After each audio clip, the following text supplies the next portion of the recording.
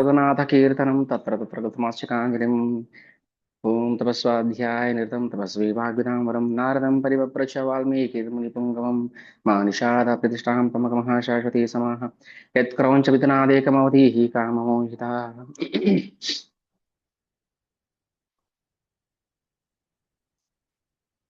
श्री रामचंद्र भगवान की जय।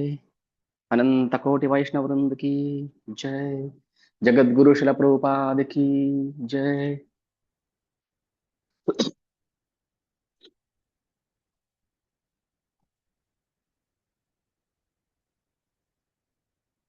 हरे कृष्ण। ವಾಲ್ಮೀಕಿ ರಾಮಾಯಣ ಅಯೋಧ್ಯಾಕಾಂಡ. ನಾವು ಅಯೋಧ್ಯಾಕಾಂಡದಲ್ಲಿ ಕಳೆದ ಪ್ರವಚನದಲ್ಲಿ ರಾಮಚಂದ್ರನ ಪಟ್ಟಾಭಿಷೇಕಕ್ಕೆ ಸಿದ್ಧತೆ ಅಲ್ಲಿವರೆಗೂ ಆಗಿತ್ತು. ಯಾರಾದ್ರೂ ಸ್ವಲ್ಪ ರೀಕಾಲ್ ಮಾಡ್ತೀರಾ? ಏನಾದ್ರೂ ಅನ್ಮ್ಯೂಟ್ ಮಾಡಿಕೊಂಡು. ಏನು ಅರ್ಥ ಆಯ್ತು? ಎಲ್ಲಿವರೆಗೂ ನಾವು ಶ್ರವಣ ಮಾಡಿದ್ವಿ? ಇವತ್ತು ಯಾರು ಫಸ್ಟ್ ಕ್ಲಾಸ್ ಜಾಯ್ನ್ ಆಗಿದ್ದಾರೆ ಅಥವಾ ಲಾಸ್ಟ್ ಕ್ಲಾಸ್ ಜಾಯ್ನ್ ಆಗದೇ ಇರೋರು ಯಾರಿದ್ದಾರೆ? ಯಾರಿಲ್ಲ. ಓಕೆ. ಏನ್ ಹೇಳ್ತೀರಾ? ಅಯೋಧ್ಯೆಕಾಂಡ ಎಲ್ಲಿಂದ ಶುರು ಆಯ್ತು?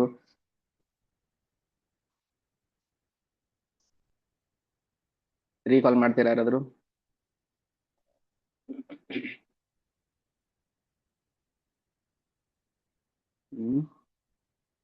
ಹರೇ ಕೃಷ್ಣ ಪ್ರಭು. ಹರೇ ಕೃಷ್ಣ. ದಶರಥ ಮಹಾರಾಜ ಅವ್ರು ಹೇಳ್ತಾರೆ, ಅದೇ ರಾಮನಿಗೆ ಪಟ್ಟಾಭಿಷೇಕ ಮಾಡ್ಬೇಕಂತ ತೀರ್ಮಾನ ಮಾಡ್ತಾರೆ. ಅದಕ್ಕೆ ಸಿದ್ಧತೆ ನಡೆಯುತ್ತೆ. ಅವಾಗ ಮಂತ್ರೆ ಬಂದು ಕೈಗೆ ಇದು ಹೇಳಿ ಅದೇ ನಿಲ್ಲಿಸಕ್ಕೆ ಟೈಪ್ ಮಾಡ್ತಾರೆ. ಆಮೇಲೆ ರಾಮನ್ ಬಂದು ಕರೀತಾರೆ. ಅವಾಗ ಅವ್ರು ಹೇಳ್ತಾರೆ ಕೈ ಹರೇ ಕೃಷ್ಣ ಪ್ರಭು. ಪ್ರಭು ನಾನು ತಿಳಿಸ್ಬೋದಾ? ಹೇಳಿ. ದಶರಥ ಮಹಾರಾಜರು ಕುಗ್ಗೋಗ್ತಾ ಇದ್ರು. ಕೌಸಲ್ಯ ಮತ್ತೆ ಅವ್ರ ಮಾತನ್ನ ಕೇಳ್ಬಿಟ್ಟು ಮತ್ತೆ ಅವರು ಕೈಕೆ ಮಾತನ್ನ ಕೇಳ್ಬಿಟ್ಟು ಮತ್ತೆ ಕೌಸಲ್ಯ ಅವರಿಬ್ರು ಕುಗ್ಗೋಗ್ಬಿಡ್ತಾರೆ. ಈ ತರ ಆಯ್ತು ಅನ್ಬಿಟ್ಟು. ಅದಾದ್ಮೇಲೆ ಭರತ ಅವರು ಮಂಚದ ಮೇಲೆ ಮಲಗ್ತಾ ಇದ್ದವ್ರು ಕೆಳಗಡೆ ಮಲ್ಕೊಂತಾರೆ. ಸೊ ನಮ್ಮ ಅಣ್ಣನೇ ಕೆಳಗಡೆ ಮಲ್ಕೊಂತಾರೆ. ಇಲ್ಲ ಇಲ್ಲ ಇಲ್ಲ ಇಲ್ಲ, ಅದು ನಾನು ಉದಾಹರಣೆಗೆ ಹೇಳಿದ್ದಷ್ಟೇ, ಅದಿನ್ನು ಬಂದಿಲ್ಲ. ಓಕೆ ಪ್ರಭು.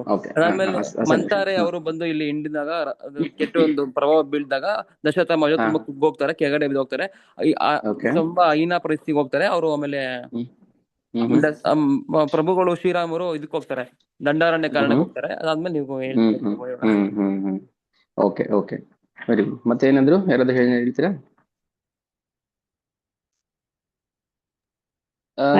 ಗ್ರೂಪ್ಗೆ Hare Krishna. Link share ಮಾಡಿದಾರಾ group ಅಲ್ಲಿ? 20 ಅಷ್ಟೇ ಇದಾರಲ್ಲ.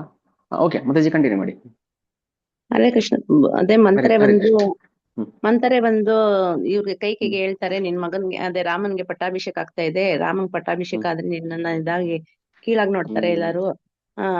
ಅದಕ್ಕೆ ನೀನು ಈಗ ಅವ್ರಿಗೆ 2 ವರ ಕೇಳಿದ್ದಲ್ಲ ಅದನ್ನ ಕೇಳು ಅಂತ ಹೇಳ್ತಾ ಇದ್ರು.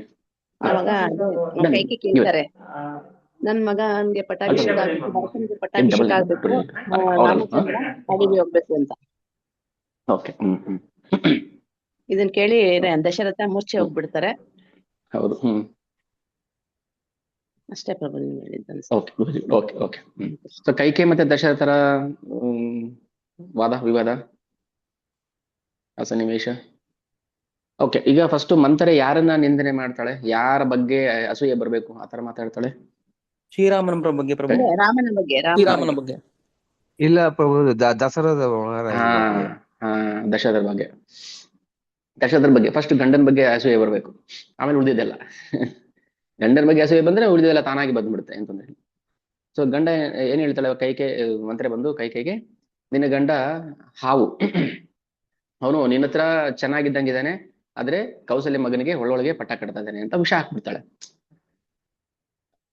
ಅದು ಹೇಳುವ ಅವಶ್ಯಕತೆ ಇರಲಿಲ್ಲ. ಯಾಕಂದ್ರೆ ರಾಮನ್ ಪಟ್ಟಾಭಿಷೇಕ ಆದ್ರೂ ಭರತನ್ ಪಟ್ಟಾಭಿಷೇಕ ಆದ್ರೂ ಕೈಕೆ ತುಂಬಾ ಖುಷಿ ಪಡ್ತಾ ಇದ್ಲು. ಇದು ಹೇಳಿದಾಗ ಏನಾಯ್ತು, ವಿಷ ವಿಷ ಬೆಳೀತು ಅಷ್ಟೇ.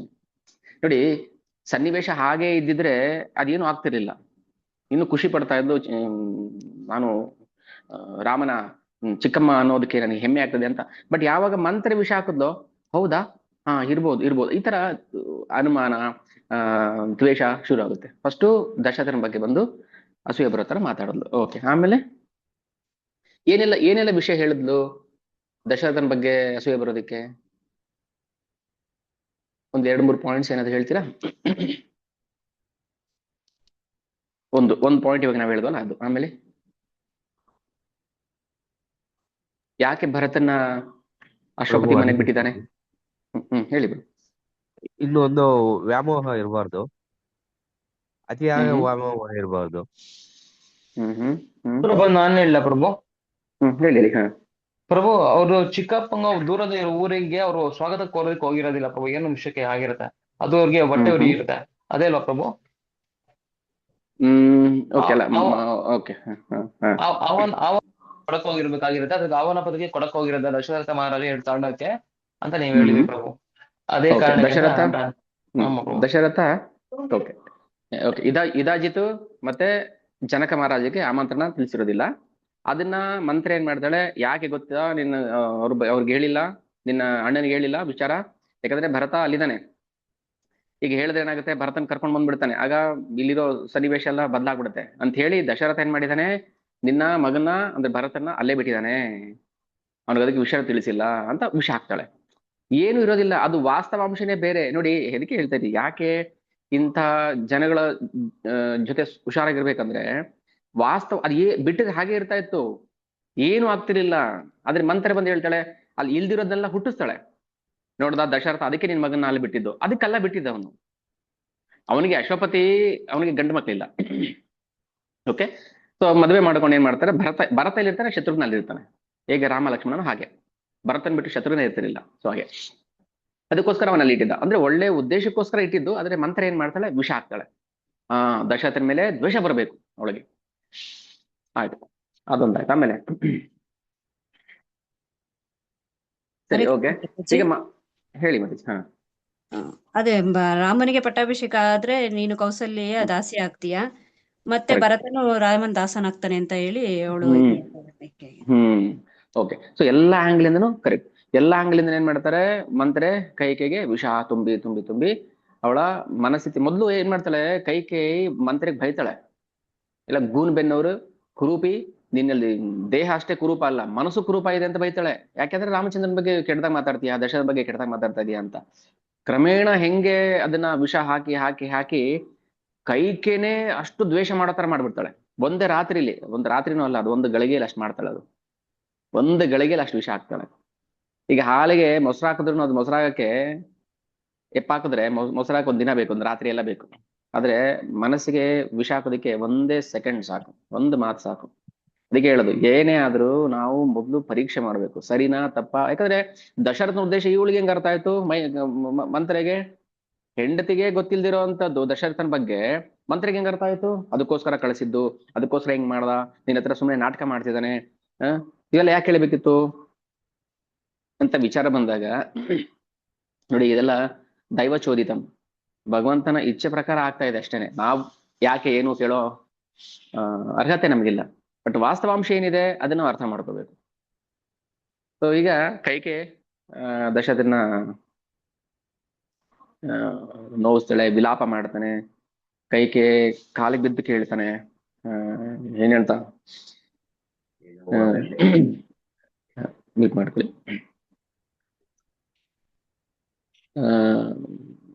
ಕಾಲಿಗೆ ಬಿದ್ದು ಕೇಳ್ತಾನೆ, ಇಲ್ಲ ದಯವಿಟ್ಟು ಈ ವರ ಕೇಳಬೇಡ. ಏನು ವರ ಕೊಡೋಕ್ ಮುಂಚೆ ಏನ್ ಹೇಳ್ತಾನೆ, ಪಂಚಭೂತಗಳು, ಸೂರ್ಯ ಚಂದ್ರ, ದಿಕ್ಕುಗಳು, ದೇವತೆಗಳು, ಹಗಲು ರಾತ್ರಿ ಎಲ್ಲರ ಸಾಕ್ಷಿ ಮೊದಲು ರಾಮನ ಮೇಲೆ ಪ್ರಮಾಣ ಮಾಡಿ ಹೇಳ್ತಾನೆ, ನಾನು ನನ್ನ ಮಾತಿಗೆ ಬದ್ಧನಾಗಿರ್ತೀನಿ, ನೀನ್ ಏನ್ ವರ ಕೇಳಿದ್ರು ಕೊಡ್ತೀನಿ ಅಂತ. ಸೊ ಇದು ದುಡುಕುತನ, ದುಡುಕು ಬಿಟ್ಟ ದಶರಥ. ಯಾಕಂದ್ರೆ ದುಡುಕಿದ ಕಾರಣ ಏನು, ಕೈಕೆ ಈ ತರ ವರ ಕೇಳ್ತಿಲ್ಲ ಅಂತ ಅವಳು ಕನ್ಸಲು ಎಣಿಸಿಲಿಲ್ಲ ಅವನು, ಈ ತರ ಆಗ್ಬೋದು ಅಂತ. ಯಾಕಂದ್ರೆ ಮಂತ್ರೆ ಅನ್ನೋಳು ಬಿಳಿದಾಳೆ, ಅವಳಿಗೆ ವಿಷ ಆಗ್ತದೆ ಅಂತ ಗೊತ್ತಿರ್ಲಿಲ್ಲ. ದಶರಥ ಎಲ್ಲರನ್ನೂ ಅಷ್ಟೇ ಪ್ರೀತಿಯಿಂದ ವಿಶ್ವಾಸದಿಂದ ಇಟ್ಕೊಂಡಿದ್ದ. ಆ ಪ್ರೀತಿಗೆ ವಿಶ್ವಾಸಕ್ಕೆ ಮಂತರೆ ದ್ರೋಹ ಮಾಡಿಬಿಟ್ಲು. ಸೊ ಇದು ಇಲ್ಲಿನ ವಾಸ್ತವಾಂಶ. ಸೊ ಇದಾಯ್ತು. ಆಮೇಲೆ ರಾಮಚಂದ್ರ ಕಾಡಿಗೆ ಹೋಗ್ಬೇಕು, ಆ ಭರತನಿಗೆ ಪಟ್ಟ ಕಟ್ಟಬೇಕು ಅಂತೇಳಿ ಪಟ್ಟಿಡಿದು ಬಿಡ್ತಾಳೆ. ರಾಮಚಂದ್ರ ಬಂದು ಕೈಕೆ ಹತ್ರ ಮಾತಾಡ್ಬೇಕಾದ್ರೆ ಅವ್ನಿಗೆ ಒಂದು ಸ್ವಲ್ಪನೂ ದುಃಖ ಆಗ್ಲಿಲ್ಲ, ಬೇಜಾರಾಗ್ಲಿಲ್ಲ. ಏವಮಸ್ತು ಗಮಿಷ್ಯಾಮಿ ವನಂ ವಸ್ತು ಮಹಂ ಪಿತಃ, ಹೋಗ್ತೀನಿ ನನ್ನ ಮನೆ ಕಾಡಿಗೆ. ಆದ್ರೆ ಒಂದು ಬೇಜಾರು ಏನಂದ್ರೆ ಅಪ್ಪ ನನಗೆ ಯಾಕೆ ಹೇಳಿಲ್ಲ ನೇರವಾಗಿ ಅನ್ನೋದೇ ಕಾಡ್ತಿರೋದು ಅವನಿಗೆ, ರಾಮಚಂದ್ರನಿಗೆ. ಕಿಂ ಪುನರ್ಮಮ ಅಜೇತ್ರೇಣ ಸ್ವಯಂ ಪಿತ್ರ ಪ್ರಚೋದಿತ, ಯಾಕೆ ಸ್ವಯಂ ಪಿತ್ರನೇ ಹೇಳಬಾರ್ದಿತ್ತು ನನಗೆ. ತವಚ ಪ್ರಿಯ ಕಾಮಾರ್ಥ ಪ್ರತಿಜ್ಞಾ ಅನುಪಾಲಯನ್, ನೀನು ಪ್ರತಿಜ್ಞಾ ಪಾಲನೆ ಮಾಡ್ತಾ ಇದ್ದೆ, ನಾನು ಅನುಪಾಲಯನ್ ಸದಾ ಪಾಲನೆ ಮಾಡ್ತಾ ಇದ್ದೆ, ಇದು ನನಗೆ ನೋವು ಕೊಡ್ತಾ ಇದೆ. ತಥಾಶ್ವಾಸಾಯ ಹ್ರೀಮಂತಂ ಕಿಂ ತ್ವಿದಂ ಎನ್ ಮಹೀಪತಿ ವಸುಧಾಸಕ್ತ ನಯೋ ಮಂದಮಶ್ರೂಣಿ ಮಂಚತೆ. ನನ್ನ ಬಗ್ಗೆ ದಶರಥ ಮಹಾರಾಜರು ತಪ್ಪು ತಿಳ್ಕೊಂಡ್ಬಿಟ್ರು. ರಾಮಚಂದ್ರನಿಗೆ ರಾಜ್ಯದ ಮೇಲೆ ಆಸೆ ಇದೆ, ನಾನೇನಾದ್ರು ಹೇಳ್ಬಿಟ್ರೆ ಅವನ ಆಸೆಗೆ ತಣ್ಣೀರ್ ಎರ್ಸ್ದಂಗ್ ಆಗ್ಬಿಡುತ್ತೆ, ಬೇಜಾರ್ ಮಾಡ್ಕೊಂಡ್ಬಿಡ್ತಾನೆ ಅಂತ ಅನ್ಕೊಂಡೆ ತಾನೇ ನೀನು. ಇದು ಮೋಸ, ಇದು ಸರಿ ಇಲ್ಲ ಅಪ್ಪ ಮಾಡಿದ್ದು. ಕಿನ್ ಪುನರ್ಮನು ಇಂದ್ರೇಣ ಸ್ವಯಂ ಪಿತ್ರ ಪ್ರಚೋದಿತ ಗಚ್ಚಂತು ಚೈವಾಯಂತಂ ದೂತ ಶೀಘ್ರ ಜವೈರ್ಹೈ. ಆಯ್ತು, ಇಂದನೇ ನಾನು ಕಾಡಿಗೆ ಹೊರಡ್ತೀನಿ. ರಾಮ ಆಜ್ಞೆ ಮಾಡ್ತಾನೆ, ಬೇಗ ರಥವನ್ನ ಸಿದ್ಧ ಮಾಡ್ರಿ, ನಾನು ಆದಷ್ಟು ಬೇಗ ದಂಡಕಾರಿಣಿ ಮೇಷೋಹಂ ಗಚ್ಚಾಮೇಹೈ ಸತ್ವರಃ, ಈಗಲೇ ಹೊರಡ್ಬೇಕು ನಾನು. ಆಯ್ತು, ಸುಮಂತ್ರ ರಥವನ್ನ ರೆಡಿ ಮಾಡ್ತಾನೆ. ಅದಕ್ಕಿಂತ ಮುಂಚೆ ಕೌಸಲ್ಯ ಹತ್ರ ಹೋಗ್ತಾರೆ ರಾಮಚಂದ್ರ. ಹೇಳ್ಬೇಕಲ್ಲ ನಾಳೆ ಪಟ್ಟಾಭಿಷೇಕ ಅಂತ. ಅಲ್ಲ, ಪಟ್ಟಾಭಿಷೇಕಕ್ಕಲ್ಲ, ಪಟ್ಟಾಭಿಷೇಕಕ್ಕೆ ಹೋಗಿ ಆಶೀರ್ವಾದ ತಗೊಂಡು ಬರ್ತಾರೆ. ಬಂದ ಮೇಲೆ ಇದು ರಾತ್ರಿ ಬೆಳಗಿನ ಜಾವ ನಡೆದಿರುವಂತ ಘಟನೆ. ಬೆಳಗಿನ ಜಾವ ಆದ್ರೂ ದಶರಥ ಸಿದ್ಧ ಆಗಿಲ್ಲ ಅಂತ ಹೋಗಿ ಸುಮಂತ್ರ ನೋಡಿದಾಗ ಪರಿಸ್ಥಿತಿ ಬಿಗಡಾಯಿಸಿಬಿಟ್ಟಿರುತ್ತೆ. ರಾಮಚಂದ್ರನಿಗೆ ವಿಷಯ ಗೊತ್ತಾಯ್ತು. ಕೌಸಲ್ಯ ಹತ್ರ ಹೋಗ್ತಾರೆ. ಹೋಗಿ, ಅಮ್ಮ ಕೌಸಲ್ಯ, ರಾಮ ಬಂದ ತಕ್ಷಣ ತೊಡೆ ಮೇಲೆ ಕೂರಿಸ್ಕೊಂಡು ಮಗುಗೆ ಏನು ಮಗು, ರಾಮಚಂದ್ರ ತಾಯಿಗೆ ಎಷ್ಟೇ ದೊಡ್ಡವರಾದ್ರೂ ಮಕ್ಕಳೇ ರಾಜ ಆದ್ರೂ, ಮಗು ನೀನ್ ನಾಳೆ ರಾಜ ಆಗ್ತಾ ಇದೀಯಾ, ನಾನು ರಾಜಮಾತೆ ಆಗ್ತಾ ಇದ್ದೀನಿ, ನಾನು ಭಗವಂತನ ಪ್ರಾರ್ಥನೆ ಮಾಡ್ತಾ ಇದ್ದೀನಿ, ಪೂಜೆ ಮಾಡ್ತಾ ಇದ್ದೀನಿ, ತಗೋ ಪ್ರಸಾದ ಅಂತೆಲ್ಲ ಕೊಡಕ್ ಬರ್ತಾಳೆ. ಎಷ್ಟು ಖುಷಿಯಿಂದ. ಗೊತ್ತಿಲ್ಲ ಅವಳಿಗಿನ ವಿಚಾರ. ಅಮ್ಮ ಏನಕ್ಕೋಸ್ಕರ ಇದೆಲ್ಲ, ನನ್ ಕಾಡಿಗೆ ಹೋಗ್ಬೇಕು ಅಂತ ಖುಷಿ ನಿನಗೆ, ನಾನು ಕಾಡಿಗೆ ಹೋಗ್ತಾ ಇದ್ದೀನಿ ಅಂತ ಖುಷಿಯಿಂದ ಮಾಡ್ತಾ ಇದೀಯಾ ಅಂತ ಕೇಳ್ತಾನೆ. ಎಷ್ಟು ಹರ್ಟ್ ಆಗುತ್ತೆ ಅಂದ್ರೆ, ಹರ್ಟ್ ಮಾಡ್ಬೇಕು ಅನ್ನಲ್ಲ ಉದ್ದೇಶ. ರಾಮಚಂದ್ರ ತಮಾಷೆ ಹಗುರವಾಗಿ ತಗೊಳ್ತಾನೆ ಅದನ್ನ. ಕಾಡಿಗೆ ಹೋಗ್ತಾ ಇದೀನಿ ಅನ್ನೋ ಬೇಜಾರಾಗ್ಲಿಲ್ಲ ಅವನಿಗೆ, ಖುಷಿಯಿಂದ ಮಾತಾಡ್ತಾನೆ. ತವಾತ್ವಹಂ ಕ್ಷಮಂ ಮನ್ಯೆ ನೋತ್ಸುಕಸ್ಯ ವಿಲಂಬನಂ ರಾಮ ತಸ್ಮಾದಿತ ಶೀಘ್ರಂ ವನಂ ತ್ವಂ ಗಂತುಮರ್ಹಸಿ. ರಾಮಚಂದ್ರ, ಮಹಾರಾಜರು ಹೇಳಿದ್ರೋ ಬಿಟ್ರೋ, ಮಹಾರಾಜರ ಬಾಯಿಂದ ಬರಲಿಲ್ಲ ಒಂದ್ ಮಾತುನು ಕಾಡಿಗೆ ಹೋಗ್ಬೇಕು ಅಂತ. ಕೈಕೆ ಬಾಯಿಂದ ಬಂದಿದ್ದಕ್ಕೇನೆ ಆದಷ್ಟು ಬೇಗ ನಾನು ಕಾಡಿಗೆ ಹೋಗ್ಬೇಕು ಅಂತ ಉತ್ಸಾಹದಿಂದ ರಾಮಚಂದ್ರ ಸಿದ್ಧನಾಗ್ತಾನೆ. ದಶರಥ ಆಗಾಗ ಮೂರ್ಛೆ ಹೋಗ್ತಿರ್ತಾನೆ, ಎದ್ದೇಳ್ತಾನೆ, ಮತ್ತೆ ಮೂರ್ಛೆ ಹೋಗ್ತಾನೆ. ಧಿಕ್ ಕಷ್ಟಮಿತಿ ನಿಶ್ವಸ್ಯ ರಾಜ ಶೋಕ ಪರಿಪ್ಲುತಃ ಮೂರ್ಛಿತೋನಿ ಪರ್ಯಂಕೆ ಹೇಮಭೂಷಿತೆ. ಧಿಕ್ಕಾರ ಧಿಕ್ಕಾರ. ಪರ್ಯಂಕ ಅಂದ್ರೆ ಮಂಚ, ಉಯ್ಯಾಲೆಯಲ್ಲಿ ಕೂತಿದ್ದಾನೆ, ಮೂರ್ಛೆ ಹೋಗ್ತಾನೆ, ಬೀಳ್ತಾನೆ, ಮತ್ತೆ ಎದ್ದೇಳ್ತಾನೆ, ನೋಡ್ತಾನೆ, ಮೂರ್ಛೆ ಹೋಗ್ತಾನೆ, ಬೀಳ್ತಾನೆ. ಅದಾದ್ಮೇಲೆ ರಾಮಚಂದ್ರನ ಮನಸ್ಸನ್ನ ಬದಲಾಯಿಸ್ಕೊಳ್ಳೇ ಇಲ್ಲ. ಆಜ್ಞೆ ಆಗಿದೆ, ಹೊರಡ್ಬೇಕು. ಈ ಕಡೆ ಲಕ್ಷ್ಮಣನ ವಿಷಯ ಗೊತ್ತಾಯ್ತು. ಕೋಪದಲ್ಲಿ ಲಕ್ಷ್ಮಣ ಪರಮ ಕ್ರುದ್ಧ, ಸುಮಿತ್ರ ನಂದವರ್ಧನ, ಕೊಂದು ಬಿಡ್ತೀನಿ ದಶರಥನ. ಒಂದು ಹೆಣ್ಣಿಗೋಸ್ಕರ, ಅಲ್ಲಿ ತಾಯಿ ಅಂತಾನು ಹೇಳಿಲ್ಲ ಅವನು, ಒಂದು ಹೆಣ್ಣು ಸ್ತ್ರೀಗೋಸ್ಕರ ಇಷ್ಟು ವ್ಯಾಮೋಹ ಆಗಿ ನನ್ನ ಅಣ್ಣನನ್ನ ಕಾಡಿ ಕಳಿಸ್ತಾನ. ಎಷ್ಟು ಅಹಂಕಾರ ಅವನಿಗೆ. ಲಕ್ಷ್ಮಣ ಪರಮ ಕ್ರುದ್ಧ ಸುಮಿತ್ರ ನಂದನವರ್ಧನ ಅಭಿಷೇ ನಿಚಕಂ ಭಾಂಡಂ ಕೃತ್ವ ರಾಮ ಪ್ರದಕ್ಷಿಣಂ. ರಾಮನ ಮುಂದೆ ಪ್ರತಿಜ್ಞೆ ಮಾಡ್ತಾನೆ, ನನ್ನ ಅಣ್ಣನಿಗೆ ಯಾರು ಈ ಪರಿಸ್ಥಿತಿ ತಂದ್ರೋ ನಾನು ಅವ್ರನ್ನ ಸುಮ್ಮನೆ ಬಿಡೋದಿಲ್ಲ, ನಾನು ಅವ್ರನ್ನ ಯಮಲೋಕ ಕಟ್ಟಿಬಿಡ್ತೀನಿ. ಲಕ್ಷ್ಮಣ ಪರಮ ಕ್ರುದ್ಧ, ಕೋಪ, ಸುಮ್ಮನೆ ಕೋಪ ಬರ್ತಿಲ್ಲ. ಯಾರಾದ್ರೂ ಅಣ್ಣನಿಗೆ, ಭಗವಂತನಿಗೆ ಯಾರಾದ್ರೂ ತಪ್ಪು ಮಾತಾಡಿದಾಗ ಅವನಿಗೆ ಕೋಪ ಬಂದ್ಬಿಡ್ತಾ ಇತ್ತು. ಆಮೇಲೆ ರಾಮಚಂದ್ರ ಹೇಳ್ತಾನೆ, ಲಕ್ಷ್ಮಣ ಹಾಗೆಲ್ಲ ಮಾಡಬಾರ್ದು, ಹಿರಿಯರ ಮುಂದೆ ಅವ್ರು ಏನೇ ತಪ್ಪು ಮಾಡಿಲ್ದೇ ಇರಲಿ, ಅದು ತಪ್ಪು ಅಂತ ನಮ್ಗೆ ಕಾಣಿಸ್ಬೋದು ಅಷ್ಟೇನೆ. ಅವ್ರು ತಪ್ಪು ಮಾಡಿರೋದಿಲ್ಲ, ಯಾಕಂದ್ರೆ ರಾಮಚಂದ್ರನ್ ಗೊತ್ತು ಏನಾಗುತ್ತೆ ಮುಂದೆ ಅನ್ನೋದು. ಅವ್ರು ತಪ್ಪು ಮಾಡಿಲ್ಲ, ಅವ್ರು ಮಾಡಿದ್ ಸರಿ. ಅವ್ರು ರಾಮಚಂದ್ರ ಸಾಕ್ಷಾತ್ ಭಗವಾನ್, ಮುಂದೆ ಏನಾಗುತ್ತೆ ಅನ್ನೋದಕ್ಕೆ ಇವರು ನಾಂದಿ ಹಾಡ್ತಾ ಇದಾರೆ ಅಷ್ಟೇನೆ. ಮುಂದೆ ಏನಾಗ್ಬೇಕೋ, ಕಾಡಿಗೆ ಹೋಗ್ಬೇಕು, ಅಲ್ಲಿ ಉದ್ಧಾರ ಮಾಡ್ಬೇಕು ಭಕ್ತರನ್ನ, ಅಲ್ಲಿಂದ ಲಂಕೆಗೆ ಹೋಗ್ಬೇಕು, ಅಲ್ಲಿ ರಾವಣನ ಸಂಹಾರ ಮಾಡ್ಬೇಕು, ಸೀತಾಮಾತೆನ ಕರ್ಕೊಂಡು ಬರ್ಬೇಕು, ಇದೆಲ್ಲ ಪ್ರೀ ಪ್ಲಾನ್. ವೈಕುಂಠದಲ್ಲಿ ಬ್ರಹ್ಮದೇವರು ಹೋದಾಗ ಪ್ರಾರ್ಥನೆ ಮಾಡಿದಾಗ ಅಲ್ಲಿ ವೈಕುಂಠದ ಲಕ್ಷ್ಮೀನಾರಾಯಣರು ಸಂವಾದ ಮಾಡ್ತಾರೆ. ಅದು ರಾಮಾಯಣದಲ್ಲಿ ಇಲ್ಲ. ಲಕ್ಷ್ಮಿ, ಈಗ ನಾವು ಭೂಲೋಕಕ್ಕೆ ಹೋಗೋ ಸಮಯ ಬಂದಿದೆ. ತಮಾಷೆಗೆ ನಗ್ತಾ ನಗ್ತಾ ಕೂಲಾಗಿ ಗಂಡ ಹೆಂಡತಿ ಹೇಗೆ ಮಾತಾಡ್ತಾರೆ ಹಾಗೆ, ಭೂಲೋಕಕ್ಕೆ ಹೋಗೋ ಸಮಯ ಬಂದಿದೆ. ಏನೆಲ್ಲ ಆಗ್ಬೇಕು ಪ್ಲಾನ್ ಮುಂಚೆನೆ ಡಿಸೈಡ್ ಆಗ್ಬಿಟ್ಟಿದೆ. ಎಲ್ಲಿ ಹೋಗ್ಬೇಕು, ನೀನ್ ಯಾರ ಮಗಳಾಗಿ ಬರ್ಬೇಕು, ನಾನು ಎಲ್ಲಿ ಯಾರ ಮಗನಾಗಿ ಹೋಗ್ಬೇಕು, ಅದಾದ್ಮೇಲೆ ಏನಾಗುತ್ತೆ ಎತ್ತ ಎಲ್ಲ ಮುಂಚೆನೆ ಪೂರ್ವ ನಿರ್ಧಾರ ಆಗ್ಬಿಟ್ಟಿರುತ್ತೆ. ಸರಿ,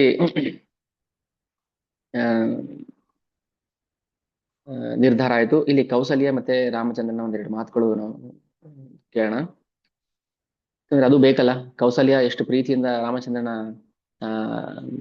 ಪಟ್ಟಾಭಿಷೇಕಕ್ಕೆ ಕಾಯ್ತಾ ಇದ್ಲು. ಕೌಸಲ್ಯಾಪಿ ತದಾದೇವಿ ರಾತ್ರಿ ಸ್ಥಿತ್ವ ಸಮಾಹಿತ, ರಾತ್ರಿ ನಿದ್ದೆ ಮಾಡಿಲ್ಲ ಅವಳು. ಪ್ರಭಾತೆ ಚಾಕರೋತ್ ಪೂಜಾಂ ವಿಷ್ಣು ಪುತ್ರ ಹಿತೈಷಿಣೆ, ವಿಷ್ಣು ಪೂಜೆ ಮಾಡ್ತಾ ಇದ್ಲು ಇಡೀ ರಾತ್ರಿ. ಪ್ರಭಾತೆ ಚಾಕರೋತ್, ಬೆಳಗಿನ ಜಾವ ತನಕ. ರಾತ್ರಿ ಕೌಸಲ್ಯ, ವಿಷಯ ಗೊತ್ತಾಗಿದೆ ರಾತ್ರಿ. ಸಂಜೆ ಮೀಟಿಂಗ್ ಕರೆದ್ರು, ಎಲ್ಲ ನಿರ್ಧಾರ ಆಯ್ತು. ರಾತ್ರಿಗೆಲ್ಲ ಸಪ್ತ ಸಾಗರಗಳಿಂದ ಅಭಿಷೇಕಕ್ಕೆ ನೀರನ್ನು ತರಿಸಿದ್ರು. ಎಷ್ಟೊತ್ತು ಸುಮ್ಮನೆ ದಶರಥ ಆಜ್ಞೆ ಮಾಡಿದ್ರೆ ಕಣ್ಮುಚ್ಚಿ ಕಂಡುಬಿಡೋಷ್ಟಲ್ಲಿ ಸಮುದ್ರ ನೀರ್ನ ತಂದಿಟ್ಬಿಡ್ತಾರೆ, ಅಷ್ಟು ಫಾಸ್ಟ್ ಆಗಿದ್ರು. ಇದು ಒಂದು ವಿಚಾರ ಗೊತ್ತಾಗುತ್ತೆ ನಮ್ಗೆ ಯಾವಾಗ ದಶರಥ ಪ್ರಾಣ ತ್ಯಾಗ ಮಾಡಿದ್ಮೇಲೆ ವಸಿಷ್ಠರು ಏನ್ ಮಾಡ್ತಾರೆ, ಅವರನ್ನ ಎಣ್ಣೆ ಕೊಪ್ಪರಿಗೆ ಇಟ್ಟಿರ್ತಾರೆ. ಯಾಕಂದ್ರೆ ಈಗ ಅವನು ಭರತ ದೂರ ದೇಶದಲ್ಲಿದ್ದಾನೆ, ಅಶ್ವಪತಿ ಊರಲ್ಲಿದ್ದಾನೆ, ಕೇಕಯ ದೇಶದಲ್ಲಿ. ಕೇಕಯ ದೇಶ ಅಂದ್ರೆ ಈಗಿನ ಪಾಕಿಸ್ತಾನ, ಅಫ್ಘಾನಿಸ್ತಾನ್, ಇರಾನ್, ಇರಾಕ್ ಆ ಪ್ರದೇಶ. ಅಲ್ಲಿಂದ ಕರ್ಕೊಂಡು ಬರೋದಕ್ಕೆ ಎಷ್ಟೊತ್ತಾಗುತ್ತೋ ಗೊತ್ತಿಲ್ಲ ಅಂತ ಹೇಳಿ ಎಣ್ಣೆ ಕೊಪ್ಪರಿಗೆ ಇಟ್ಟಿರ್ತಾರೆ. 5 ಕುದುರೆಗಳನ್ನ ರೆಡಿ ಮಾಡಿ, ಯಾರಿಗೂ ವಿಷಯ ಗೊತ್ತಾಗದಾಗೆ, ಭರತನಿಗೂ ವಿಷಯ ಗೊತ್ತಾಗಬಾರ್ದು, ಇವತ್ತು ರಾತ್ರಿ ಹೋಗಿ ನಾಳೆ ವಿಷಯ ಮುಟ್ಟಿಸ್ಬಿಡ್ಬೇಕು. ಯಾವಾಗ ಸತ್ತ ಮೇಲೆ, ಇವಾಗಲ್ಲ. ದಶರಥರು ಪ್ರಾಣತ್ಯಾಗ ಮಾಡ್ತಾರಲ್ಲ ಆವಾಗ. ಅಂದ್ರೆ ಎಷ್ಟು ತ್ವರಿತವಾಗಿ ಕೆಲಸ ಮಾಡ್ತಾ ಇದ್ರು ಗುಪ್ತಚರಿಗಳು ರಾಮನ ದಶರಥನ ಆಸ್ಥಾನದಲ್ಲಿ. ಇದೆಲ್ಲ ಇರಬೇಕು, ಗೂಢಾಚಾರಿಗಳು ಇರಬೇಕು. ಈಗೇನಾಯ್ತು, ರಾತ್ರಿ ಎಲ್ಲ ಬೆಳಗಾನೆ ಪೂಜೆ ಮಾಡ್ತಾ, ಪ್ರಭಾತೆ ಚಾಕರೋತ್ ಪೂಜಾಂ ವಿಷ್ಣು ಪುತ್ರ ಹಿತೈಷಿಣೆ, ವಿಷ್ಣು ಪೂಜೆ ಮಾಡ್ತಾ ಇದ್ಲು, ಮಂತ್ರಗಳನ್ನ ಪಠನೆ ಮಾಡ್ತಾ ಇದ್ದು. ಬೆಳಗಿನ ಜಾವ ರಾಮಚಂದ್ರ ನಿಧಾನಕ್ಕೆ ಹೋಗ್ತಾನೆ, ನೋಡ್ತಾನೆ. ತತ್ರ ಪಶ್ಯತ್ ಅಂದ್ರೆ ಅಲ್ಲಿ ಇರೋದನ್ನ ನೋಡ್ತಾನೆ ರಾಮಚಂದ್ರ. ದಧ್ಯಕ್ಷ ಘೃತಂ ಚೈವ, ಅಕ್ಷತೆ ಇದೆ, ತುಪ್ಪ ಇದೆ, ಭಗವಂತನಿಗೆ ಆಫರ್ ಮಾಡಿರೋದು. ಮೋದಕಾನ್ ಹವಿಷಸ್ತದಾಹ, ಮೋದಕ ಮಾಡಿಟ್ಟಿದ್ದಾಳೆ, ಹವಿಷಾನ್ನ ಇದೆ. ರಾಮಚಂದ್ರ ಇದನ್ನ ಕೊಡ್ಬೇಕು ಪಟ್ಟಾಭಿಷೇಕ ಆಗೋಕ್ ಮುಂಚೆ, ಪ್ರಮಾಣ ವಚನ ಸ್ವೀಕಾರ ಮಾಡಕ್ ಮುಂಚೆ ಅಂತ ನೋಡ್ತಾನೆ ರಾಮಚಂದ್ರ. ಅಮ್ಮ ಪೂಜೆ ಮಾಡ್ತಿದ್ದಾಳೆ, ನೋಡಿಲ್ಲ ರಾಮಚಂದ್ರ ಬಂದಿದ್ದು. ನೋಡ್ತಾನೆ ಇದ್ದಾನೆ. ಆಮೇಲೆ ತಿರುಗಿ ಈ ಕಡೆ ನೋಡ್ತಾಳೆ ರಾಮಚಂದ್ರನ. ಖುಷಿ ಆಯ್ತು. ಮಗು, ಕೌಸಲ್ಯ ಪುತ್ರ ವಾತ್ಸಲ್ಯಾದಿದಂ ಪ್ರಿಯೇತಂ ವಚಃ. ಮಗು, ವೃದ್ಧಾನಾಂ ಧರ್ಮಶೀಲಾನಾಂ ರಾಜರ್ಷೀಣಾಂ ಮಹಾತ್ಮನಾಂ ಪ್ರಾಪ್ನುಹಿ ಆಯುಷ್ಯ ಕೀರ್ತಿಂ ಚ ಧರ್ಮಂ ಚ ಚಾಪೀತಂ ಕುಲೇ. ಮಗು, ನೀನು ಮೊದಲೇಳಿದೆ ಸತ್ಯ ಪ್ರತಿಜ್ಞೆ ಮಾಡು ಅಂತ. ಸತ್ಯ ಪ್ರತಿಜ್ಞನಾಗು, ಧರ್ಮಜ್ಞನಾಗು, ಆಯುಷ್ಯನ್ನ ಪಡೆ, ಕೀರ್ತಿಯನ್ನು ಪಡ್ಕೋ. ಅಮ್ಮ ನೀನೇ ತಾನೇ ಹೇಳಿದ್ದು ಸತ್ಯ ಪ್ರತಿಜ್ಞೆ ಮಾಡು ಅಂತ. ಅಪ್ಪ ಹೇಳಿದ್ರೆ ಕಾಡಿಗೆ ಹೋಗ್ಬೇಕು. ಧರ್ಮ ಹೇಗೆ ಸೂಕ್ಷ್ಮತೆ ಇದೆ ಅಂದ್ರೆ ಅಮ್ಮನ ಬಾಯಿಂದಾನೆ ಬಂತು ಧರ್ಮ ಪ್ರತಿಜ್ಞೆ, ಸತ್ಯ ಪ್ರತಿಜ್ಞೆ ಮಾಡ್ಬೇಕು ಅಂತ. ಈಗ ಅಪ್ಪ ನನಗೆ ಕಾಡಿ ಕಳಿಸಿದ್ರೆ ನಾನು ಹೋಗ್ಲೇಬೇಕಲ್ವಾ? ಇಲ್ಲ, ಹೋಗ್ಬಾರ್ದು ಅಂತ ಹೇಳಕ್ಕೆ ನೀನ್ ಯಾರು ಮತ್ತೆ? ಹಾಗಾದ್ರೆ ನೀನು ಹಾರೈಸೋದು ಒಂಥರ, ಅಂದ್ರೆ ಪ್ರಾಕ್ಟಿಕಲಿ ಬಂದಾಗ ಒಂಥರ ಹಿಂದೆ ಒಂಥರ ಮುಂದೆ ಒಂಥರ ಆಯ್ತಲ್ವಾ? ಹಾಗಾದ್ರೆ ಧರ್ಮ ಅಂದ್ರೆ ಹಿಂದೆ ಒಂದು ಮುಂದೆ ಒಂದಿದೆಯಾ? ಆಶೀರ್ವಾದ ಮಾಡ್ಬೇಕಾದ್ರೆ ಕೀರ್ತಿವಂತನಾಗು ಅಂತ ಹೇಳ್ಬಿಟ್ಟು, ಧರ್ಮ ಪ್ರತಿಜ್ಞನಾಗು ಅಂತ ಹೇಳ್ಬಿಟ್ಟು, ಈಗ ರಾಜನ ಆಜ್ಞೆಯನ್ನ ಮೀರು ಅಂತ ಹೇಳಿದ್ಯಾ? ಸರಿನಾ ಇದು?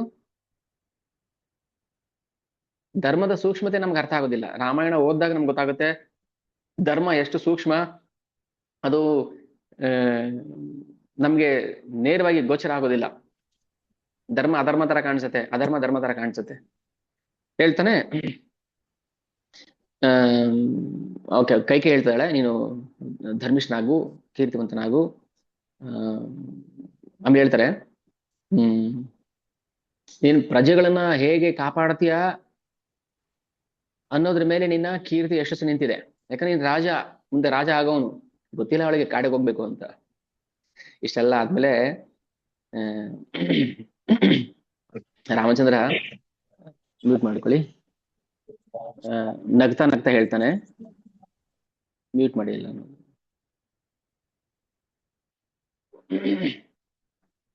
ರಾಮಚಂದ್ರ ಹೇಳ್ತಾನೆ, ಮಾತರಂ ರಾಘವ ಕಿಂಚಿತ್ ಪ್ರಸಾರ್ಯಾಂಜಲಿ ಅಬ್ರವೀತ್. ಪಾಪವ ಮಗು ಕೂತ್ಕೋ, ಊಟ ಮಾಡೋಣ, ಪ್ರಸಾದ ತಿನ್ನೋಣ ಅಂತ ಕರೆದಾಗ ರಾಮಚಂದ್ರ ಹೇಳ್ತಾನೆ, ಕೈ ಮುಗಿದು ಪ್ರಸಾರ್ಯ ಅಂಜಲಿಂ ಅಬ್ರವೀತ್, ಕೈ ಮುಗಿದು ಕೇಳ್ತಾನೆ, ಅಮ್ಮ ತುಂಬಾ ಖುಷಿ ಆಯ್ತು ನಿನ್ನ ಪೂಜೆ, ನಿನ್ನ ಪ್ರೀತಿ, ನಿನ್ನ ವಾತ್ಸಲ್ಯ, ಮಗು ಮೇಲಿರಷ್ಟು ಕರುಣೆ. ಓ ಕೃಷ್ಣ. ಓಕೆ, ಮ್ಯೂಟ್ ಮಾಡಿ. ಹೇಳ್ತಾನೆ, ಎಷ್ಟು ಗಮನ ಇಟ್ಟು ನಾವು ಕೇಳಬೇಕು. ರಾಮಚಂದ್ರ ಏನ್ ಹೇಳ್ಬೋದು ಮುಂದೆ, ಕೌಸಲ್ಯ ರಿಯಾಕ್ಷನ್ ಹೇಗಿರುತ್ತೆ. ಸ ಸ್ವಭಾವ ವಿನೀತಶ್ಚ ಗೌರವಾಶ್ಚ ತಥಾನತ ಪ್ರಸಿತೋ ದಂಡಕಾರಿಣಂ ಅಪೃಷ್ಟಂ ಉಪಚಕ್ರಮೇ. ದೇವಿ ನೂನಂ ನ ಜಾನೀಷೆ ಮಹದ್ ಭಯಂ ಉಪಸ್ಥಿತಂ ಇದಂ ತವಾಚ ದುಃಖಾಯ ವೈದೇಹ ಲಕ್ಷ್ಮಣಸ್ಯ ಚ. ಅಮ್ಮ, ನಾನು ಹೇಳೋ ಮಾತು ನಿನಗೆ ನೋವು ಕೊಡ್ಬೋದೇನೋ ಗೊತ್ತಿಲ್ಲ, ಆದ್ರೆ ನಿನ್ನ ಖುಷಿನ ಹೊಡೆಯೋದಕ್ಕೆ ನಂಗೆ ಸ್ವಲ್ಪನೂ ಇಷ್ಟ ಇಲ್ಲ. ಎಷ್ಟು ಖುಷಿಯಾಗಿದ್ದಾಳೆ ಈಗ, ಖುಷಿಯ ಉತ್ತುಂಗದಲ್ಲಿದ್ದಾಳೆ. ಯಾವ ತಾಯಿಗೆ ಮಗ ರಾಜ ಆಗ್ತಾನೆ ಅಂದಾಗ ನೋವಾಗುತ್ತೆ, ಸಂಕಟ ಆಗುತ್ತೆ. ಖುಷಿಯ ಉತ್ತುಂಗದಲ್ಲಿದ್ದಾಳೆ ಈಗ ಅವಳು. ಈಗ ಒಂದೇ ಸಲ ಸರ್ರ ಅಂತ ತೆಗೆದುಕೊಳ್ಬೇಕು, ದುಃಖದ ಮಡುನಲ್ಲಿ ಹಾಕ್ಬೇಕು ಈಗ ರಾಮಚಂದ್ರ. ಸರಿನಾ ಇದು? ಈಗ ನಾವು ಹೇಳ್ತೀವಿ ತಂದೆ ತಾಯಿಗಳಿಗೆ ನೋವು ಕೊಡಬಾರ್ದು ಅಂತ, ನೋವು ಕೊಡಬಾರ್ದು. ಆದ್ರೆ ಧರ್ಮ ಉಳ್ಸಕ್ಕೋಸ್ಕರ ನೋವು ಕೊಡೋದೇನು ತಪ್ಪಿಲ್ಲ. ಧರ್ಮ ಉಳ್ಸಕ್ಕೋಸ್ಕರ ಯುದ್ಧ ಮಾಡು, ಧರ್ಮ ಉಳ್ಸಕ್ಕೋಸ್ಕರ ಕೊಲೆ ಮಾಡು, ಧರ್ಮ ಉಳ್ಸಕ್ಕೋಸ್ಕರ ಏನ್ ಬೇಕಾದ್ರೆ ಮಾಡು. ಇದು ಭಗವಂತನ ಆಜ್ಞೆ. ಭಗವಂತನೇ ಮನುಷ್ಯನಾಗಿ ರಾಮಚಂದ್ರನಾಗಿ ಬಂದಾಗ ಮತ್ತೆ ತಾನ್ ಧರ್ಮ ಪಾಲನೆ ಮಾಡಿಲ್ಲ ಅಂತಂದ್ರೆ ಎಷ್ಟು ನಿಧಾನವಾಗಿ ಹಾರ್ಟ್ ಅಟ್ಯಾಕ್ ಆಗ್ಬೋದಲ್ಲ ಕೌಸಲ್ಯಗೆ. ಒಂದೇ ಸಲ ಸಡನ್ ಶಾಕ್ ಹೇಳಿದ್ರೆ ಹೇಳ್ತಾನೆ, ವಿನೀತಶ್ಚ ಗೌರವಾಚ್ಚ ತಥಾನತಃ. ಕೈ ಮುಗಿದು ಕೇಳ್ತಾನೆ, ಇದಂ ತವಾಚ ದುಃಖಾಯ. ಅಮ್ಮ, ಇದನ್ನ ಹೇಳಿದ್ರೆ ನಿನಗೆ, ಲಕ್ಷ್ಮಣನಿಗೆ, ಸೀತೆಗೆ ದುಃಖ ಆಗ್ಬೋದು. ಏನಪ್ಪಾ ಹೇಳು, ಪರವಾಗಿಲ್ಲ, ಆದ್ರೂ ಹೇಳಲೇಬೇಕು ನಾನು. ಗಮಿಷ್ಯೆ ದಂಡಕಾರಣ್ಯಂ ಕಿಂ ಅನೇನಾಸೇನ ಮೇ ವಿಷ್ಟರಾಶ ಯೋಗ್ಯೋ ಹಿ ಕಾಲೋಯಂ ಮಾಂಪಸ್ಥಿತಃ. ಅಮ್ಮ, ನೀನು ಯಾವಾಗ ನಾನು ಬಂದ ತಕ್ಷಣ ಖುಷಿಯಿಂದ ನನಗೆ ತೊಡೆ ಮೇಲೆ ಕೂರಿಸ್ಕೊಂಡು ನನ್ನ ನೆತ್ತಿಯನ್ನ ನೇವರಿಸಿ ಪ್ರಸಾದ ಕೊಡಕ್ ಬಂದಿಯೋ, ಇದೆಲ್ಲ ಏನಿಗೋಸ್ಕರ, ಯಾಕೋಸ್ಕರ? ಗಮಿಷ್ಯೆ ದಂಡಕಾರಣ್ಯಂ. ನಾನು ಕಾಡಿಗೆ ಹೋಗ್ತಾ ಇದೀನಿ. ಕಾಡಿಗೆ ಹೋಗೋನಿಗೆ ಯಾಕೆ ಬೇಕು ಈ ಚಿನ್ನದ ಮಣೆ? ಚಿನ್ನದ ಮಣೆ ಹಾಕಿರ್ತಾಳೆ ರಾಮಚಂದ್ರನಿಗೆ ಕೂತ್ಕೊಳ್ಳೋದಕ್ಕೆ ಬಂದಾಗ. ಒಂದೇ ಸಲ ಗಸಕ್ ಅಂತ ಹೃದಯ ಹಿಡ್ಕೊಬಿಡುತ್ತೆ ಒಳಗೆ. ಚತುರ್ದಶ ಹಿ ವರ್ಷಾಣಿ ವತ್ಸ್ಯಾಮಿ ವಿಜನೇ ವನೆ. ಅಮ್ಮ, 14 ವರ್ಷ ನಾನು ನಿರ್ಜನವಾದ ಕಾಡಿಗೆ ಹೋಗ್ಬೇಕು. ಏನಾಯ್ತು ಈಗ? ಕೌಸಲ್ಯ ಖುಷಿ. 14 ವರ್ಷ, ಚತುರ್ದಶ ಹಿ ವರ್ಷಾಣಿ. ಮತ್ತೆ ಅಲ್ಲಿ ಏನ್ ತಿನ್ಬೇಕು ನಾನು? ಕಂದ ಮೂಲ ಫಲೈರ್ಜೀವನ್ ಹಿತ್ವಾ ಮುನಿ ವದಾಮಿಷಂ. ಮುನಿಗಳ ತರ ನಾನು ಕಂದ ಮೂಲವನ್ನ, ಕೆಡ್ಡೆ ಗೆಣಸುಗಳನ್ನ ತಿನ್ಕೊಂಡಿರ್ಬೇಕು ನಾನು. ಅಷ್ಟೇ ಅಲ್ಲ, ಭಾರತಾಯ ಮಹಾರಾಜು ಯೌವರಾಜ್ಯಂ ಪ್ರಯಚ್ಛತಿ ಮಾಂ ಪುನರ್ದಂಡಕಾರ್ಯಂ ವಿವಾಸಯತಿ ತಾಪಸಂ. ಮಹಾರಾಜರು ಹೇಳಿ ಮಾತುಗಳು ನೋಡಿ ಹೇಗಿದೆ. ಮಹಾರಾಜರು ನನಗೆ ದಂಡಕಾರಣ್ಯಕ್ಕೆ ರಾಜನಾಗಿ ಮಾಡಿದ್ದಾರೆ. ಭರತನ ಈ ಅಯೋಧ್ಯೆಗೆ ರಾಜನಾಗಿ ಮಾಡಿದ್ದಾರೆ. ಕಾಡಿ ಕಳಿಸಿದಾರೆ ಅಂತ ಹೇಳಿಲ್ಲ ಅವನು. ನನಗೆ ರಾಜ್ಯಭಾರ ಮಾಡಿ ಕೊಟ್ಟಿದ್ದಾರೆ. ಎಲ್ಲಿಗೆ? ದಂಡಕಾರಣ್ಯ. 14 ವರ್ಷ ನೀನು ದಂಡಕಾರಣ್ಯ ರಾಜ್ಯಭಾರ ಮಾಡಬೇಕು ಅಂತ ಹೇಳ್ತೇನೆ ರಾಮಚಂದ್ರ. ಯಾಕಂದ್ರೆ ಕೌಸಲ್ಯಗೆ ಬೇಜಾರಾಗ್ಬಾರ್ದಲ್ಲ ಗಂಡನ ಮೇಲೆ. ಹೌದಾ, ಯಾಕಂಗ ಹೇಳಿದ್ರು ಅಂತ. ಮಾಂ ಪುನರ್ ದಂಡಕಾರಣ್ಯಂ ವಿವಾಸೇತಿ ತಾಪಸಂ. ಇದು ರಾಜನ ಆಜ್ಞೆ. ಭರತಾಯ ಮಹಾರಾಜೋ ಯೌವರಾಜ್ಯಂ ಪ್ರಯಚ್ಛತಿ. ಆದ್ರಿಂದ ಸ ಷಟ್ ಚೌಷ್ಟೌಷ ವರ್ಷಾಣಿ ವತ್ಸ್ಯಾಮಿ ವಿಜನೇವನೇ. ಅಮ್ಮ ಆದ್ರಿಂದ ನಾನು ಕಾಡಿಗೆ ಹೋಗ್ತಾ ಇದ್ದೀನಿ. ಕೌಸಲ್ಯ ಹೇಗ್ ಬಿದ್ಲು ಅಂತ ಹೇಳ್ತಾರೆ. ಸಾ ನಿಕೃತ್ತೇವ ಸಾಲಸ್ಯ ಯಷ್ಟಿ ಪರಶುನಾವನೇ ಪಪಾತ ಸಹಸಾ ದೇವಿ ದೇವತೇವ ದಿವಶ್ಚ್ಯುತಾ. ಹೇಗೆ ಹೇಳ್ತಾರೆ ಅಂದ್ರೆ, ಶಾಲ ಅಂದ್ರೆ ಅದೊಂದು ಜಾತಿಯ ಮರ, ದೊಡ್ಡ ಬೃಹದಾಕಾರವಾದ ಮರ, ಹೇಗಿದೆ ಗೊತ್ತಿಲ್ಲ, ನೋಡಿಲ್ಲ ನಾವು. ಅದನ್ನ ಕೊಡ್ಲಿಯಿಂದ ಕತ್ತರಿಸಿದಾಗ ಹೇಗೆ ಬೀಳುತ್ತೆ ಮರ ಧಬ್ ಅಂತ, ಹಾಗೆ ಬಿದ್ಲು ಅಂತ ಹೇಳ್ತಾರೆ. ಸುಮ್ನೆ ಬಿದ್ಲು ಅಂತ ಹೇಳಬಾರ್ದಲ್ವಾ. ಹೇಗೆ ಬಿದ್ಲು? ಕೌಸಲ್ಯ ಕೂತು ಜಾಗದಲ್ಲಿ ಸಾ ನಿಕೃತ್ತೇವ ಸಾಲಸ್ಯ ಎಷ್ಟಿ ಪರಶುನಾವನೆ. ಪರಶು ಅಂದ್ರೆ ಕೊಡ್ಲಿ ತಗೊಂಡು ಹೊಡೆದಾಗ ಮರಕ್ಕೆ ಹೇಗ್ ಬೀಳುತ್ತೆ ಹಾಗೆ ಧಬ್ ಅಂತ ಬಿದ್ದು ಬಿಟ್ಲು. ಪಪಾತ ಸಹಸಾ ದೇವಿ ಸಹಿಸ್ಕೊಳಕ್ಕಾಗಿಲ್ಲ. ಯಾವತ್ತೂ ಕೌಸಲ್ಯ ಜೀವನ ನೋಡಿ ಹೇಗಿದೆ. ಕೌಸಲ್ಯ, ಕುಂತಿ ಮಹಾರಾಣಿ, ದ್ರೌಪದಿ, ಮಂಡೋದರಿ ಅಂತ ಪತಿವ್ರತೆ, ಅಂತ ದುಷ್ಟನ ನಡುವೆ ಇದ್ರೂ ಕೂಡ ತನ್ನ ಶೀಲವನ್ನ ಕಾಪಾಡಿಕೊಂಡು ಹೇಗೆ ಬದುಕಿದ್ಲು ಅವಳು. ಮುಂದೆ ಬರುತ್ತೇವೆ ಎಲ್ಲಾನು, ಹೇಳಕ್ ಆಗುತ್ತೋ ಬಿಡುತ್ತೋ ಗೊತ್ತಾಗ್ಲ, ನಾವು ಮರ್ತೋಗ್ಬಿಡ್ತೀವಿ ಅವಾಗ ಹೇಳುವಾಗ. ವಾಲಿ ಮತ್ತೆ ರಾವಣ ನಡುವೆ ಒಂದು ಒಪ್ಪಂದ ಇತ್ತು. ಗೊತ್ತಿದೆ ಏನು ಒಪ್ಪಂದ ಅಂತ? ಕಾಂಟ್ರಾಕ್ಟ್, ಅಗ್ರಿಮೆಂಟ್ ಇತ್ತು. ಈ ತರ ಕೆಟ್ಟ ಅಗ್ರಿಮೆಂಟ್ ನಾವು ಜೀವನದಲ್ಲಿ ನೋಡೋದಿಲ್ಲ. ಯಾರಿಗೂ ಗೊತ್ತಿದ್ಯಾ ಏನದು ಅಗ್ರಿಮೆಂಟ್ ಅಂತ? ಇಲ್ಲ. ಓಕೆ, ಕೇಳಿಸ್ಕೊಳ್ಳಿ. ಹಾ, ಹರೇ ಕೃಷ್ಣ. ಪ್ರಭುಜಿ, ಅದೇ ಕೈಕೇಯಿನ ಯುದ್ಧಕ್ಕೆ ಹೋದ ದಶರಥ ಯುದ್ಧಕ್ಕೆ ಹೋಗಿ ಬರ್ಬೇಕಾದ್ರೆ ಗೆದ್ದು ಕೈಗೆ ಮಾಡ್ಕೊಂಡ್ ಬರ್ಬೇಕಾದ್ರೆ ಅವರು 3 ವಾಗ್ದಾನಗಳನ್ನು ಕೊಟ್ಟಿರ್ತಾರೆ ಪ್ರಭು, ಅದನ್ನ ಈಗ ಈಡೇರಿಸ್ಕೊತಾರೆ. ಅರ್ಥ ಆಗಿಲ್ಲ ಮತ್ತೆ ಏನ್ ಹೇಳಿದ್ರಿ? ವರಗಳ? ಓಕೆ, ಕೈಕೇಯಿಗೆ ವರ ಕೊಟ್ಟಿದ್ದು ಅದಾಯ್ತು. ಅದು ಈಗ ನಾನು ಬೇರೆ ಹೇಳ್ತಾ ಇದ್ದೀನಿ. ವಾಲಿ ಮತ್ತೆ ಮಂಡೋದರಿ ಬಗ್ಗೆ ಹೇಳ್ತಾ ಇದ್ದೀನಿ ನಾನು. ಅದು ಮುಂದೆ ಬಂದಾಗ ನನ್ಗೆ ಹೇಳಕ್ ಆಗದೆ ಹೋಗ್ಬೋದು ಅಂತ. ಮಂಡೋದರಿ ಯಾಕೆ ನಾವು ಪತಿವ್ರತೆ ಅಂತ ಕರಿತೀವಿ ಅಂತ ದುಷ್ಟನ ಜೊತೆ ಇದ್ರು, ವಾಲಿ ಮತ್ತೆ ರಾವಣ ನಡುವೆ ಒಂದು ಒಪ್ಪಂದ ಇತ್ತು. ಯಾವಾಗ ಅಂದ್ರೆ, ವಾಲಿನ ನಾರದ ಮುನಿಗಳು ರಾವಣನ ಪ್ರಚೋದನೆ ಮಾಡಿರ್ತಾರೆ, ಇವನ ಸೊಂಟ ಮುರಿಬೇಕು, ರಾವಣಂದು ಗರ್ವ ಮುರಿಬೇಕು ಅಂತ. ಹೋಗು, ಅಲ್ಲೊಬ್ಬ ಬ್ರಾಹ್ಮಣ ಇದ್ದಾನೆ, ಸಂಧ್ಯಾವಂದನೆ. ಬ್ರಾಹ್ಮಣ ಅಂದ್ರೆ ಏನು? ವಾಲಿ ಸಂಧ್ಯಾವಂದನೆ ಮಾಡ್ತಾ ಇದ್ದ. ಗೊತ್ತಾ? ಹೋಗ್ತಾನೆ, ಹೋಗು ಸಂಧ್ಯಾವಂದನೆ ಮಾಡ್ತಿರ್ತಾನೆ, ಆಗ ನೀನು ಅವನನ್ನ ಕೆಣಕು, ಅವನ ಬಾಲ ಹಿಡ್ದು ಎಳಿ ಅಂತೆಲ್ಲ ಹೇಳ್ಕೊಡ್ತಾರೆ. ಯಾಕಂದ್ರೆ ಗರ್ವ ಮುರಿಬೇಕು, ನಾನೇ ದೊಡ್ಡ ವೀರ ಶೂರ ಅನ್ಕೊಂಡಿರ್ತಾನಲ್ಲ ರಾವಣ. ಆಗ ಬರ್ತಾನೆ, ಸಮುದ್ರದಲ್ಲಿ ಸಂಧ್ಯಾವಂದನೆ ಮಾಡ್ತಾ ಇರ್ತಾನೆ. ರಾವಣ, ಇದೇನು ಕೋತಿ ಸಂಧ್ಯಾವಂದನೆ ಮಾಡ್ತಾ ಇದೆಯಲ್ಲ ಅಂತ ಕೆಣಕ್ತಾನೆ. ವಾಲಿ ಅವನಿಗೆ ಗೊತ್ತಿಲ್ದಂಗೆ ಅವನನ್ನ ಬಾಲದಲ್ಲಿ ಸುತ್ಕೊಂಡು ತನ್ನ ಕಂಕ್ಲಲ್ಲಿ ಇಟ್ಕೊಂಡು ಹೋಗ್ಬಿಡ್ತಾನೆ ಅವನನ್ನ, ರಾವಣನ. ವಾಲಿ ಅಷ್ಟು ಪರಾಕ್ರಮಿ ವಾಲಿ. ಅದಕ್ಕೆ ಅವನು ಕಿಷ್ಕಿಂದಕ್ಕೆ ಹೋಗ್ಲಿಲ್ಲ ನೋಡಿ. ದಶರಥನ ಮತ್ತೆ ವಾಲಿಯನ್ನ ಕೆಣಕ್ಲಿಲ್ಲ ಅವನು. ಇದೇ ತರ ಒಂದಾಗಿದೆ. ಕಾರ್ತವೀರ್ಯಾರ್ಜುನ ಹತ್ರ ಬರ್ತಾನೆ, ಹೋಗ್ಬಿಡಿ. ಅದಾದ್ಮೇಲೆ ರಾವಣನ ಹಿಡಿದಿಟ್ಟಿರ್ತಾನೆ ವಾಲಿ. ಅವಾಗ ರಾವಣ ಹೇಳ್ತಾನೆ, ಅಣ್ಣ ಬಿಟ್ಬಿಡು ನನ್ನ. ವಾಲಿಗೆ ಕೈ ಮುಗ್ದು ಕೇಳ್ಕೊಳ್ತಾನೆ. ಅವನ್ನ ತಗೊಂಡೋಗಿ ರಾವಣನ ಅಂಗದನ ತೊಟ್ಲಿಗೆ ಗಿರ್ಗಿಟ್ಲೆ ಕಟ್ಟಿರ್ತಾನೆ. ವಾಲಿ ಮಗ ಅಂಗದನ ತೊಟ್ಲಿಗೆ ಆಟ ಆಡಕ್ಕೆ ರಾವಣನ್ ಕಟ್ಟಿರ್ತಾನೆ. ಅಂಗದ ಅವನ ಕಾಲಲ್ಲಿ ಒದ್ದು ಆಟ ಆಡಿಸ್ತಿರ್ತಾನೆ, ಇದ್ಯಾವ್ದು ಗೊಂಬೆ ಅಂತ. ಅಷ್ಟು ಪರಾಕ್ರಮಿ ವಾಲಿ. ರಾವಣ ಅಂತ ಅವ್ರು 100 ಜನ ಬಂದ್ರು ಬಾಲದಲ್ಲಿ ಸುಟ್ಟು ಬಿಸಾಕ್ಬಿಡ್ತಾ ಇದ್ದ ಸುತ್ತು. ಅವಾಗ ರಾವಣ ಹೇಳ್ತಾನೆ, ಅಣ್ಣ ಬಿಟ್ಬಿಡು, ಒಂದು ಅಗ್ರಿಮೆಂಟ್ ಮಾಡ್ಕೊಂಬೇಡ, ನಿಂದೆಲ್ಲ ನಂದು, ನಂದೆಲ್ಲ ನಿಂದು. ಯಾವ್ದೆಲ್ಲ ಮುಂದೆ ಹೇಳ್ತೇನೆ. ರಾಜ್ಯ, ದಾರ, ಸುತ, ಆಲಯ, ನನ್ನ ಅರಮನೆ, ನನ್ನ ಹೆಂಡತಿ, ನನ್ನ ಮಕ್ಕಳು ಎಲ್ಲ ನಿನ್ನವರು.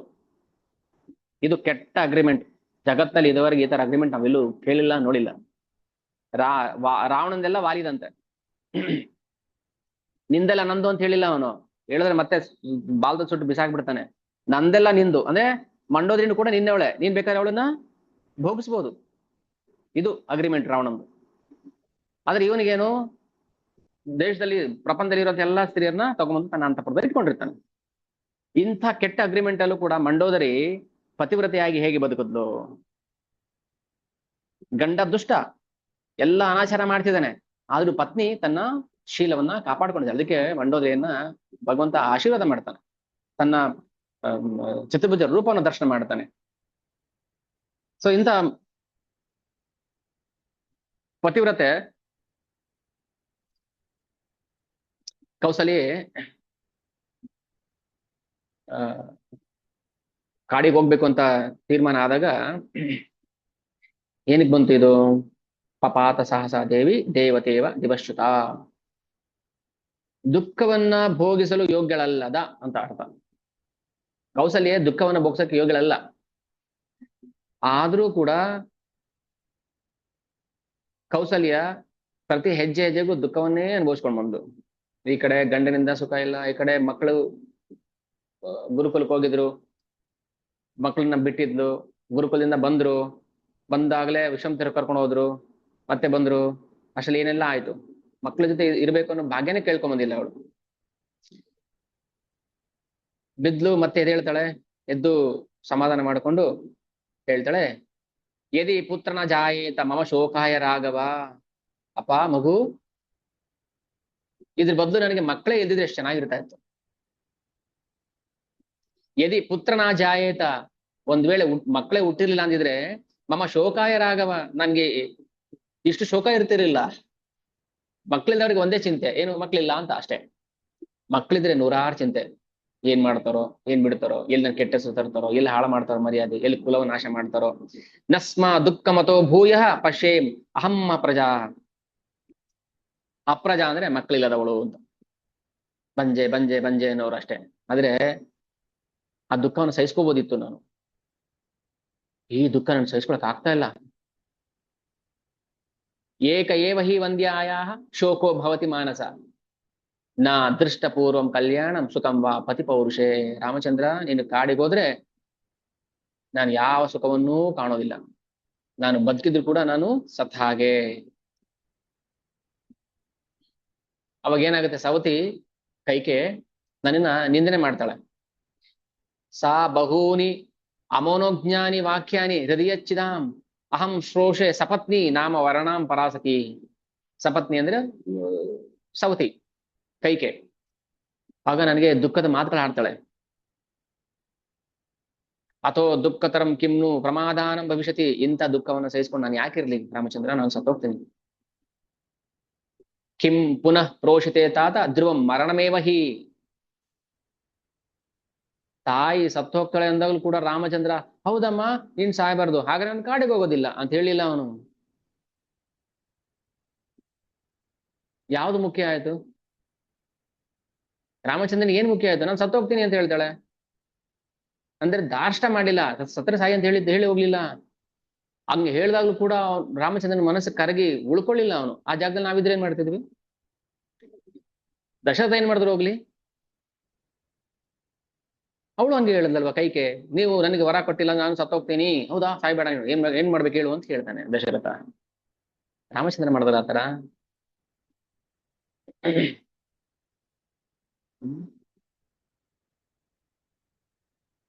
ರಾಮಚಂದ್ರನಿಗೆ 27 ವರ್ಷ. ಇಷ್ಟು ವರ್ಷ ಆದ್ರೂ ನಾನು ಮಕ್ಕಳಿಂದ ನಾನು ಸುಖ ಪಡ್ತೀನಿ ಅನ್ನೋ ಆಸೆನೇ ಬಿಟ್ಬಿಡ್ಬೇಕಲ್ಲ. ತದಕ್ಷಯಂ ಮಹದ್ ದುಃಖಂ ನೋತ್ಸಹೆ ಸಹಿತುಂ ಚಿರಾತ್. ಈ ದುಃಖ ಶಾಶ್ವತ ಉಳ್ಕೊಬಿಡುತ್ತೆ ನನಗೆ ಸಾಯೋ ತನಕ. ನಿನ್ನ ಮುಖ ನೋಡದೆ ನಾನು ಬದುಕೋಕೆ ಸಾಧ್ಯ ಇಲ್ಲ.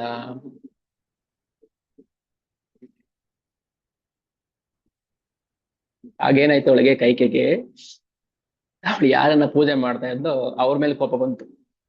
ಏನ್ ದೇವ್ರು, ನಾವು ಹಂಗೆ ಮಾಡ್ತೇವಲ್ಲ, ಏನ್ ದೇವ್ರು ಇಷ್ಟೆಲ್ಲ ಪೂಜೆ ಮಾಡಿದೆ ನಾನು, ಉಪವಾಸೈಶ್ಚ ಯೋಗೈಶ್ಚ ಬಹುಭಿಶ್ಚ ಪರಿಶ್ರಮೈಹಿ ದುಃಖಂ ಸಂವರಿತ ಮೋಘಂ ತ್ವಂ ಹಿ ದುರ್ಗತಯಾಮಯ. ಏನು ಧನುರ್ಮಾಸ ಬಂದಾಗ ಮರ ಸುತ್ತದೆ, ನಾಗರ ಪಂಚಮಿ ಬಂದಾಗ ಉತ್ತು ಕಾಲ ಹಾಕದೆ, ಸಂಕಷ್ಟ ಬಂದಾಗ ಕಡುಬು ಮಾಡಿಕೊಟ್ಟೆ ಗಣೇಶ ನಿನ್ಗೆ, ಅದು ಸುತ್ತದೆ, ಉತ್ತುದ ಏನು ಮಣ್ಣು ತಿಂದೆ, ಬೂದಿ ತಿಂದೆ, ಎಲ್ಲಾ ತಿಂದ್ರು ಏನು ಪ್ರಯೋಜನ ಆಗಿಲ್ವಲ್ಲ ಅಂತ ನಾವು ಕೊರಗಲ್ವಾ? ಏನ್ ಮಾಡಿ ಏನ್ ಪ್ರಯೋಜನ ಆಯ್ತು? ದೇವ್ರು ನನಗೆ ದುಃಖನೇ ಕೊಟ್ಟ, ನನಗೆ ಸುಖನೇ ಕೊಟ್ಟಿಲ್ಲ, ಹಂಗಾಯ್ತು ಹಿಂಗಾಯ್ತು ಅಂತ ಉಪವಾಸ ಮಾಡ್ದೆ. ಏನ್ ಮಾಡಿದ್ರು ಉಪವಾಸ? ಕೌಸಲ್ಯ ಉಪವಾಸ ಮಾಡಿದ್ದಕ್ಕೂ ನಾವು ಮಾಡೋದಕ್ಕೂ ವ್ಯತ್ಯಾಸ ಇದೆ, ಹೋಲಿಕೆ ಮಾಡಬಾರದು. ಉಪವಾಸ ಇಶ್ಚ ಯೋಗಶ, ನಾವು ಕಾಮಿಗಳು, ನಮಗೇನು ಭೌತಿಕ ಕಾಮನೆ ಬೇಕು ಅದಕ್ಕೆ ಮಾಡ್ತೀವಿ. ಅವಳು ರಾಮಚಂದ್ರನಿಗೋಸ್ಕರ ಮಾಡಿದ್ದು, ಭಗವಂತನಿಗೋಸ್ಕರ ಮಾಡಿದ್ದು. ಆದ್ರೆ ಭಗವಂತ ಅಂತ ಗೊತ್ತಿಲ್ಲ ಅವರಿಗೆ, ಅಷ್ಟೇ ಅಷ್ಟೇ ವ್ಯತ್ಯಾಸ. ನಾವು ಹಂಗೆ ಮಾಡೋಣ, ಭಗವಂತನಿಗೋಸ್ಕರ ಮಾಡೋಣ. ಅವಳು ಮಾಡಿದ್ದೆ ಭಗವಂತನ ಪ್ರೀತಿಗೋಸ್ಕರ ಅಲ್ವಾ? ರಾಮಚಂದ್ರ ಸಾಕ್ಷಾತ್ ಭಗವಾನ್. ನಾವು ಯಾರ್ಯಾರಿಗೋ ಮಾಡ್ಕೊಂಡು ಮತ್ತೆ ಏನಂತೀವಿ, ಉಪವಾಸ ಇಷ್ಟ ಯೋಗ ಇಷ್ಟ ಬಹುಬಿಹಿಷ್ಟ, ಒಂದಲ್ಲ ಎರಡಲ್ಲ ಮಾಡಿದ್ ನಾನು. ಹೇಳಿದ್ದೆಲ್ಲ ಮಾಡ್ಬಿಟ್ಟೆ. ಅವ್ರು ಹಂಗೆ ಹೇಳಿದ್ರು ಮಾಡ್ದೆ, ಇವ್ರು ಹಿಂಗೆ ಹೇಳಿದ್ರು ಮಾಡ್ದೆ, ಯಾರ್ಯಾರು ಏನೇನು ಹೇಳ್ತಾರೆ ಅದೆಲ್ಲ ಮಾಡ್ದೆ. ಪರಿಶ್ರಮ ಕಷ್ಟಪಟ್ಟೆ. ಆದ್ರೆ ದುಃಖಂ ಸಂವರ್ಧಿತೋ ಮೋಘಂ, ದುಃಖ ಜಾಸ್ತಿನೇ ಆಯ್ತು ಹೊರತು ದುಃಖ ಕಮ್ಮಿ ಆಗಿಲ್ಲ. ಸ್ಥಿರಂ ಹೃದಯ ಮನ್ಯೆ ಮಮೈದಂ ಎನ್ನ ಧೀರ್ಯತೆ, ನನ್ನ ಹೃದಯ ಬಹಳ ಗಟ್ಟಿ. ಯಾಕೆ ಗೊತ್ತಾ? ಯಾಕೆ ಹೃದಯ ಗಟ್ಟಿ ಅಂತ ಹೇಳಿದವಳು? ನನ್ನ ಮಗ ನನ್ನ ಕಣ್ಣು ಮುಂದೆ ಒಂದು ಕ್ಷಣ ಇಲ್ಲ ಅಂದ್ರೇನೆ ಪ್ರಾಣ ಹೋಗುತ್ತೆ ಅಂದ್ಮೇಲೆ 14 ವರ್ಷ ದಂಡಕಾರಣ್ಯದಲ್ಲಿ ಬರೀ ಕಾಲಲ್ಲಿ ಜಟ ವಲ್ಕಲ ಕಟ್ಕೊಂಡು ತಾಪಸ ವೇಷಿಯಾಗಿ ಗೆಡ್ಡೆ ಗೆಣಸು ತಿಂತ ಬದುಕ್ತಾ ಇದ್ದೇನೆ ಅಂತಂದ್ರೆ ನನ್ನ ಹೃದಯ ಇನ್ನೂ ಒಡೆದೋಗ್ಲಿಲ್ವಲ್ಲ? ನನ್ನ ಹೃದಯ ಎಷ್ಟು ಗಟ್ಟಿ ಗೊತ್ತಾ? ಮಾತಿನ ಅರ್ಥ ಮಾಡ್ಕೋಬೇಕು ನಾವು, ಭಾವ ಅರ್ಥ ಮಾಡ್ಕೋಬೇಕು. ನಾನು ಎಷ್ಟೋ ಸಲ ಹೇಳ್ತೀನಿ, ಮಾತು ಅರ್ಥ ಆಗಿಲ್ವ ನಿಮಗೆ ಬಿಟ್ಟುಬಿಡಿ, ಪರವಾಗಿಲ್ಲ. ಅಪಾರ್ಥ ಮಾಡ್ಕೋಬಾರ್ದು. ಮಾತು ಹೇಳೋದು ಒಂಥರ ಇರುತ್ತೆ, ಭಾವ ಒಂಥರ ಇರುತ್ತೆ. ಭಾವ ಅರ್ಥ ಮಾಡ್ಕೋಬೇಕು ನಾವು. ನೀವು ಬಿಡ್ರಿ ಭಾರಿ ಜಾಣರು ಅಂದ್ರೆ ಏನರ್ಥ? ಏನರ್ಥ? ನೀವು ಭಾರಿ ಬುದ್ಧಿವಂತರು ಬಿಡ್ರಿ ಅಂದ್ರೆ ದಡ್ರು ಅಂತ ಅರ್ಥ ಅಲ್ವಾ? ಮಾತು ಬೇರೆ, ಭಾವ ಬೇರೆ ಇದೆ. ಹಾಗೆ ಕೌಸಲ್ಯ ಭಾವ ಏನ್ ಗೊತ್ತಾ? ನನ್ನ ಹೃದಯ ಗಟ್ಟಿ ರಾಮಚಂದ್ರ, ನನ್ನ ಹೃದಯ ಎಷ್ಟು ಗಟ್ಟಿ ಇದೆ ಗೊತ್ತಾ? ಒಂದು ಕ್ಷಣ ನಿನ್ನ ಬಿಟ್ಟಿರೋಕಾಗ್ದಿರೋಳು ನಾನು. ಇಷ್ಟೆಲ್ಲ ವಾರ್ತೆ ಕೇಳಿನು ನನ್ನ ಹೃದಯ ಢಮ್ ಅಂತ ಹೊಡೆದೋಗ್ಲಿಲ್ವಲ್ಲ? ಅದಕ್ಕೆ ಸ್ಥಿರಂನು ಹೃದಯ ಮನ್ಯೆ ಮಮೇದಂ ಎನ್ನ ಧೈರ್ಯತೆ. ನನ್ಗೆ ಎಷ್ಟು ಧೈರ್ಯ ಗೊತ್ತಾ? ಹೇಗಿದೆ ಮಾತುಗಳು? ಅಷ್ಟೇ ಅಲ್ಲ, ಹಸಿದ ಹುಲಿ ಒಂದು ಹೆಣ್ಣು ಜಿಂಕೆಯನ್ನ ಹೇಗೆ ಕಚ್ಕೊಂಡು ಎಳ್ಕೊಂಡು ಹೋಗುತ್ತೋ ಆ ತರ ಮೃತ್ಯು ಬಂದು ನನ್ನನ್ನು ಎಳ್ಕೊಂಡು ಹೋಗ್ಲಿಲ್ವಲ್ಲ? ಮಮೈವ ನೂನಂ ಮರಣಂ ನ ವಿದ್ಯತೆ ನಾ ಚಾವಕಾಶೋಸ್ತಿ ಯಮಕ್ಷಯೇ ಮಮ. ಯಮನ ಹತ್ರ ಕರ್ಕೊಂಡು ಹೋಗ್ಲಿಲ್ವಲ್ಲ ನನ್ನ ಮೃತ್ಯು, ಇನ್ನು ಬದುಕಿನಲ್ಲ ನಾನು. ನನ್ನ ಹೃದಯ ಕಬ್ಬಿಣದಂತೆ ಗಟ್ಟಿ.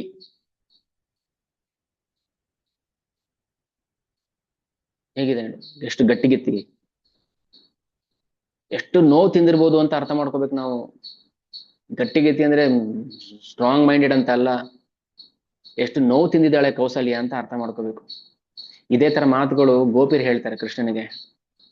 ಹೇಗ್ ಹೋಗ್ತೇನೆ ನೀನು ಮಥುರೆಗೆ ನಮ್ಮನ್ ಬಿಟ್ಟು? ಅಕ್ರೂರ ಹೇಗ್ ಕರ್ಕೊಂಡು ಹೋಗ್ತೇನೆ ನೋಡೇ ಬಿಡ್ತೀನಿ ನಾನು. ಬನ್ರಿ ಎಲ್ಲ ಮಲ್ಕೊಂಬಿಡ ರಥ ಚಕ್ರದ ಕೆಳಗೆ ಅಂತ ಎಲ್ಲ ಸಾಲ ಮಲ್ಕೊಂಬಿಡ್ರು. ನೀನ್ ರಥ ನೀನ್ ಕೃಷ್ಣನ್ ಕರ್ಕೊಂಡು ಹೋಗ್ಬೇಕಾದ್ರೆ ನಮ್ಮನ್ನ ಕೊಂದೇ ಕರ್ಕೊಂಡು ಹೋಗ್ಬೇಕು ನೀನು. ಯಾಕಂದ್ರೆ ಅವ್ನು ಹೋದಂದ್ರೆ ನಾವು ಸತ್ತೋಗ್ತೀವಿ, ನಾವು ಬದುಕೋದಿಲ್ಲ. ಗಟ್ಟಿತನ ಅಂದ್ರೆ ಇದು. ಒಂದು ಕ್ಷಣನೂ ಬಿಟ್ಟಿರ್ತಿರ್ಲಿಲ್ಲ ಕೃಷ್ಣನ್. ಆದ್ರೆ ಯಾವತ್ತಾದ್ರೂ ಒಂದಿನ ಬರ್ತಾನೆ ಅನ್ನೋ ಮನಸ್ಥಿತಿ ನೋಡಿ ಅವರದ್ದು, ಧೈರ್ಯ, ನಂಬಿಕೆ. ಯಾವತ್ತಾದ್ರೂ ಒಂದಿನ ಕೃಷ್ಣ ನಮ್ಮ ನೋಡಕ್ ಬರ್ತಾನೆ, ನಮ್ಮನ್ನ ಅಪ್ಕೊಳ್ತಾನೆ, ನಮ್ಮನ್ನ ಮುದ್ದಾಡ್ತಾನೆ, ನಮ್ಗೆ ಪ್ರೀತಿ ತೋರಿಸ್ತಾನೆ ಅನ್ನೋ ಒಂದು ನಂಬಿಕೆಯಿಂದ ಹೇಗೆ ಕಾಯ್ತಾ ಕೂತಿದ್ರೋ ಹಾಗೆ ಕೌಸಲ್ಯ ಹೇಳ್ತಾಳೆ, ನನ್ನ ಹೃದಯ ಎಷ್ಟು ಗಟ್ಟಿ ಇದೆ ನೋಡು. ಅನೇನ ದುಃಖೇನ ಚ ದೇಹ ಮರ್ಪಿತಂ ಧ್ರುವಂ ಹಿ ಅಕಾಲೆ ಮರಣಂನ ವಿದ್ಯತೆ. ಯಾಕೆ ನನಗಿನ್ನು ಅಕಾಲ ಮರಣ ಬರ್ಲಿಲ್ಲ? ಮಗನ್ ಸುಖಕ್ಕೋಸ್ಕರ ನಾನು ಮಾಡಿದ್ದ ದಾನ ವ್ರತ ತಪಸ್ಸು ಎಲ್ಲ ವ್ಯರ್ಥ ಆಯ್ತಲ್ಲ? ಭೂಮಿಗೆ ಹಾಕಿದ ಬೀಜ ವ್ಯರ್ಥ ಆಯ್ತಲ್ಲ? ಸುನಿಷ್ಫಲಂ ಬೀಜಮಿವೋ ಅಪ್ತಂ ಮೂಷರೆ. ವ್ಯರ್ಥ ಆಯ್ತು, ಸುನಿಷ್ಫಲಂ. ಎಷ್ಟು ದುಃಖ. ಈಗ ಹೇಳಿದೆ, ಸುಖದ ಉತ್ತುಂಗದಲ್ಲಿ ಇದ್ದವಳನ್ನ ಒಂದೇ ಸಲ ತಲೆ ಕೆರಡೆ ಮಾಡಿ ಕೆಳಕ್ ಹಾಕಿದ್ರೆ ಏನಾಗುತ್ತೆ?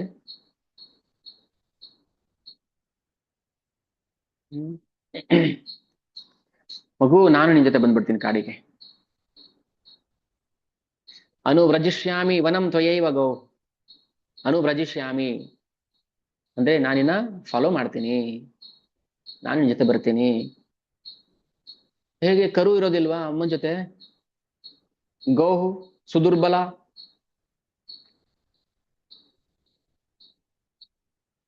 ಇಲ್ಲಿ ಕರು ಹಿಂದೆ ಅಮ್ಮ ಹೋಗುತ್ತಲ್ಲ ಹಾಗೆ ನಾನು ಬಂದ್ಬಿಡ್ತೀನಿ, ಕರ್ಕೊಂಡು ಹೋಗಿ. ನಾನು ಆದ್ಮೇಲೆ ಅಮ್ಮ ರಾಮಚಂದ್ರನಿಗೆ ಅರ್ಥ ಆಯ್ತು ಎಷ್ಟು ನೋವು ಪಡ್ತಿದ್ದಾಳೆ ಅಂತ. ಈ ಲಲಾಪ ಸಮೀಕ್ಷೆ ರಾಘವಂ, ಭಗವಂತನ ಮುಂದೆ ನಿಂತು ವಿಲಾಪ ಮಾಡ್ತಾ ಇದ್ದಾಳೆ, ನನಗ್ ಬೇಕು ನೀನು, ನಾನು ನಿನ್ ಜೊತೆ ಬರಬೇಕು. ಒಂದೇ ಭಾವ, ಯಶೋಧ ಮಾಯದು ಕೌಸಲ್ಯದ ಹೆಚ್ಚು ಕಡಿಮೆ ಒಂದೇ ಭಾವ. ಭಗವಂತ ಅಂತ ಗೊತ್ತಿಲ್ಲ, ಭಗವಂತನ ಮಗು ಅಂತ ಪ್ರೀತಿ ಮಾಡ್ತಾಳೆ, ಎಷ್ಟು ವಿಲಾಪ ಮಾಡ್ತಾಳೆ, ನಾನು ನಿನ್ ಜೊತೆ ಬರ್ತೀನಿ, ಬರ್ಬೇಕು ನನ್ನ ಕರ್ಕೊಂಡು ಹೋಗು ಅಂತ. ನಾವು ಹಾಗೆ ಭಗವಂತನ ಕರ್ಕೊಂಡು ನಾನು ಆಟಕ್ಕೆ ಬರ್ತೀನಿ. ಈಗ ಕೃಷ್ಣನ ನಾವು ಸಖ್ಯ ಭಾಗದಲ್ಲಿ ನೋಡ್ತಾ ಇದ್ವಿ. ನಾವು ಸಣ್ಣವ್ರು ಇರ್ಬೇಕಾದ್ರೆ ಆಟ ಆಡಕ್ ಹೋಗ್ತಿದ್ವಿ ಫ್ರೆಂಡ್ಸ್ ಜೊತೆ. ಎಷ್ಟು ಅಟ್ಯಾಚ್ಮೆಂಟ್ ಇರ್ತಾ ಇತ್ತು ಫ್ರೆಂಡ್ ಜೊತೆ. ನಾನು ಬರ್ತೀನಿ ಆಟ ಆಡಕ್ಕೆ, ನನ್ನ ಕರ್ಕೊ, ನಾನು ಬರ್ತೀನಿ, ನಾನು ಬಿಟ್ಟು ಹೋಗ್ಬೇಡ. ನನ್ನ ಬಿಟ್ಟು ಆಟ ಆಡಕ್ ಹೋದ್ರೆ ಏನಾಗುತ್ತೆ, ನನಗೆ ಅವ್ರ ಮೇಲೆ ಬೇಜಾರಾಗುತ್ತೆ, ಕೋಪ ಬರುತ್ತಲ್ವಾ. ಅದೇ ತರನೇ ಭಗವಂತ ನಮ್ಮನ್ನ ಆಟ ಆಡಕ್ಕೆ ಸೇರಿಸ್ಕೊತಾ ಇಲ್ವಲ್ಲ, ನನ್ನನ್ನ ಆಟಕ್ಕೆ ಸೇರಿಸ್ಕೊತಲ್ಲ, ಅದೆಷ್ಟು ಬೇಜಾರಾಗುತ್ತೆ, ದುಃಖ ಆಗುತ್ತೆ. ನಾನು ಬರ್ತೀನಿ ಜೊತೆ ಆಟ ಆಡಕ್ಕೆ ಅಂತ. ಅಂದ್ರೆ ಆ ಭಾವದಲ್ಲಿ ನಾವು ಭಗವಂತನ ಹಿಡ್ಕೋಬೇಕು, ಆಕರ್ಷಣೆ ಮಾಡ್ಬೇಕು. ನಾನು ಬರ್ತೀನಿ ಆಟ ಆಡಕ್ಕೆ, ನನ್ನ ಯಾಕೆ ಸೇರಿಸ್ಕೊ, ಹೌದು ನಾನು ಪಾಪಿ, ಏನೀಗ ನನ್ ನಿನ್ ಜೊತೆ ಸಂಘ ಬೆಳೆಸೋಕೆ ನನ್ಗೆ ಅರ್ಹತೆ ಇಲ್ಲ, ಆದ್ರೂ ನಾನು ಬರ್ಲೇಬೇಕು, ನಾನು ಆಡ್ಲೇಬೇಕು, ನಾನು ನಿನ್ ಜೊತೆ ಇರ್ಲೇಬೇಕು. ಅದಕ್ಕೆ ನೀನೇ ಅರ್ಹತೆ ಕೊಡ್ಬೇಕು, ನೀನೇ ನನ್ನ ಉದ್ಧಾರ ಮಾಡ್ಬೇಕು. ಆಗ ಅದೇನೆ ಶರಣಾಗತಿ ಅಂದ್ರೆ. ಆಗ ನಾವು ಸಂಪೂರ್ಣ ಭಾರ ನಾವು ಭಗವಂತನ ಮೇಲೆ ಹಾಕಿ. ಕೌಸಲ್ಯ ಈಗ ಏನ್ ಮಾಡುದು, ಸಂಪೂರ್ಣ ಭಾರ ರಾಮಚಂದ್ರನ ಮೇಲೆ ಹಾಕ್ಬಿಟ್ಟು, ನನ್ಗೆ ಗೊತ್ತಿಲ್ಲ, ನಾನು ನಿನ್ ಜೊತೆ ಕಾಡಿಗೆ ಬರ್ಬೇಕು.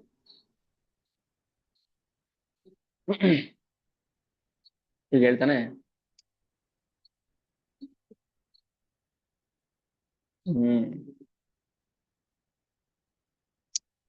ಲಕ್ಷ್ಮಣ ಇದ್ದ ಜೊತೆಲಿ, ಎಲ್ಲ ನೋಡ್ತಿದ್ದೇನೆ, ಕೋಪ ಕರೀತಾ ಇದೆ. ತದಿದಂ ವಚನಂ ರಾಜ್ಞ ಪುನರ್ಬಾಲಿಂ ಉಪೇಕ್ಷಿತಃ ಪುತ್ರಕೋ ಹೃದಯ ಕುರ್ಯಾತ್ ರಾಜವೃತ್ತ ಮನುಸ್ಮರನ್. ಅಣ್ಣ ಬುದ್ಧಿ ಇದೆಯಾ ನಿನಗೇನಾದ್ರು?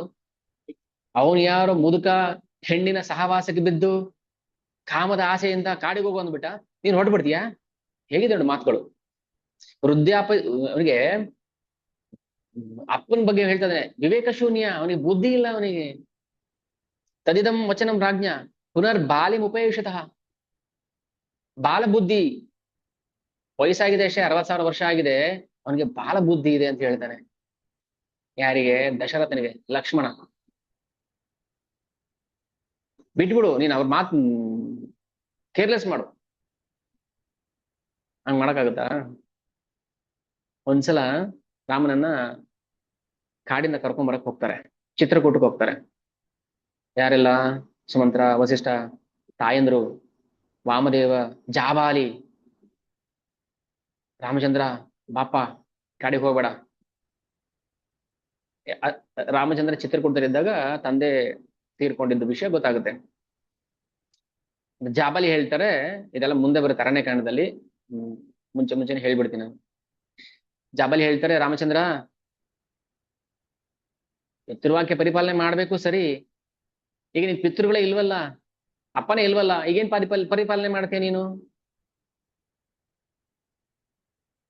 ಆ ಮಾತಿಗೆ ಬೆಲೆ ಇಲ್ಲ ಆಯ್ತು ಇವಾಗ. ಅಂದ್ರೆ ಅಪ್ಪ ಇದ್ದಾಗ ಆಡಿದ್ರೆ ಮಾತ್ರ ಮಾತು ಬೆಲೆ, ಅಪ್ಪ ಸತ್ ಮೇಲೆ ಇಲ್ಲವಾ? ಜಾಬಾಲಿ ಹೇಳೋ ಮಾತು. ರಾಮಚಂದ್ರ ಏನ್ ಹೇಳ್ತಾನೆ, ಈಗ ಯಾರೋ ಒಬ್ಬ ದೂರದ ದೇಶದಲ್ಲಿ ವಾಸ ಮಾಡ್ತಿರ್ತಾನೆ ಅಂತ ಇಟ್ಕೊಳ್ಳಿ. ಆಯ್ತು, ನಮ್ಮ ಮಗ ದೂರ ದೇಶದಿದ್ದಾನೆ, ಅವನಿಗೇನ್ ಮಾಡಿ ನೀವು ಇಲ್ಲಿಂದ ಪಿಂಡ ಹಾಕಿಬಿಡಿ, ತಗೋ ಮಗು ಬೆಳಗಿನ ಬ್ರೇಕ್ಫಾಸ್ಟ್ ತಿನ್ನು, ಒಂದು ವಾಟ್ಸಪ್ ಫೋಟೋ ತೆಗೆದು ಕಳಿಸ್ಬಿಡಿ. ಅವ್ನು ಹೊಟ್ಟೆ ತುಂಬುತ್ತಾ ಅಲ್ಲಿ? ಇಲ್ಲ ಅಲ್ವಾ? ಅಂದ್ರೆ ಅವನು ಅದನ್ನ ನೇರವಾಗಿ ಅನುಭವಿಸಿದ್ರೆ ಮಾತ್ರ ತಾನೇ ಅದಕ್ಕೆ ಬೆಲೆ. ಅವನಿರ್ಬೇಕು ಎದುರುಗಡೆ, ಅವನ ಮುಂದೆ ನಾವು ಊಟ ಕೊಡ್ಬೇಕು, ಅವ್ನಿಗೆ ತಿನ್ನಿಸ್ಬೇಕು, ಅವಾಗ ತಾನೇ ಅದು ಹೊಟ್ಟೆ ತುಂಬೋದು. ವಾಟ್ಸಪ್ ಅಲ್ಲಿ ಮೆಸೇಜ್ ಕಳಿಸಿ ಹೊಟ್ಟೆ ತುಂಬುತ್ತಾ ಅವನಿಗೆ? ಪಿಂಡ ಹಾಕ್ಬಿಟ್ರೆ ಹೊಟ್ಟೆ ತುಂಬೋಗುತ್ತಾ? ಇಲ್ಲ ಅಲ್ವಾ? ಮತ್ತೆ ಹಾಗೇನೆ ಅಂತ ಜಾಬಾಲಿ ಹೇಳ್ತಾರೆ. ಹಾಗಿದ್ಮೇಲೆ ಶ್ರಾದ್ದ ಕಾರ್ಯ ಯಾಕೆ ಮಾಡ್ಬೇಕಪ್ಪ? ಶ್ರಾದ್ದ ಅಂತ ಯಾಕೆ ಮಾಡ್ಬೇಕು?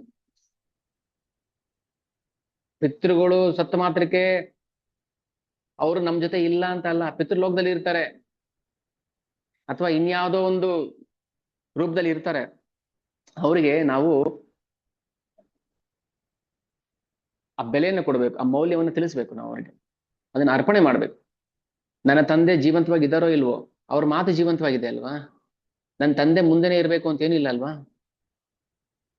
ನಾನು ಬರೋದಿಲ್ಲ ಕಾಡಿಗೆ, ಅಯೋಧ್ಯೆಗೆ ಕಾಡ್ಬಿಟ್ಟು. ಅಂದ್ರೆ ಜಾಬಾಲಿ ಏನ್ ಹೇಳ್ತಾರೆ, ಪರೋಕ್ಷವಾಗಿ ನಾಸ್ತಿಕವಾದವನ್ನ ಪ್ರತಿಪಾದನೆ ಮಾಡ್ತಾರೆ. ಈಗ ನಾವು ಮಾತಾಡ್ತೀವಲ್ಲ ನಾಸ್ತಿಕವಾದ, ಏನು ಪಿಂಡ ಹಾಕ್ಬಿಟ್ರೆ ಹೊಟ್ಟೆ ತುಂಬೋಗುತ್ತಾ, ಅಥವಾ ಹಿಂಗ್ ಮಾಡಿದ್ರೆ ಹಂಗಾಗುತ್ತಾ, ಹಂಗ್ ಮಾಡಿದ್ರೆ ಹಿಂಗಾಗುತ್ತಾ, ದೇವ್ರ ಮುಂದೆ ನೈವೇದ್ಯ ಕೊಟ್ಟರೆ ತಿಂದ್ಬಿಡ್ತಾನ ಅಂತೆಲ್ಲ ಮಾಡ್ತೀವಲ್ವಾ? ಅದನ್ನೇ ಜಾಬಾಲಿ ಹೇಳಿದ್ದು ರಾಮಚಂದ್ರನಿಗೆ. ಯಾಕೆ ತಿನ್ನೋದಿಲ್ಲ? ದೇವ್ರು ತಿಂತಾನೆ. ಏನ್ ದೇವ್ರು ಬರ್ಲೇಬೇಕಾ ಎದುರುಗಡೆ ಬಂದು ಕೂತ್ಕೊಂಡು, ಇಲ್ಲಪ್ಪ ಕೊಡು ನನಗೆ ಇಡ್ಲಿ ದೋಸೆ ಚಪಾತಿ ಅಂತ ಹೇಳ್ತಾನ? ನೀವು ಮುಂದೆ ಇಡಿ ತಿಂತಾನೆ ಭಗವಂತ. ಹಾಗೇನೆ ಅಪ್ಪನ ವಾಕ್ಯ ಅಪ್ಪ ಇಲ್ದೇ ಇದ್ರು ಕೂಡ ಅದಕ್ಕೆ ಬೆಲೆ ಇದ್ದೇ ಇರುತ್ತೆ. ನಾವು ಆ ವಾಕ್ಯನ ಪರಿಪಾಲನೆ ಮಾಡ್ಲೇಬೇಕು. ನೋಡಿ, ರಾಮಚಂದ್ರನ ಸತ್ಯಸಂಧತೆ, ಧರ್ಮಜ್ಞಶ್ಚ ಕೃತಜ್ಞಶ್ಚ ಕಶ್ಚ ಗುಣವಾನ್ ವೀರ್ಯವಾನ್. ಸೊ ಇವೆಲ್ಲ ಭಗವಂತನ ಅಲೌಕಿಕ ಗುಣಗಳು. ಯಾವುದಕ್ಕೆ ಹೇಗೆ ನಾವು ರೆಸ್ಪೆಕ್ಟ್ ಮಾಡ್ಬೇಕು. ಹಾಗೆ ಅಪ್ಪನ್ ಬೈತಾ ಇದ್ದಾನೆ ಲಕ್ಷ್ಮಣ. ಆ ಮುದುಕನ ಮಾತು ಎಳೆ ಮಾತು, ನೀನ್ ಕೇಳ್ಬೇಡ, ಬಿಟ್ಬಿಡು ಹೇಳ್ತಾರೆ. ಮಗು ಹಾಗೆಲ್ಲ ಮಾಡಬಾರ್ದು, ಮಾತಾಡಬಾರ್ದು. ಇಲ್ಲ ಇಲ್ಲ ನಿನ್ ಗೊತ್ತಾಗೋದಿಲ್ಲ, ಸುಮ್ಮನೆ ಇರು, ಎತ್ಕೋ ಖಡ್ಗ ಧನುಸ್ ಎತ್ಕೋ, ಯುದ್ಧ ಮಾಡ್ಬಿಡು ಅಪ್ಪನ ಜೊತೆ,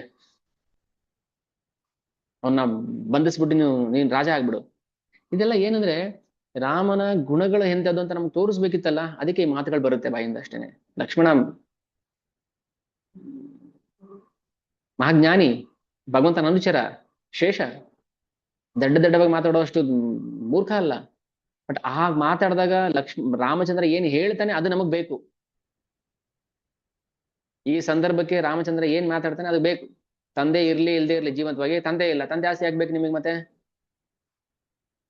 ತಂದೆ ಸಂಪಾದನೆ ಮಾಡಿದ್ದಪ್ಪ ಆಸ್ತಿ, ಅಪ್ಪನ ಇಲ್ಲ ಅಂದ್ಮೇಲೆ ಯಾಕೆ ಎಂಜಾಯ್ ಮಾಡ್ತೀರಾ ಆಸ್ತಿನ? ಬಿಟ್ಬಿಡಿ, ಅಪ್ಪನ ದುಡ್ಡು ಹಾಕ್ಬೇಕು ನಿಮಗೆ ಅಂತ ಕೇಳಿದ್ರೆ ಅಪ್ಪನ ಮಾತಿಗೆ ಅಷ್ಟೇ ಬೆಲೆ ಇದೆ ಅಂತ. ಬಟ್ ನಾವು ಮರ್ತಿದೀವಿ ಎಲ್ಲ, ಅದೆಲ್ಲ ಮರ್ತು ಬಿಟ್ಟಿದ್ದೀವಿ ನಾವು. ಇದನ್ನೇ ಪ್ರತಿಜ್ಞಾ ಅಂತ ಹೇಳುದು. ಯಾವ ರೂಪದಲ್ಲಿ ಇದ್ರೆ ಬೇಕಾಗಿಲ್ಲ, ಅಪ್ಪನಾಗಿದ್ದಾಗ ಏನ್ ಹೇಳಿದ್ರು ಅದನ್ನ ಫಾಲೋ ಮಾಡ್ಬೇಕಷ್ಟೇ ಅನ್ನೋದು ಪಿತೃವಾಕ್ಯ ಪರಿಪಾಲನಾ ಪ್ರತಿಜ್ಞೆ. ಅದು ಮೀರ್ಬಾರ್ದು, ಧರ್ಮವನ್ನು ಮೀರ್ಬಾರ್ದು. ಧರ್ಮದ ಚೌಕಟ್ಟಲ್ಲಿ ಅಪ್ಪನ ಮಾತನ್ನ ನಡೆಸ್ಕೊಡ್ಬೇಕು. ಇದು ಮಾತು. ಹೇಳ್ತಾನೆ ಲಕ್ಷ್ಮಣ, ಒಂದ್ ವೇಳೆ ಯಾರಾದ್ರೂ ಭರತನ ಪರವಾಗಿ ವಹಿಸ್ಕೊಂಡು ಬಂದ್ರೆ ನಾನು ಸರ್ವಾಂಸ್ತಾಶ ವದಿಷ್ಯಾಮಿ, ಕೊಂದು ಬಿಡ್ತೀನಿ ಅವ್ರನ್ನ ಎಲ್ಲಾರನ್ನು. ಅಷ್ಟೇ ಅಲ್ಲ, ಪ್ರೋತ್ಸಾಹಿತೋ ಅಯಂ ಕೈಕೇಯ ಸಂತುಷ್ಟೋ ಯದಿನಃ ಪಿತಾ. ಒಂದ್ ವೇಳೆ ಕೈಕೆಯನ್ನ ಸಂತುಷ್ಟ ಪಡಿಸೋಕೇನಾದ್ರೂ ನಿನ್ನ ಕಾಡಿಗೆ ಕಳಿಸೋದಾದ್ರೆ ನನ್ನ ಅಪ್ಪನನ್ನು ಕೊಂದು ಬಿಡ್ತೀನಿ. ಏನ್ ಮಾತಿದು? ಒಬ್ಬ ನೋಡಿದ್ರೆ ಅಪ್ಪನ ಮಾತ ಪರಿಪಾಲನೆ ಮಾಡ್ಬೇಕು ಅಂತ, ಇನ್ನೊಬ್ಬ ನೋಡಿದ್ರೆ ಅಪ್ಪನ್ ಕೊಂದು ಬಿಡ್ಬೇಕು ಅಂತಾನೆ. ಯದಿ ಒಂದ್ ವೇಳೆ ಪ್ರೋತ್ಸಾಹಿತೋ, ಅವನ್ ಹೇಳೋದ್ ಬೇಕಾಗಿಲ್ಲ, ನಿನ್ನ ಕಾಡಿಗೆ ಕಳ್ಸೋದಕ್ಕೆ ಯಾರು ಪ್ರೋತ್ಸಾಹ ಕೊಟ್ರೋ, ಕೈಕೆಯನ್ನ ಸಂತುಷ್ಟ ಪರೋಕ್ಷವಾಗಿ ಹೇಳ್ತಾ ಇದ್ದಾನೆ. ಕೈಕೆಯನ್ನ ಸಂತುಷ್ಟ ಪಡಿಸೋದಿಕ್ಕೆ ಯಾರು ಸಹಾಯ ಮಾಡಿದ್ರು, ಮಂತ್ರಿ ಆಗಿರ್ಲಿ ದಶರಥ ಆಗಿರ್ಲಿ, ಯದಿ ನಾ ಪಿತಾ, ಒಂದ್ ವೇಳೆ ತಂದೆಯವರೇ ನಮ್ಗೆ ಶತ್ರು ಆಗಿದ್ರೆ ನಾನು ಅವನನ್ನ ಕೊಂದು ಬಿಡ್ತೀನಿ.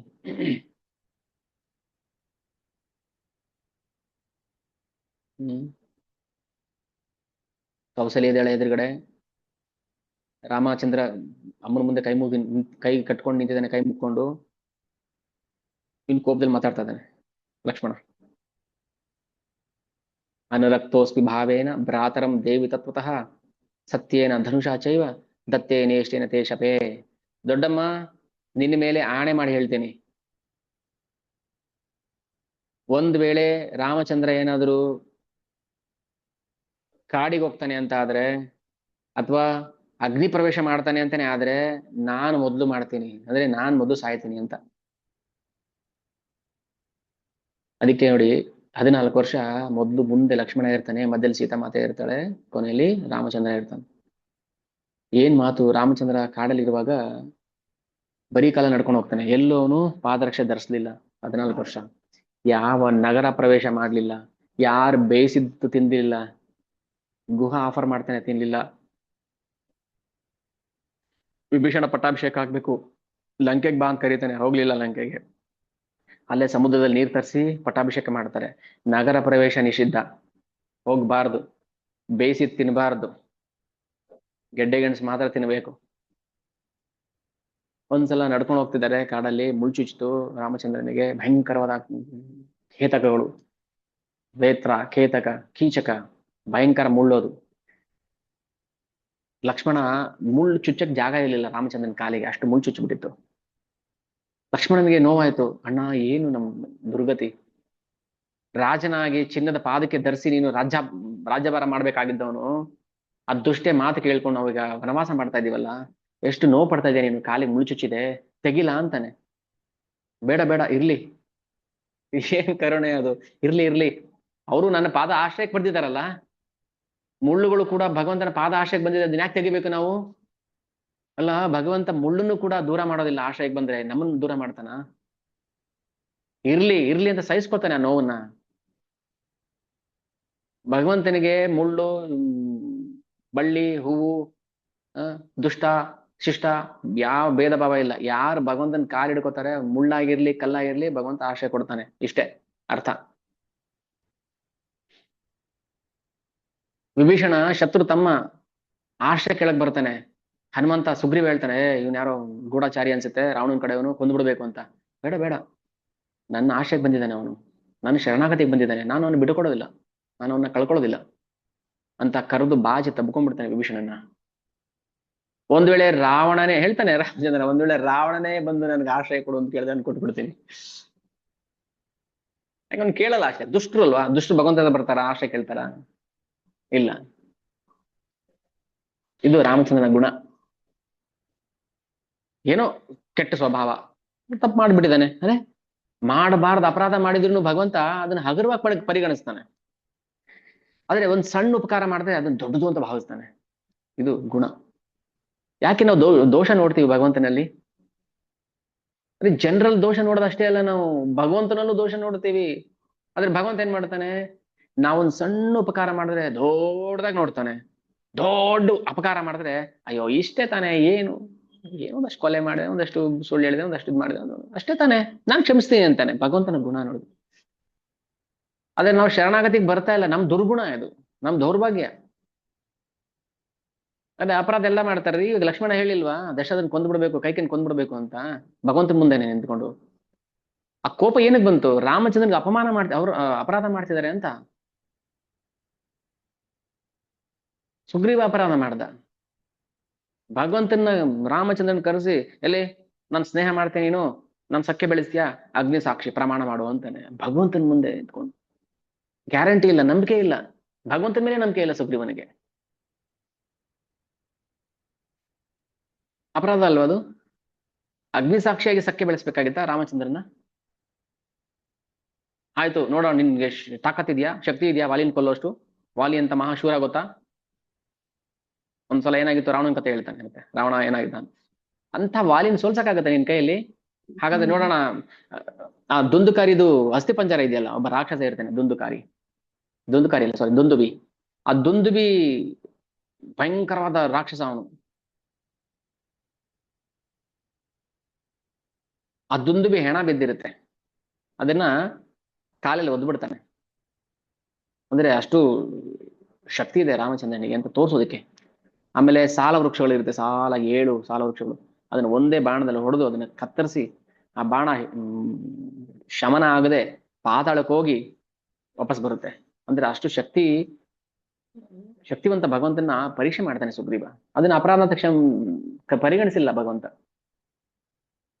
ಅದು ಅಪರಾಧ ಅಲ್ಲ, ದೋಷ ಅಲ್ಲ, ಅದು ಒಪ್ಕೊಂಡ್ಯಾ, ನನ್ನ ಶಕ್ತಿ ತಿಳ್ಕೊಂಡ್ಮೇಲೆ ಅದು ನಾನು ಒಪ್ಕೊಂಡ, ಅಷ್ಟೇ ನನ್ಗೆ ಬೇಕಾಗಿರೋದು. ನಾವೆಲ್ರು ಹೇಳೋದು ಅಷ್ಟೇನೆ, ಭಗವಂತ ಯಾರಂತ ಗೊತ್ತಿಲ್ವಾ, ಅದೇನ್ ತಪ್ಪಲ್ಲ. ತಿಳ್ಕೊಂಡ್ಮೇಲೆ ನಾವು ಅವನ್ನ ಸ್ವೀಕಾರ ಮಾಡ್ಬೇಕು, ಅವನಿಗೆ ಶರಣಾಗತರಾಗ್ಬೇಕು ಅಷ್ಟೇ. ವಾಲಿಗೆ ಗೊತ್ತಿರ್ಲಿಲ್ಲ ರಾಮನ ಶಕ್ತಿ ಎಷ್ಟು ಅಂತ, ಸುಗ್ರೀವನ್ ಗೊತ್ತಿರ್ಲಿಲ್ಲ, ರಾವಣನ್ ಗೊತ್ತಿರ್ಲಿಲ್ಲ. ಗೊತ್ತಾದ ಮೇಲೆ ಹೇಳ್ತಾರೆ, ರಾಮ ಸಾಮಾನ್ಯದವನೆಲ್ಲ. ಅಂಗದ ಹೋಗಿ ಹೇಳ್ತಾನೆ, ಹನುಮಂತ ಹೋಗಿ ಹೇಳ್ತಾನೆ, ಸುಮ್ಮನೆ ಮರ್ಯಾದೆಯಿಂದ ರಾಮನ ಶಕ್ತಿನ ತಿಳ್ಕೊಂಡು ಶರಣಾಗ್ಬಿಡು, ಬಿಟ್ಬಿಡ್ತಾನೆ ನಿನ್ನ. ಮಾಡ್ಲಿಲ್ಲ ಅವನು. ಅದಕ್ಕೆ ಹೇಳೋದು, ಶರಣಾಗತರಾಗಬೇಕು ನಾವು, ಇಲ್ಲಾಂದ್ರೆ ಕಷ್ಟ ಏನು, ಇಂಪಾಸಿಬಲ್. ಲಕ್ಷ್ಮಣ ಕೋಪದಿಂದ ಮಾತಾಡ್ತಾ ಇದ್ದಾನೆ. ನಾನು ಅವನ್ನ ಅದು ಹೆಂಗೆ ಹನಿಷ್ಯೆ ಪಿತರಂ ವೃದ್ಧಂ ಕೈಕೇಯ ಆಸಕ್ತ ಮಾನಸಂ. ಆ ಮುದುಕನಿಗೆ ಕೈಕೆ ಮೇಲೆ ಆಸಕ್ತಿ, ಅಟ್ಯಾಚ್ಮೆಂಟ್. ಇನ್ನು ಇಷ್ಟಾದ್ರೂ ವಯಸ್ಸಾದ್ರೂ ಅವರಿಗೆ ಇನ್ನು ಆಸೆ ಹೋಗ್ಲಿಲ್ವಲ್ಲ. ಕೃಪಣಂ ಚ ಸ್ಥಿರಂ ಬಾಲ್ಯೆ ವೃದ್ಧ ಭಾವೇನ ಗರ್ಹಿತಂ. ಕೊಂದಾಕ್ಬಿಡ್ತೀನಿ ಅಂತಾನೆ.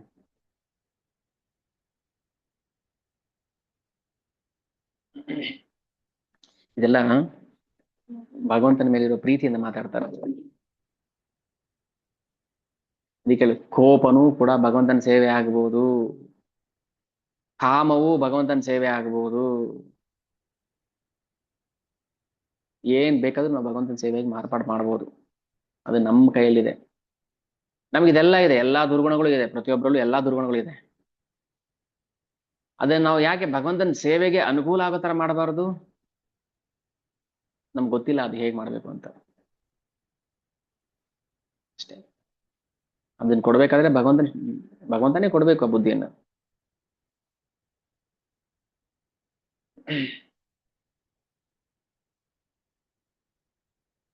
ಸರಿ ಅಣ್ಣ, ನಾನು ಕಾಡಿಗೆ ಬಂದ್ಬಿಡ್ತೀನಿ, ಬಾ ಹೋಗೋಣ. ತದ್ವಿಯೋಗಾನ್ನ ಮೇ ಕಾರ್ಯಂ ಜೀವಿತೇನ ಸಖೇ ಸುಖೇನ ಚ ತ್ವಯಾ ಸಹ ಮಮ ಶ್ರೇಯಸ್ಸೃಣಾಮಪಿ ಭಕ್ಷಣಂ. ಶ್ರೇಯಸ್ಸೃಣಾಮಪಿ ಭಕ್ಷಣಂ. ತೃಣ ಅಂದ್ರೆ ಒಂದು ಗರಿಕೆ, ಒಂದು ಹುಲ್ ಕಡ್ಡಿ ಆದ್ರೂ ತಿನ್ಕೊಂಡು ನಿನ್ ಜೊತೆ ಸುಖವಾಗಿರ್ತೀನಿ, ಬಾ ಹೋಗೋಣ ಕಾಡಿಗೆ ಅಂತ ಲಕ್ಷ್ಮಣ ಬೈದ್ಬಿಟ್ಟು ಸಮಾಧಾನ ಮಾಡ್ಕೊಂಡು, ಅಣ್ಣ ಈ ಮೂರ್ಖರ ಹತ್ರ ಏನು, ಹೋಗೋಣ ಬಾ, ಒಂದು ಹುಲ್ ಕಡ್ಡಿ ಆದ್ರೂ ತಿನ್ಕೊಂಡು ನಾನು ಸುಖವಾಗಿರ್ತೀನಿ ನಾನು. ನಿಮಗೆ ಪ್ರೀತಿ ಹೀಗೆ ಎಷ್ಟೊಂದು ಸಂವಾದ ನಡೆಯುತ್ತೆ, ಒಂದೊಂದು ಅಷ್ಟೊಂದು ಹೇಳಕ್ ಆಗೋದಿಲ್ಲ. ಸರಿ ಅಮ್ಮ, ಧೈರ್ಯ ಕೆಡಬೇಡಿ ನೀವು. ಶೋಕಃ ಸಂಧಾರ್ಯತ ಮಾತಃ ಹೃದಯ ಸಾಧು ಮಾಶುಚಃ. ನೋಡಿ ಇಲ್ಲೂ ಕೃಷ್ಣ ರಾಮಚಂದ್ರ ಮಾಶುಚಃ, ಶೋಕಿಸ್ಬೇಡಮ್ಮ, ನಾನು ಬರ್ತೀನಿ. ವನವಾಸಾದಿ ಹೈಷಾಮಿ ಪುನಃ ಕೃತ್ವ ಪಿತುರ್ವಚಃ. ಅಪ್ಪನ ವಾಕ್ಯವನ್ನ ತೀರಿಸಿ ನಾನು ಮತ್ತೆ ವಾಪಸ್ ಬರ್ತೀನಿ. ಅಂಬಾ ಸಂಹೃತ್ಯ ಸಂಭಾರಂ ದುಃಖಂ ಹೃದಯ ನಿಗ್ರಹ ಚ. ನೋಡು, ದುಃಖವನ್ನ ಅದುಮಿಟ್ಕೋ. ಅಂಬಾ ಸಂಹೃತ್ಯ ಸಂಭಾರಾನ್. ಭಾರ ಅಂದ್ರೆ ಹೃದಯದ ಭಾರ.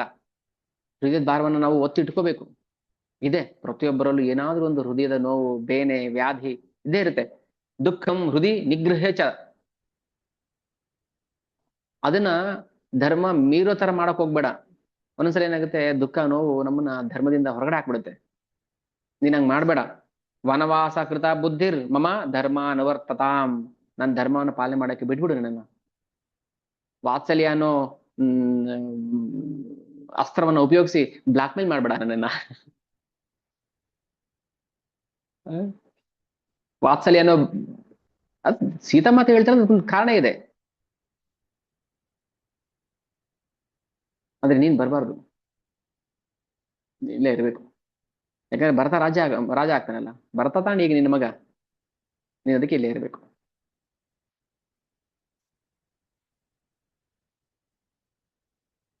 ಸರಿ, ಕೌಸಲ್ಯ ಏನ್ ಮಾಡ್ತಾಳೆ, ಮಗು ಇವಾಗ ಪ್ರಶ್ನೆ ಕೇಳ್ತಾಳೆ. ತಂದೆ ಎಷ್ಟು ಪ್ರೀತಿ ಪಾತ್ರನೋ ಮಗುಗೆ, ತಾಯಿನೂ ಅಷ್ಟೇ ಅಲ್ವಪ್ಪ? ಹೌದಮ್ಮ. ಬ್ಲಾಕ್ ಮೇಲ್ ಮಾಡಕ್ ಬರ್ತಲ್ಲ, ಗೊತ್ತಾಯ್ತು ರಾಮಚಂದ್ರನಿಗೆ. ಎಲ್ಲಿ ಲಿಂಕ್ ಆಗುತ್ತೆ ಅದು? ಅಪ್ಪ ಹೇಳಿದ್ರು ಅಂತ ಕಾಡಿಗೆ ಹೋಗ್ತಾ ಇದೆಯಾ ಅಲ್ವಾ? ಹೌದು. ಅಮ್ಮ ಹೇಳ್ತಾಳೆ ಕಾಡಿಗೆ ಹೋಗ್ಬೇಡ. ಇದು ಆಗದೆ ಇರೋಂಥ ವಿಚಾರ ಇದು ಬ್ಲಾಕ್ ಮೇಲ್ ಟೆಕ್ನಿಕ್ ರಾಮಚಂದ್ರನಿಗೆ ವರ್ಕೌಟ್ ಆಗ್ಲಿಲ್ಲ. ಹೇಗ್ ಮಾಡ್ತಾಳೆ ನೋಡಿ ಮಗು. ಯಥೈವ ತೇ ಪುತ್ರ ಪಿತಾ ತಥಂ. ಪುತ್ರನಿಗೆ ಪಿತಾ ಹೇಗೋ, ಗುರು ಸ್ವಧರ್ಮೇಣ ಸಹೃತ್ತಯಾಚ ನ ತ್ವಾ ಅನುಜಾನಾಮಿ ನಮಾಂ ವಿಹಾಯ ಸುದುಃಖಿತಾಮಹರ್ಹಸಿ ಪುತ್ರ ಗಂತುಂ. ಕಿಂ ಜೀವಿತೇನೇಹ ವಿನಾ ತ್ವಯಾಮೇ ಲೋಕೇನವ ಕಿಂ ಸ್ವದಯಾಮೃತೇನ. ನಾನು ಕಾಡಿಗೆ ಹೋಗೋದಿಕ್ಕೆ ಆಜ್ಞೆ ಕೊಡೋದಿಲ್ಲ. ಇದು ಒಳ್ಳೆ ಪೀಕ್ಲಾಟ ಆಯ್ತು ಇವಾಗ. ಅಪ್ಪ ಹೇಳಿದ್ರೆ ಕಾಡಿಗೆ ಹೋಗಿ ಅಂತ, ಅಮ್ಮ ಹೇಳ್ತಾಳೆ ಕಾಡಿಗೆ ಹೋಗ್ಬಾರ್ದು, ಅಪ್ಪಣೆ ಕೊಡೋದಿಲ್ಲ ಅಂತ. ಇವಾಗ ಏನ್ ಮಾಡ್ಬೇಕು? ಏನ್ ಮಾಡ್ತಿದ್ರಿ ನೀವು? ಯಾರಾದ್ರೂ ಒಬ್ರಿಗ ನೋವು ಕೊಡ್ಲೇಬೇಕಲ್ವಾ? ಯಾರು ಕೊಡ್ತಿದ್ರಿ? ಅಮ್ಮನ್ಗ ಅಪ್ಪನ್ಗ? ನನ್ಗ ಅಮ್ಮ ಅಂದ್ರೆ ಇಷ್ಟ, ಅಮ್ಮನ್ ನೋವು ಕೊಡಬಾರ್ದು, ಆಯ್ತಮ್ಮ ಇಲ್ಲೇ ಉಳ್ಕೊಂಡ್ಬಿಡ್ತೀನಿ ಅಂತ ಹೇಳ್ತಿದ್ರ? ಹೇಳಿ, ಏನ್ ಮಾಡ್ತಿದ್ರಿ?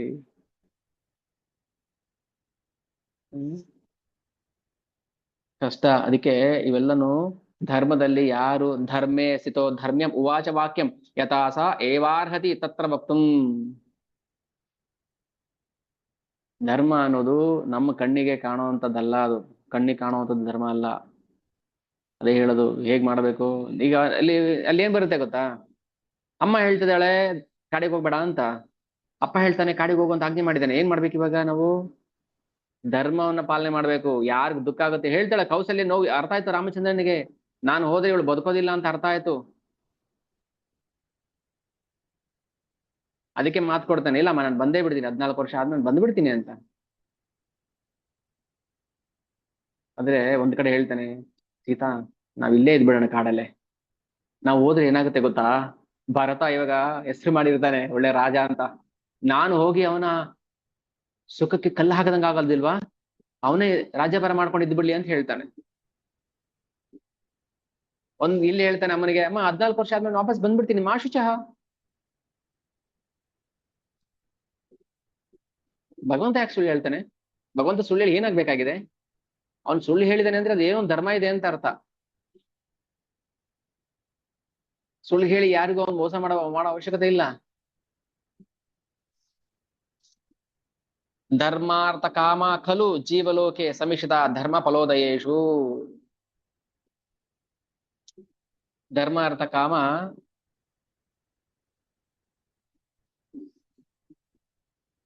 ಅವು ಮೋಕ್ಷಕ್ಕೆ ಮಾರ್ಗ ಆಗಬೇಕು, ಮೋಕ್ಷಕ್ಕೆ ದಾರಿ ಕೊಡೋ ಆಗ್ಬೇಕು.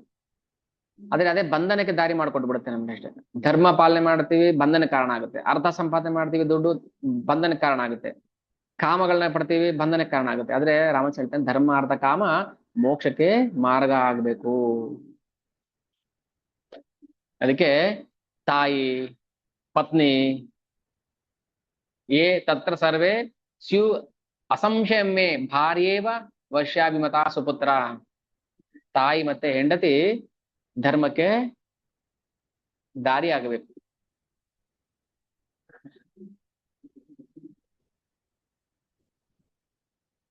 ಅದಕ್ಕೆ ಮದುವೆ ಮಾಡ್ಕೋಬೇಕು. ಮದುವೆ ಮಾಡ್ಕೊಂಡು ಅಧರ್ಮ ಮಾಡಬಾರ್ದು. ಮದುವೆ ಮಾಡ್ಕೊಂಡಿದೀನಿ, ಹೆಂಡತಿ ಮಕ್ಕಳು ಸಾಕ್ಬೇಕು, ಕಳ್ಳತನ ಮಾಡು, ಕೊಲೆ ಮಾಡು, ಅಜಮಿಳ, ಏನ್ ಮಾಡ್ತೀಯ ಗೊತ್ತಿಲ್ಲ ನನಗೆ, ನನಗೆ ಭೋಗ ಬೇಕು, ಕಳ್ಳತನ ಮಾಡ್ತೀಯ ಮಾಡು, ಕುಡಿತೀಯ ಕುಡಿ, ಕೊಲ್ತೀಯ ಕೊಲ್ಲು, ಏನ್ ಮಾಡ್ತೀಯ ಮಾಡು, ನನಗ್ ಬೇಕು. ಅದೇನೋ ಮಾಡ್ತಾ ಇರೋದು, ಅದೇ ಮಾಡ್ತಾ ಇರೋದು ಇವಾಗ ನಾವು. 3-4 ಹೊಟ್ಟೆ ಸಾಕೋದಿಕ್ಕೆ ನಾವು 3-4 ಜನ್ಮ 3-4 ತಲೆಮಾರ್ಕು ಕುಂತು ತಿಂದು ಕುಡಿದ್ರು ಕರಗದಿರಷ್ಟು ನಾವು ಹಣವನ್ನ ಪಾಪದಿಂದ ಸಂಪಾದನೆ ಮಾಡಿಬಿಡ್ತೀವಿ. ರಾಮಚಂದ್ರ ಹೇಳ್ತಾನೆ, ಏ ತತ್ರ ಸರ್ವೇಸ್ಯುರ್ ಅಸಂಶಯಂ ಮೇ ಭಾರ್ಯೇವ, ಭಾರ್ಯ ಅಂದ್ರೆ ಹೆಂಡತಿ, ಭಾರ್ಯೇವ ವಶ್ಯಾಭಿಮತಾ ಸಪುತ್ರ. ಧರ್ಮ ಪಾಲನೆಯಲ್ಲಿ ಪ್ರೇಯಸಿಯಾಗಿ ಹೆಂಡತಿ ಕಾಮಕ್ಕೆ ಸಾಧನ ಆಗ್ತಾಳೆ. ಹೌದು, ಕಾಮ ಧರ್ಮಕ್ಕೆ ವಿರುದ್ಧವಾಗಿರಬಾರ್ದು. ಧರ್ಮ ಅವಿರುದ್ಧ ಭೂತೇಶು ಕಾಮೋಸ್ ಬದರ್ಶಭ. ರಾಮಚಂದ್ರನೇ ಕೃಷ್ಣಾವತಾರದಲ್ಲಿ ಹೇಳ್ತಾನೆ, ಧರ್ಮ ಅವಿರುದ್ಧ ಭೂತೇಶು ಕಾಮೋಸ್ಮಿ ಭರತರ್ಷಭ. ಕಾಮ ಇರಬೇಕು, ಅದು ಧರ್ಮಕ್ಕೆ ವಿರುದ್ಧವಾಗಿರಬಾರ್ದು ಅಷ್ಟೇ. ಧರ್ಮ ಅದೇನು ನಮ್ಗೆ ಗೊತ್ತಿಲ್ಲ. ಹಿಂದೂ ಧರ್ಮ ಮುಸ್ಲಿಂ ಧರ್ಮ ಅಲ್ಲ, ಅದು ಕಸ, ಅದು ನಾವು ಮಾಡ್ಕೊಂಡಿರೋದು ಕಸ. ಹಿಂದೂ ಧರ್ಮ, ಮುಸ್ಲಿಂ ಧರ್ಮ, ಕ್ರೈಸ್ತ ಧರ್ಮ ಅಂತ, ಅದು ಧರ್ಮನೇ ಅಲ್ಲ. ಅದು ಕೈತವ ಧರ್ಮ ಅಷ್ಟೇ. ಕೈತವ ಅಂದೇನು? ವ್ಯರ್ಥ, ವೇಸ್ಟ್, ಕಸದ ಧರ್ಮ ಅಂತ. ಆ ಧರ್ಮಕ್ಕೆ ಬಲಿಯಾಗಿ ನಾವು ಜೆಂಡಾ ಹಿಡ್ಕೊಂಡು ಹೋಗ್ತೀವಿ. ನಾವು ಹಿಂದೂ ಧರ್ಮ ಸಮ್ಮೇಳನ, ಮುಸ್ಲಿಂ ಧರ್ಮ ಸಮ್ಮೇಳನ ಅಂತ. ರಾಮಚಂದ್ರ ಹೇಳ್ತಾ ಇದ್ದಾನೆ, ಯಸ್ಮಿನ್ಸ್ತು ಸರ್ವೇಸುರ್ ಅಸಂನಿವಿಷ್ಟ ಧರ್ಮೋ ಯಥಾ ಸ್ಯಾತ್ ತದುಪಕ್ರಮೇತ ದ್ವೇಷು ಭವೇತ್ ಅರ್ಥಪರೋ ಹಿ ಲೋಕೆ ಕಾಮಾತ್ಮನ ಕಲ್ವಪೀನ ಪ್ರಶಸ್ತ. ಏನಂದ್ರೆ, ಯಾವ ಕರ್ಮದಲ್ಲಿ ಎಲ್ಲಾ ಪುರುಷಾರ್ಥಗಳು ಒಳಗೊಂಡಿರುತ್ತೋ, ಧರ್ಮ ಅರ್ಥ ಕಾಮ ಮೋಕ್ಷ, ಅದನ್ನ ಮಾಡ್ಬೇಕು. ಯಾವ ಕರ್ಮದಲ್ಲಿ ಯಾವ ಕೆಲಸದಲ್ಲಿ ಧರ್ಮ ಅರ್ಥ ಕಾಮ ಮೋಕ್ಷ ಅದಕ್ಕೆ ಪೂರಕವಾಗಿಲ್ವೋ ಅದನ್ನ ಮಾಡಬಾರ್ದು. ದೇವ್ರ ಪೂಜೆ ಮಾಡ್ಬೋದಾ? ಮಾಡಬಾರ್ದು. ಯಾವಾಗ? ಅದಲ್ಲಿ ಸ್ವಾರ್ಥ ಇದ್ದಾಗ ಅದು ಪಾಪದ ಕಾರ್ಯ. ಪೂಜೆ ಮಾಡಿ ನರಕಕ್ಕೆ ಹೋದವ್ರು ಇದ್ದಾರೆ, ಪೂಜೆ ಮಾಡದೆ ಭಗವಂತನ ಸನ್ನಿಧಾನಕ್ಕೆ ಹೋದವ್ರು ಇದ್ದಾರೆ. ನಮಗ್ ಬೇಕಾಗಿರೋದು ಭಾವ. ಈ ಕೆಲಸ ಯಾಕ್ರಿ ಈ ಕೆಲಸ ಮಾಡ್ತಿದ್ದೀರಾ, ಇದರಿಂದ ದುಡ್ಡು ಬರುತ್ತೆ, ಒಳ್ಳೇದೇ, ದುಡ್ಡನ್ನ ಏನ್ ಮಾಡ್ತೀರಿ ಅದು ಬೇಕು ಮುಖ್ಯ. ಧರ್ಮಾಚರಣೆ ಮಾಡ್ತೀರಾ, ಹಾಗಾದ್ರೆ ಮಾಡ್ಬೋದು ಕರ್ಮ, ಯಾರು ಅಬ್ಜೆಕ್ಷನ್ ಮಾಡೋದಿಲ್ಲ ನಿಮಗೆ, ಭಗವಂತನೇ ಹೇಳ್ಬಿಟ್ಟಿದ್ದಾನೆ. ಯಾವ ಕರ್ಮ ನಮ್ಮನ್ನ ಭಗವದ್ ಧಾಮದ ಕಡೆ ಕರ್ಕೊಂಡು ಹೋಗುತ್ತೋ ಅದನ್ನ ಮಾಡ್ಬೇಕು, ಬಿಡಬಾರ್ದು. ಯಾವ ಕರ್ಮ ನಮ್ಮನ್ನ ನರಕಕ್ಕೆ ತಳ್ಳುತ್ತೋ ಅದನ್ನ ಮಾಡಬಾರ್ದು. ಒಂದು ಬಿಡಬಾರ್ದು, ಒಂದು ಮಾಡಬಾರ್ದು. ಅದನ್ನೇ ಹೇಳ್ತಾನೆ, ಯಾವ್ದ್ರಿಂದ ಧರ್ಮದ ಪ್ರಾಪ್ತಿ ಆಗುತ್ತೋ ಅದನ್ನೇ ಮಾಡಬೇಕು. ಕೇವಲ ದುಡ್ಡು ಸಂಪಾದನೆ ಮಾಡಕ್ಕೆ ಅರ್ಥಪರಾಯಣ ಆದವನ್ ಏನ್ ಮಾಡ್ತಾನೆ, ಎಲ್ಲರ ದ್ವೇಷಕ್ಕೆ ಪಾತ್ರನಾಗ್ತಾನೆ. ದ್ವೇಷ ಬರುತ್ತೆ. ಯಾಕೆ ಮತ್ತೆ ಅಂಬಾನಿ ಹಿಂದೆ ಬಾಡಿ ಗಾರ್ಡ್ ಓಡಾಡ್ಬೇಕು ಹೇಳಪ್ಪ, ಗನ್ಮನ್ Z+ ಸೆಕ್ಯೂರಿಟಿ ಅಂಬಾನಿಗೆ ಯಾಕೆ? ಯಾರಾದ್ರೂ ಢಮ್ಮನ್ಸ್ ಬಿಡ್ತಾರೆ ಒಬ್ಬೊಬ್ಬರು ಹೋದ್ರೆ, ಯಾರಾದ್ರೂ ಸರಿ, ಗೊತ್ತೇ ಇಲ್ದಂಗೆ. ಗಾಂಧೀಜಿಯಿಂದನೇ ಬಾಡಿ ಗಾರ್ಡ್ ಇದ್ರು, ಮಹಾತ್ಮ ಗಾಂಧೀಜಿಯಿಂದನೇ ಬಾಡಿ ಗಾರ್ಡ್ಸ್ ಇದ್ರು. ಅನುಯಾಯಿಗಳು ಅಂತೀವಲ್ವಾ, ಅವ್ರ ಬಾಡಿ ಗಾರ್ಡ್ಸ್ ಅಷ್ಟೇ, ಏನೇನಿಲ್ಲ ಅಲ್ವಾ. ರಾಮಚಂದ್ರ ಸೈನ್ಯ ಕಳಿಸಿ, ಸೈನ್ಯ ಏನಕ್ಕೆ ಬೇಕು ನನಗೆ? ದಶರಥ ಹೇಳ್ತಾನೆ ಸೈನ್ಯ ಕಳಿಸ್ಕೊಡಿ. ಯಾಕ್ರಿ ಸೈನ್ಯ ಬೇಕು ನನಗೆ? ನೋಡಿಯಪ್ಪ, ನಾವು ಒಬ್ಬೊಬ್ಬರು ಓಡಾಡ್ಬೋದು, ಎಲ್ಲಿ ಬೇಕಾದ್ರೂ ಒಬ್ಬೊಬ್ರು ಓಡಾಡ್ಬೋದು. ಆದ್ರೆ ದುಡ್ಡು, ಕೀರ್ತಿ, ಯಶಸ್ಸು ಬಿಡ್ತಾರ ಅವ್ರನ್ನ? ಒಬ್ಬ ಫಿಲ್ಮ್ ಸ್ಟಾರ್ ಬೇಡ, ಒಬ್ಬ ಕ್ರಿಕೆಟ್ ಸ್ಟಾರ್ ಏನಾದ್ರೂ ಒಂದು ಭಯ ಇರುತ್ತೆ ಅವ್ರಿಗೆ, ಏನಾಗ್ಬಿಡ್ತಾವ ಅಂತ. ಹಾಗೆ ದ್ವೇಷೋ ಭವತ್ಯರ್ಥಪರೋ ಈ ಲೋಕೆ, ದುಡ್ಡು ಸಂಪಾದನೆ ಮಾಡೋವನಿಗೆ ದ್ವೇಷಗಳಿದ್ದೇ ಇರ್ತಾರೆ. ಗೊತ್ತಿರೋದಿಲ್ಲ ಅಷ್ಟೇ ದ್ವೇಷ ಹೇಗಿರುತ್ತೆ ಅಂತ, ಸೂಕ್ಷ್ಮವಾಗಿರುತ್ತೆ. ಕಾಮಾತ್ಮನ ಕಲ್ವಪಿ ನ ಪ್ರಶಸ್ತ. ಧರ್ಮ ವಿರುದ್ಧವಾದ ಕಾಮದಲ್ಲಿ ಆಸಕ್ತನಾಗಿದ್ದವನು ಅತ್ಯಂತ ನಿಂದನೀಯ. ಅಮ್ಮ, ನೀನು ಅತ್ಯಂತ ನಿಂದನೀಯ ಆಗ್ಬೇಡ. ಯಾಕಂದ್ರೆ ಇಲ್ಲಿ ಕಾಮನೆ ಇದೆ, ಪುತ್ರ ವ್ಯಾಮೋಹ ಇದೆ, ನನ್ನ ಮಗು ಕಾಡಿಗೆ ಹೋಗ್ಬಾರ್ದು ಅನ್ನೋ ವ್ಯಾಮೋಹ ಇದೆ. ಬಟ್ ಆ ವ್ಯಾಮೋಹ ಒಳ್ಳೇದೇ, ಯಾಕಂದ್ರೆ ಭಗವಂತನ ಪರವಾಗಿ ವ್ಯಾಮೋಹ ಇದೆ, ಅಷ್ಟೇ ವ್ಯತ್ಯಾಸ. ನಮ್ಮ ವ್ಯಾಮೋಹ ತರ ಅಲ್ಲ ಅವಳದು. ಆದ್ರೂ ಕೂಡ ಭಗವಂತ ಅನುಗ್ರಹ ಮಾಡಿ ಹೋಗ್ತಾನೆ, ನಾನ್ ಬರ್ತೀನಮ್ಮ ಅಂತ. ನಾ ತೇನ ಶಕ್ನೋಮಿ ಪಿತು ಪ್ರತಿಜ್ಞಾಮಿ ಮಾಂ ನ ಕರ್ತುಂ ಸಕಲಾಂ ಯಥಾವತ್. ಅದಕ್ಕಾಗಿ ನಾನು ತಂದೆ ಮಾತನ್ನ ಧಿಕ್ಕರಿಸಿ ಹೋಗೋ ಅವಶ್ಯಕತೆ ಇಲ್ಲ.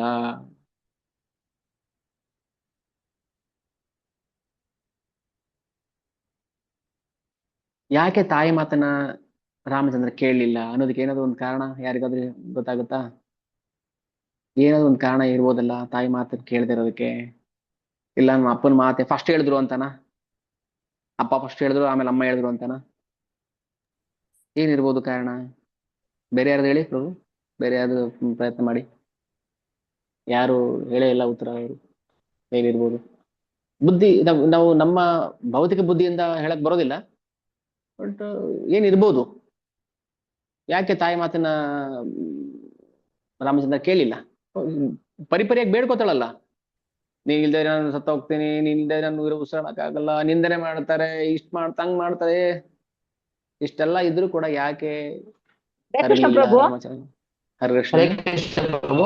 ದಶರಥ ಮಹಾರಾಜರು ರಾಜರ ಅಲ್ವಾ ಪ್ರಭು, ರಾಜರು ಅಲ್ವಾ, ಅವ್ರ ಮಾತು ಕೇಳ್ಬೇಕಲ್ವಾ? ದಶರಥ ರಾಜರು. ಓಕೆ. ತಾಯಿ ದೊಡ್ಡವರ, ತಾಯಿ ದೊಡ್ಡವರು, ರಾಜ ದೊಡ್ಡವರು? ರಾಜನ ಮಾತು ಪಾಲನೆ ಮಾಡ್ಬೇಕಲ್ಲ ಪ್ರಭು. ರಾಜನ ಮಾತು ಯಾರೆಲ್ಲ ಪಾಲನೆ ಮಾಡ್ಬೇಕು? ಎಲ್ರುನು ಪ್ರಜೆಗಳು ಪಾಲನೆ ಮಾಡ್ಬೇಕು. ಕೌಸಲ್ಯ ಯಾಕೆ ಪಾಲನೆ ಮಾಡ್ಬೇಕು ರಾಜನ ಮಾತು? ಅವರು ಪ್ರಜೆ ತರನೇ ಆದ್ರಲ್ಲ ಪ್ರಭು.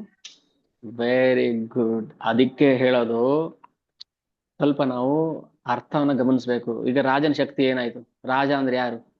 ನರಾಣಾಂ ನರಾಧಿಪಃ, ಮನುಷ್ಯರಲ್ಲಿ ನಾನು ರಾಜನಾಗಿದ್ದೇನೆ.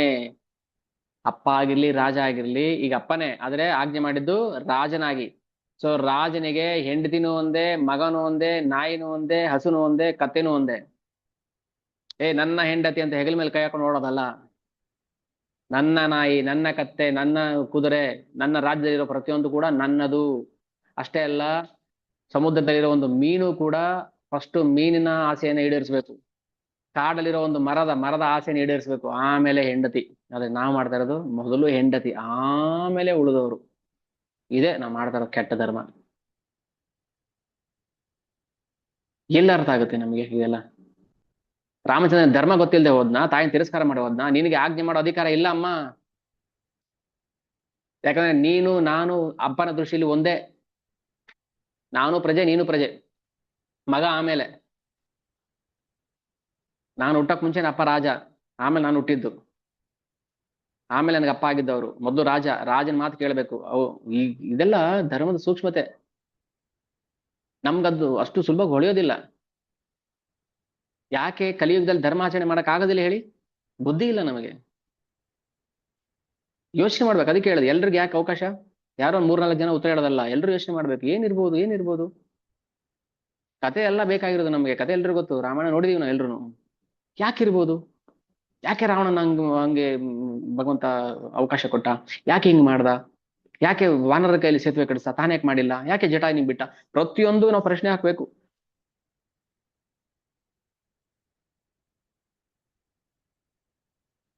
ಪ್ರತಿಯೊಂದನ್ನು ನಾವು ಪ್ರಶ್ನೆ ಮಾಡ್ಬೇಕು.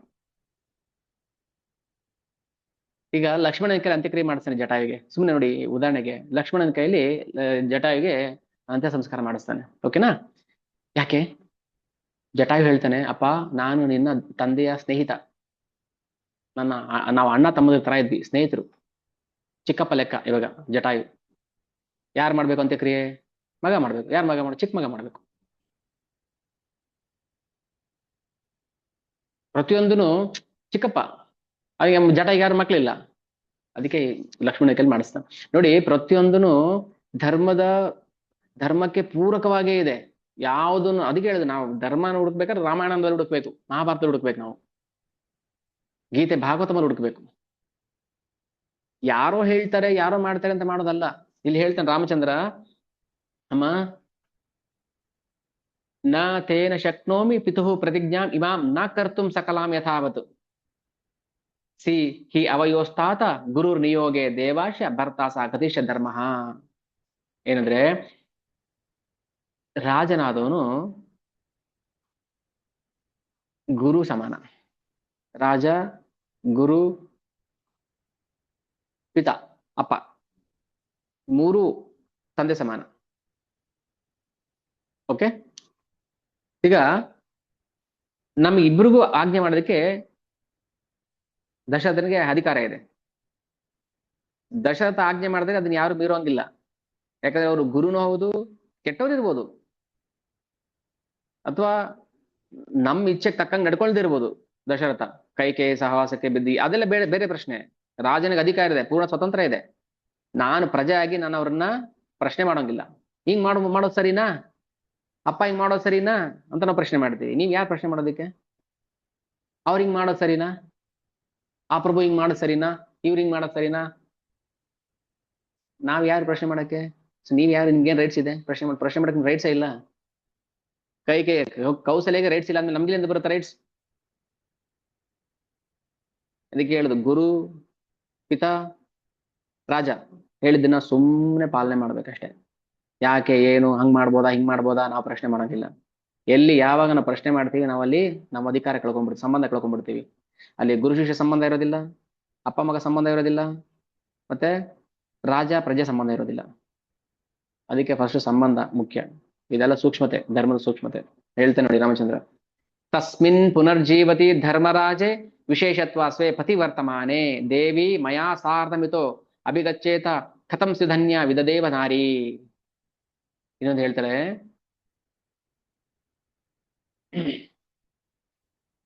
ಮಹಾರಾಜರು ಬದುಕಿರುವಾಗ, ಇನ್ನು ಸತ್ತಿಲ್ಲ ಅಲ್ವಾ? ಹಾ ನೋಡಿ, ಧರ್ಮ ಬರುತ್ತೆ ಇಲ್ಲಿ. ಒಂದ್ ವೇಳೆ ಮಹಾರಾಜರು ಏನಾದ್ರು ಸತ್ತು ಹೋಗಿತ್ತಿದ್ರೆ ನಿನ್ನ ಕಾಡು ಕರ್ಕೊಂಡು ಹೋಗೋದೇನ್ ಧರ್ಮ? ಮಹಾರಾಜರು ಬದುಕಿದ್ದಾಗ ಯಾವ ತಾಯಿನೂ ಕೂಡ ಅಥವಾ ಹೆಂಡತಿ ಮಗನ ಜೊತೆ ಹೋಗಂಗಿಲ್ಲ. ನಾವು ಅದನ್ನು ಪಾಲನೆ ಮಾಡ್ತಲ್ವ? ಇವಾಗ ಈಗ್ಲೂ ಪಾಲನೆ ಮಾಡ್ತಲ್ವ ನಾವು? ಗಂಡ ಬದುಕಿದ್ದಾಗ ಅದಕ್ಕೆ ಹೆಂಡತಿಗೆ ಸನ್ಯಾಸ ಸ್ವೀಕಾರ ಇಲ್ಲ. ನಮ್ಮ ಗೌಡಿಯ ವೈಷ್ಣವ ಸಂಪ್ರದಾಯದಲ್ಲಿ ಹೆಂಡತಿ ಅಂದ್ರೆ ಸ್ತ್ರೀಗೆ ಸನ್ಯಾಸ ದೀಕ್ಷೆ ಇಲ್ಲ. ಗಂಡನ ಜೊತೆನೇ ಇರ್ಬೇಕು. ಕುಡ್ಕಾನ ಬಡ್ಕಾನ ಏನೋ ಇನ್ನೊಂದ ಮತ್ತೊಂದ ಗಂಡನ ಜೊತೆ ಇರ್ಬೇಕು. ಇಲ್ಲ ಮಗು ನಾನು ನಿನ್ ಜೊತೆ ಬಂದ್ಬಿಡ್ತೀನಿ, ಇಲ್ಲ, ಗಂಡ ಇಲ್ದೇ ಇದ್ರೆ ಮಾತ್ರ ಮಗನ ಜೊತೆ ಇರ್ಬೇಕು. ಕ್ಲಿಯರ್ ಆಯ್ತಾ? ಮತ್ತೇನ್ ಕಾಡಿಗೆ ಬರಂಗಿಲ್ಲ? ನಾನ್ ಕಾಡಿಗೆ ಬರ್ತೀನಿ. ಕಾಡಿಗೆ ಬರಂಗಿಲ್ಲ, ನೀನು ಬರ್ತೀನಿ ಅಂತ ಕೇಳೋಂಗೆ ಇಲ್ಲ. ಇಲ್ಲ ನಾನು ಸತ್ತೋಗ್ತೀನಿ, ಸಾಯಂಗಿಲ್ಲ ನೀನು. ಯಾಕೆ? 14 ವರ್ಷ ಆದ್ಮೇಲೆ ನಾನು ಬರ್ತೀನಿ ಅಂತ ಹೇಳಿದೀನಿ ತಾನೆ. ಕಾಯ್ಬೇಕು ನೀನು ಅವಾಗ. ಎಲ್ಲ ಕಡೆಯಿಂದ ಧರ್ಮದ ಸಂಕೋಲೆ ಹಾಕಿ ಬಂಧಿಸ್ಬಿಡ್ತಾನೆ ನಮ್ಮನ್ನ. ಅಧರ್ಮ ಮಾಡ್ಲಿಲ್ಲ. ಎಲ್ಲಿ ರಾಮಚಂದ್ರ ಅಧರ್ಮ ಮಾಡ್ದ? ಎಲ್ಲಿ ಮಾಡಿದಾನೆ ಅಧರ್ಮ? ಮರ್ಯಾದ ಪುರುಷೋತ್ತಮ ಕೃಷ್ಣ ಎಲ್ಲಿ ಅಧರ್ಮ ಮಾಡ್ದ? ಎಲ್ಲಿ ಸುಳ್ಳು ಹೇಳ್ದ? ರಾಮಚಂದ್ರ ಮುಂದೆ ಹೇಳ್ತಾನೆ ಸುಳ್ಳುಗಳು, ತುಂಬಾ ಸುಳ್ಳು ಹೇಳ್ತಾನೆ ರಾಮಚಂದ್ರ. ಅದು ಸುಳ್ಳಲ್ಲ ಅದು. ಸರಿ, ಎಲ್ಲ ಆದ್ಮೇಲೆ ರಥದಲ್ಲಿ ಕೂರ್ಸ್ಕೊಂಡ್ರು. ಸುಮಂತ್ರ ಗಾಡಿ ನಡಿ, ಎತ್ಕೊಂಡು ಹೋಗು. ಯಾಕಂದ್ರೆ ತಂದೆ ತೊಡರುಗಾಲ ಹಾಕೊಂಡು ಬರ್ತಾ ಇದ್ದಾನೆ. ಮಗು ರಾಮಚಂದ್ರ ಹೋಗ್ಬೇಡ, ಕಾಡಿಗೆ ಹೋಗ್ಬೇಡ. ನೀನ್ ಯಾರು ಇವಾಗ ಹೇಳೋದಕ್ಕೆ ಕಾಡಿಗೆ ಹೋಗ್ಬೇಡ ಅಂತ? ಈಗ ನೀನ್ ಹೇಳ್ತಾ ಇರೋದು ಪಿತ್ರ ವ್ಯಾಮೋಹದಿಂದ. ಮುಂಚೆ ಹೇಳಿದ್ದು ರಾಜನ ಆಜ್ಞೆ. ಮೊದಲು ರಾಜನ ಆಜ್ಞೆ, ಆಮೇಲೆ ಅಪ್ಪನ ಆಜ್ಞೆ. ಇಬ್ಬರು ಲಾಕ್ ಮಾಡಿ ಹೊರಡ್ಬಿಟ್ಟ ರಾಮಚಂದ್ರ. ಇದು ಧರ್ಮ. ಆಜ್ಞೆ ಮಾಡ್ದವನೇ ವಾಪಸ್ ತಗೋಬೋದಲ್ವಾ? ಕೇಸ್ ಹಾಕ್ದವನೇ ವಾಪಸ್ ತಗೋಬೋದಲ್ವಾ? ಬಟ್ ಕೇಸ್ ಹಾಕುವಾಗ ನೀನು ಹಾಕಿದ್ದು ಒಬ್ಬ ಅಪರಾಧಿ ಭಾವದಿಂದ. ಇವಾಗ ನಿನ್ ಕೇಸ್ ವಾಪಸ್ ತಗೋತಾ ಇರೋದು ಅಪ್ಪನಾಗಿ. ನಾನ್ ತಗೊಳ್ಳೋದಿಲ್ಲ. ಮಗು ಹೋಗ್ಬೇಡ, ಕಾಡಿಗೆ ಹೋಗ್ಬೇಡ. ಸುಮಂತ್ರ ಹಿಂದೆ ತಿರುಗಿ ನೋಡ್ಬೇಡ. ರಾಮಚಂದ್ರ ರಾಜಾಜ್ಞೆ. ಸುಮಂತ್ರ ಗಾಡಿ ನಿಲ್ಸು. ಈಗ ಅವ್ನು ರಾಜ ಅಲ್ಲ. ಯಾಕಂದ್ರೆ ರಾಜನಾಗಿ ಮಾಡ್ಬೇಕು ಅಂತ ತನ್ನ ಅಧಿಕಾರವನ್ನು ಕಳ್ಕೊಂಡಿದ್ದಾನೆ. ಈಗ ನಾನು ಹೇಳ್ದಂಗೆ ಕೇಳ್ಬೇಕು ನೀನು. ನೀನ್ ಗಾಡಿಯನ್ನ ಬಿಟ್ಟು ನನ್ನನ್ನ ಡ್ರಾಪ್ ಮಾಡಿ ವಾಪಸ್ ಹೋದಾಗ ರಾಜ ಕೇಳಬಹುದು, ಸುಮಂತ್ರ ಯಾಕೆ ನಾನು ಹೇಳಿದ್ರು ಗಾಡಿ ನಿಲ್ಲಿಸ್ತಿಲ್ಲ? ನೀನ್ ಹೇಳು ಸುಳ್ಳು. ಅವಾಗ ನಾನು ಕೇಳಿಸ್ಕೊಳ್ಳಿಲ್ಲ ಮಹಾರಾಜರೇ, ಆ ಶಬ್ದದಲ್ಲಿ ನಿಮ್ಮ ವಾಯ್ಸ್ ಕೇಳಿಸಿಲ್ಲ ನನಗೆ, ಗಾಡಿ ನಿಲ್ಸಕ್ಕಾಗಿಲ್ಲ ಅಂತ ಹೇಳ್ಬಿಡು. ಇದೆಲ್ಲ ರಾಮಚಂದ್ರ ಹೇಳ್ಕೊಡುವಂತ ಮಾತುಗಳು ಎಲ್ಲ ಇದೆ ರಾಮಾಯಣದಲ್ಲಿ. ಸುಳ್ಳು ಹೇಳ್ಬೇಕಾಗುತ್ತೆ. ಯಾವಾಗ? ಧರ್ಮವನ್ನ ಪಾಲನೆ ಮಾಡಕ್ಕೋಸ್ಕರ ಸುಳ್ಳು ಹೇಳ್ಬೇಕಾಗುತ್ತೆ. ಅಪ್ಪಟ ಸತ್ಯ ಹೇಳ್ಕೊಂಡು ನಾನು ಸತ್ಯರ್ಷಿಂದ ತುಂಡು ಅಂತ ಹೇಳ್ಕೊಂಡು ಓಡಾಡಬಾರ್ದು. ಧರ್ಮ ಉಳ್ಸಕ್ಕೋಸ್ಕರ ಸುಳ್ಳು ಹೇಳ್ಬೇಕಾಗುತ್ತೆ. ಭಕ್ತಿ ಪ್ರಚಾರ ಮಾಡ್ಬೇಕಾದ್ರೆ ಕೆಲವು ಟೈಮ್ ಸುಳ್ಳು ಹೇಳ್ಬೇಕಾಗುತ್ತೆ. ಆದ್ರೆ ಧರ್ಮ ಅವಿರುದ್ಧ ಭೂತೇಶು ಕಾಮ, ನಮ್ಗೆ ಗೊತ್ತಿಲ್ಲ ಏನೂನು. ನಮ್ಮ ದಡ್ಡತನದಿಂದ ನಾವು ಪ್ರಶ್ನೆ ಮಾಡ್ತೀವಿ. ನಾವು ದಡ್ಡರಂತ ಗೊತ್ತಿಲ್ಲ. ಅದ್ ಸರಿನಾ? ಅವ್ರು ಮಾಡಿಲ್ವಾ? ಕೈಕೇನೆ ಹೇಳ್ತಾಳಲ್ಲ, ಸಾಗರನ ಮಗ ಅಸಮಂಜಸನ್ನ ಸಾಗರ ಕಾಡಿ ಕಳಿಸ್ಲಿಲ್ವಾ? ಅವ್ನು ದುಷ್ಟನಾಗಿದ್ದ ಕಳಿಸ್ದ. ಹಾಗೆ ನೀನ್ ಕಳಿಸಿ ನಿನ್ ಮಗನ ರಾಮಚಂದ್ರನ ಕಾಡಿಗೆ ಅಂತ ಹೇಳ್ತಾಳೆ ಕೈಕೆ. ನ್ಯಾಯನ ಅದು? ಧರ್ಮನ ಅದು? ಇಲ್ಲ. ಸರಿ, ಎಲ್ಲ ಸರಿಯಾಗಿ ಆ ತಾಯಿಗೆ ಉಪದೇಶ ಮಾಡಿದಾಯ್ತು. ದೇವಿ ಮಯಾ ಸಾರ್ಧಮಿತೋ ಅಭಿಗಚ್ಚೇತ ಕಥಂ ಸಿಧನ್ಯ ವಿಧವೇವ ನಾರಿ. ವಿಧವೆ ಆಗಿದ್ರೆ ಒಂದ್ ವೇಳೆ ಕರ್ಕೊಂಡು ಹೋಗ್ಬೇಕಿತ್ತು. ನೀನು ಇವಾಗ ದಶರಥನ ಪತ್ನಿ ಆಗಿದೀಯಾ, ನಾನು ಕರ್ಕೊಂಡು ಹೋಗಂಗಿಲ್ಲ. ಆದ್ದರಿಂದ ನೀನು ನಮ್ಗೆ ಕಾಡಿಗೆ ಹೋಗೋದಿಕ್ಕೆ ಆಜ್ಞೆ ಕೊಡ್ಲೇಬೇಕು. ಮತ್ತೆ ನಮ್ಮ ಒಳ್ಳೇದಕ್ಕೋಸ್ಕರ ನೀನು ಪ್ರಾರ್ಥನೆ ಮಾಡ್ಲೇಬೇಕು. ಮಾಡ್ತೀಯ, ಒಳ್ಳೇದಕ್ಕೋಸ್ಕರ ಪ್ರಾರ್ಥನೆ ಮಾಡ್ತೀಯ, ಎಲ್ರು ಮಾಡ್ತಾರೆ. ಆದ್ರೆ ಆಜ್ಞೆ ಕೊಡ್ಲೇಬೇಕಮ್ಮ. ಕೊಡ್ಲಿಲ್ಲ ಅಂದ್ರೆ ಅಪರಾಧ ಆಗುತ್ತೆ. ಏನ್ ಮಾಡ್ಬೇಕು ಇವಾಗ?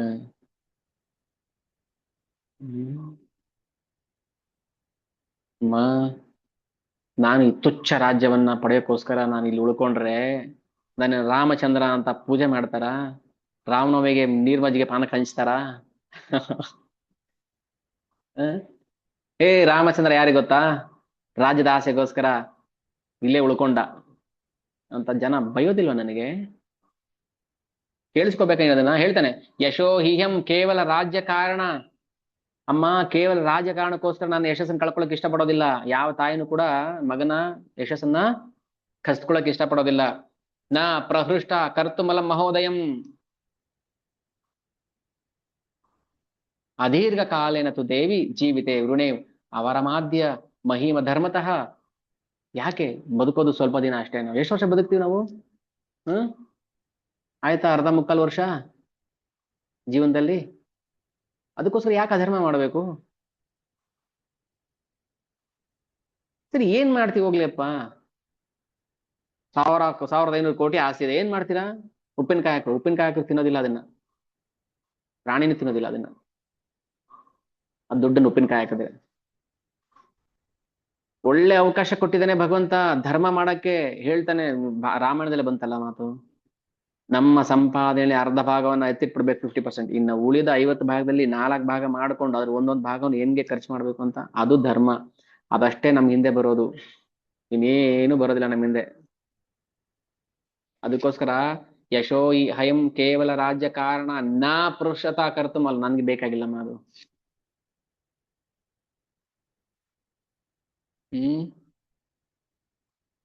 ಇದು ಧರ್ಮದ ರಹಸ್ಯ,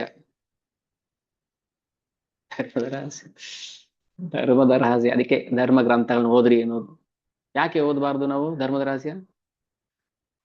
ಎಲ್ರು ಯಾಕೆ ಪ್ರಭುಪಾದಲ್ಲಿ ಬುಕ್ ಡಿಸ್ಟ್ರಿಬ್ಯೂಟ್ ಮಾಡಿ, ನೀವು ಫಸ್ಟ್ ಓದ್ತಾರೋ ಬಿಡ್ತಾರೋ ಅದಾಮೇಲೆ ಫಸ್ಟ್ ಬುಕ್ ಡಿಸ್ಟ್ರಿಬ್ಯೂಟ್ ಮಾಡಿ ಸುಮ್ಮನೆ ಕೂತ್ಕೊಂಡು ಕಾಲ್ ಮೇಲೆ ಕಾಲ ಹಾಕೊಂಡು ಇದು ಸರಿ ಅದು ಸರಿ ಅಂತ ಆಜ್ಞೆ ಮಾಡಕ್ಕಲ್ಲ ನಾವಿರೋದು.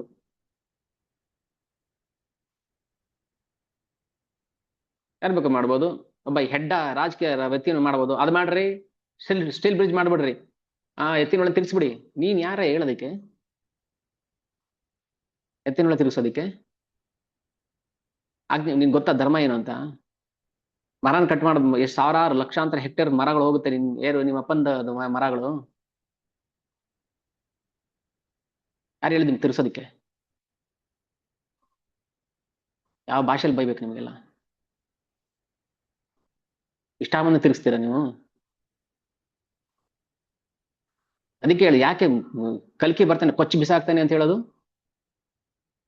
ಈಗ ದುಷ್ಟ ಕ್ಷತ್ರಿಯರ ತಲೆಗಳನ್ನ ಕೊಚ್ಚಾಡ್ಬಿಡ್ತಾನೆ ಭಗವಂತ ಬಂದು, ಇಷ್ಟ ಬಂದಂಗೆ ಮಾಡ್ಕೊಂಡಿದ್ರೆ.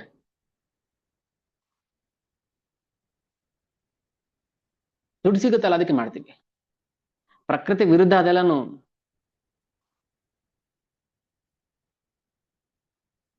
ಅದೇ ಲಾಭ ಇದೆ, ₹1 ಲಾಭ ಇದೆ, ಬಟ್ ಲಾಸ್ ಎಷ್ಟಿದೆ? ₹1000 ಲಾಸ್ ಇದೆ.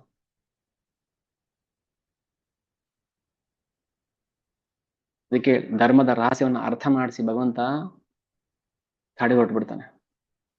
ನಾಳೆ ದಿನ ಅಮ್ಮ, ಅಯ್ಯೋ ನನ್ ಮಗ ನಾನು ಒಪ್ಸಿದ್ರೆ ಕೇಳ್ತಾ ಇದ್ನೋ ಏನೋ, ನಾನು ಇನ್ನೊಂದು ಸ್ವಲ್ಪ ಪುಸ್ಲಾಯಿಸಿದ್ರೆ ಒಪ್ತಾ ಇದ್ನೋ ಏನೋ ಅಂತ ಅನ್ಕೋಬಾರ್ದು, ಕೊರಗಬಾರ್ದು.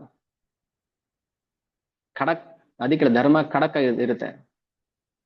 ಕಷ್ಟ ಇರ್ಬೋದು ಸ್ವಲ್ಪ, ಅದನ್ನ ಪಾಲನೆ ಮಾಡಕ್ಕೆ ಕಷ್ಟ ಅನ್ಸ್ಬೋದು, ಹೌದು. ಕಲಿಯುಗ ಹೇಳಿ ಕೇಳಿ.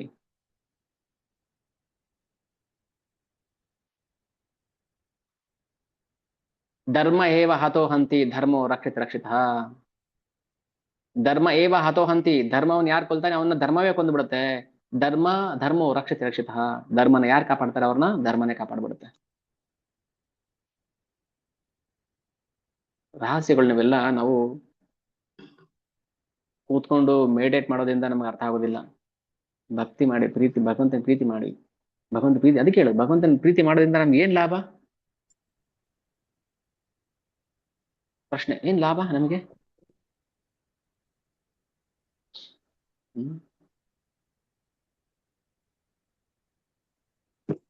ಇಷ್ಟೆಲ್ಲ ಆದ್ಮೇಲೆ ಪಟ್ಟಾಭಿಷೇಕಕ್ಕೆ ಏನು ರೆಡಿ ಮಾಡೋದ್ ಬೇಡ, ಇದೆಲ್ಲ ವಾಪಸ್ ತಗೊಂಡೋಗ್ಬಿಡಿ, ನಾವು ಸೀದಾ ಕಾಡು ಹೊರಟೋಗ್ಬಿಡ್ತೀವಿ. ಅದಕ್ಕೆ ತಾತ್ವಿಕ ಬುದ್ಧಿ ಇರಬೇಕು. ತಾತ್ವಿಕ ಬುದ್ಧಿ ಅಂದ್ರೆ ಅರ್ಥ ಮಾಡ್ಕೋಬೇಕು. ಹೌದು, ದುಃಖ ಬಂತು ನಮ್ಗೆ, ಯಾಕೆ ಬಂತು? ನಮ್ಮ ಪೂರ್ವ ಕರ್ಮದ ಫಲ ಅದು. ದೇವ್ರು ಕಣ್ಣಿಲ್ವಾ? ಯಾಕೆ ಕಣ್ಣಿಲ್ಲ? ದೇವ್ರಿಗೆ ಎಲ್ಲ ಕಡೆ ಕಂಡಿದೆ. ಮತ್ತೆ ನಾನು ನೋಡ್ತಲ್ಲ, ಯಾಕೆ ನೋಡ್ತಲ್ಲ? ನೀವು ಮಾಡಿರೋ ಪಾಪಗಳನ್ನ ನಾನು ನೋಡ್ತಾ ಇದ್ದೇನೆ ಭಗವಂತ, ನೋಡ್ತಾ ಸುಮ್ಮನೆ ಕೂತಿದ್ದೇನೆ. ಯಾಕೆ ಸುಮ್ಮನೆ ಕೂತಿದ್ದೇನೆ? ಕರಗ್ಲಿ ಪಾಪ, ಕರಗ್ಲಿ ಪಾಪ, ಕರಗದ ಮೇಲೆ ಆದ್ರೂ ಭಕ್ತಿ ಮಾಡ್ಲಿ ಅಂತ ನೋಡ್ತಾ ಇರೋದು ಅವನು. ನಾವು ಅಪ್ಲಿಕೇಶನ್ ಹಾಕಿದ ತಕ್ಷಣ ಏನು ಸೈಟ್ ಅಲಾಟ್ ಹಾಕಿದ್ದೇನೆ, BDA BA ಮಾಡಿ ಅಲ್ಲ ಇದು, ಅದು ಆಗಲ್ಲ. ಅಪ್ಲಿಕೇಶನ್ ಆದ ತಕ್ಷಣ ಸೈಟ್ ಅಲಾಟ್ ಆಗ್ಬಿಡುತ್ತಾ ನಮಗೆ? ಆಗುತ್ತಾ? 5 ವರ್ಷ ಆದ್ರೂ ಆಯ್ತು, 10 ವರ್ಷ ಆದ್ರೂ ಆಯ್ತು. ಅದೇ ದೇವ್ರಿಗೆ ಅಪ್ಲಿಕೇಶನ್ ಹಾಕಿದ ತಕ್ಷಣ ಕಂಡುಬಿಟ್ಬಿಡ್ಬೇಕು ನಮ್ಗೆ. ಸಂಕ್ರಾಂತಿ ಲೆಕ್ಕ. ಹೋದ್ ಸಂಕ್ರಾಂತಿಲಿ ಅಪ್ಲಿಕೇಶನ್ ಹಾಕಿದ್ರೆ ಈ ಸಂಕ್ರಾಂತಿ ಮಗು ಆಗ್ಬಿಡ್ಬೇಕು. ಇದು ನಮ್ಮ ದುಷ್ಟತನ. ಅದಕ್ಕೆ ಹೇಳೋದು, ಯಾಕೆ ನಾನು ದೇವ್ರ ಹತ್ರ ಹೋಗಿ ಅದಬೇಕು ಇದ್ಬೇಕು ಅಂತ ಕೇಳಿದವ್ರಿಗೆ ಹಿಗ್ಗ ಮುಗ್ಗ ಬೈಯೋದು ಅಂದ್ರೆ ಇದಕ್ಕೆ. ನಿಮ್ ಯೋಗ್ಯತೆಗೆ ಭಗವಂತ ನಾಮ ಜಪ ಮಾಡ್ರಿ, ಭಗವಂತ ಸೇವೆ ಮಾಡ್ರಿ ಆಗಲ್ಲ. ಅಲ್ಲಿ ಹೋಗ್ಬಿಟ್ಟು ನನಗೆ ಅದು ಬೇಕು ಇದು ಬೇಕು ಅಂತೇಳಿ ಮತ್ತೆ ಏನ್ ಭಗವಂತ ಏನ್ BDA ಕಮಿಷನರ? ಅಪ್ಲಿಕೇಶನ್ ಹಾಕಿದ ತಕ್ಷಣ ಸೈಟ್ ಅಲಾಟ್ ಮಾಡೋದಕ್ಕೆ? ನಾವು ಧರ್ಮನೇ ಬಿಟ್ಬಿಟ್ಟಿದೀವಿ, ಎಲ್ಲ ಬಿಟ್ಟು ಕೂತಿದೀವಿ ನಾವು, ಅದ್ರ ಅಪ್ಲಿಕೇಶನ್ ಹಾಕ್ತಿದೀವಿ. ಅಪ್ಲಿಕೇಶನ್ ಏನ್ ಹಾಕ್ಬೇಕು? ಹೇಗೆ ರುದ್ರದೇವರು ಪ್ರಾರ್ಥನೆ ಮಾಡ್ತಾರೆ, ಗಜೇಂದ್ರ ಪ್ರಾರ್ಥನೆ ಮಾಡ್ತಾರೆ, ಕುಂತಿಮಾನಿ ಪ್ರಾರ್ಥನೆ ಮಾಡ್ತಾರೆ. ಅಪ್ಪ ನಾನೊಬ್ಬ ಮೂಢ, ಅಜ್ಞಾನಿ, ತಿಳುವಳಿಕೆ ಇಲ್ಲ ನಾನು, ನೀಚ. ನನಗೆ ನಿನ್ನ ಭಕ್ತಿ ಭಾಗ್ಯವನ್ನು ಕೊಡು, ನಿನ್ನ ಭಕ್ತಿ ಸೇವೆ ಮಾಡಕ್ಕೆ ಅವಕಾಶ ಮಾಡಿಕೊಡು ಅಂತ ಕೇಳಬೇಕು. ಇದು ಅಪ್ಲಿಕೇಶನ್. ಓಡೋಗ್ಬಿಡೋದು ದೇವ್ರ ಹತ್ರ, ಅದು ಕೇಳೋದು. ರಾಮಾಯಣ ಓದಿ ಫಸ್ಟ್. ಈ ರಾಮನವಮಿ ಬರ್ತಿದೆಯಲ್ಲ, ಪ್ರತಿಯೊಬ್ರು 100 ರಾಮಾಯಣ ಡಿಸ್ಟ್ರಿಬ್ಯೂಟ್ ಮಾಡ್ಬೇಕು. ಏನ್ ಮಾಡ್ತೀರಾ ನನ್ಗದು ಗೊತ್ತಿಲ್ಲ. ಕಾಲ್ ಹಿಡ್ದಾದ್ರು ನೀವು ರಾಮಾಯಣ ಕೊಡ್ಬೇಕು ಅವ್ರಿಗೆ. ಸರ್, ಪ್ರಭುಜಿ, ಮಾತಾಜಿ, ನಿಮ್ ಕಾಲಿಗೆ ಬೀಳ್ತೀನಿ, ಒಂದ್ ರಾಮಾಯಣ ಪುಸ್ತಕ ತಗೊಳ್ಳಿ. ನಮ್ಗೇನ್ ಮರ್ಯಾದೆ ಹೋಗೋದಿಲ್ಲ. ಭಗವಂತನ ಕೃಪೆ ಸಿಗುತ್ತೆ, ರಾಮದೇವ್ರ ಕೃಪೆ ಸಿಗುತ್ತೆ, ಹನುಮಂತ ದೇವ್ರ ಕೃಪೆ ಸಿಗುತ್ತೆ. ನಿಮ್ ಕಾಲಿಗೆ ಬೀಳ್ತೀನಿ, ದಯವಿಟ್ಟು ಒಂದ್ ರಾಮಾಯಣ ಪುಸ್ತಕ ತಗೊಂಡು ಓದಿ. ಫಸ್ಟ್ ನಾವು ಓದಬೇಕು. ನಾವು ಓದಿಲ್ಲ, ಇನ್ನೊಬ್ರು ಹೆಂಗ್ ಹೇಳ್ತೀವಿ? ಏನಕ್ಕಪ್ಪ ರಾಮಚಂದ್ರ ಕಾಡಿಗೆ ಹೋದ ಅಂತ ಕೇಳಿದ್ರೆ ಏನ್ ಹೇಳ್ತೀವಿ? ಏನೋ ಗೊತ್ತಿಲ್ಲ ಸರ್, ಅವ್ರಪ್ಪ ಹೇಳ್ದೆ ಅಂತ ಹೋಗು ಅಂತ ಹೋಗ್ಬಿಟ್ರು. ಯಾಕೆ ಹೋದ್ರು? ಅವ್ರಮ್ಮ ಹೇಳಿಲ್ವ ಹೋಗ್ಬೇಡ ಅಂತ? ಯಾಕೆ ಹೋಗ್ಲಿಲ್ಲ ಮತ್ತೆ? ಅದೆಲ್ಲ ಗೊತ್ತಿಲ್ಲ. ಮತ್ತೆ ನಾವು ಫಸ್ಟು ಅಲ್ಲ, ಎಲ್ಲಾನು ಅರ್ಥ ಮಾಡ್ಕೋಬೇಕು ಅಂತ ಅಲ್ಲ, ಅಟ್ಲೀಸ್ಟ್ ನಮ್ಗೆ ಕೆಲವು ಸತ್ಯಗಳನ್ನ, ಕೆಲವು ರಹಸ್ಯಗಳನ್ನ, ಧರ್ಮ ತತ್ವವನ್ನ ಅರ್ಥ ಮಾಡ್ಕೊಂಡ್ರೆ ನಾವು ಇನ್ನೊಬ್ರಿಗೆ ಹೇಳಕ್ಕೆ ಸುಲಭ.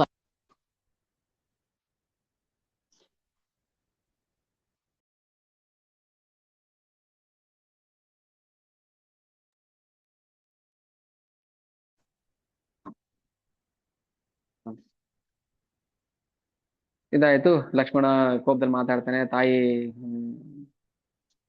ಸಾಂತ್ವನ ಮಾಡ್ತಾನೆ. ಆಮೇಲೆ ಎಷ್ಟೊಂದು ವಿಚಾರಗಳಿದೆಯಪ್ಪ, ಯಾವ್ದು ಹೇಳೋದು ಯಾವ್ದು ಬಿಡೋದು. ಕೆಲವು ಸಂವಾದಗಳನ್ನ ನಾನು ಶ್ಲೋಕ ಸಮೇತ ಓದಿ ಹೇಳ್ತೀನಿ. ಕಥೆಗಳು ಹಾಗಾಗಿ ಬರ್ತಾನೆ ಇರುತ್ತೆ. ಕತೆ ನಮ್ಗೆ ಅಷ್ಟು ಪ್ರೈಮರಿ ಇಂಪಾರ್ಟೆನ್ಸ್ ಅಲ್ಲ. ಪ್ರೈಮರಿ ಇಂಪಾರ್ಟೆನ್ಸ್ ಆನ್ ತತ್ವ, ಫಿಲಾಸಫಿ. ಆಮೇಲೆ ಪತಿ ಸೇವೆನೇ ಹೆಣ್ಣಿನ ಧರ್ಮ ಅಂತ ಹೇಳಿದ್ದಾಯ್ತು. ಪತಿ ಸೇವೆ ಮಾಡ್ಬೇಕು, ನೀನ್ ಬರಬಾರ್ದು. ಆಮೇಲೆ ಅಳ್ತಾಳೆ, ತಾಮ್ ತಥಾ ರುದಂತಿ ರಾಮೋ ರುದನ್ ವಚನಮಬ್ರವೀತ್ ಜೀವಂತ್ಯ ಹಿ ಸ್ತ್ರೀಯ ಭರ್ತ ದೈವತಂ ಪ್ರಭುರೇವಚ ಭವತ್ಯ ಮಮ ಚೈವಾದ್ಯ ರಾಜ ಪ್ರಜವತಿ ಪ್ರಭು.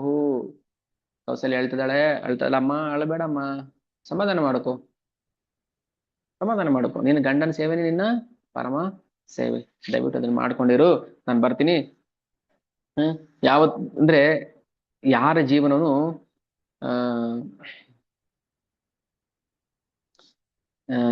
ಸುಖಮಯವಾಗಿರೋದಿಲ್ಲ ಅಂತ.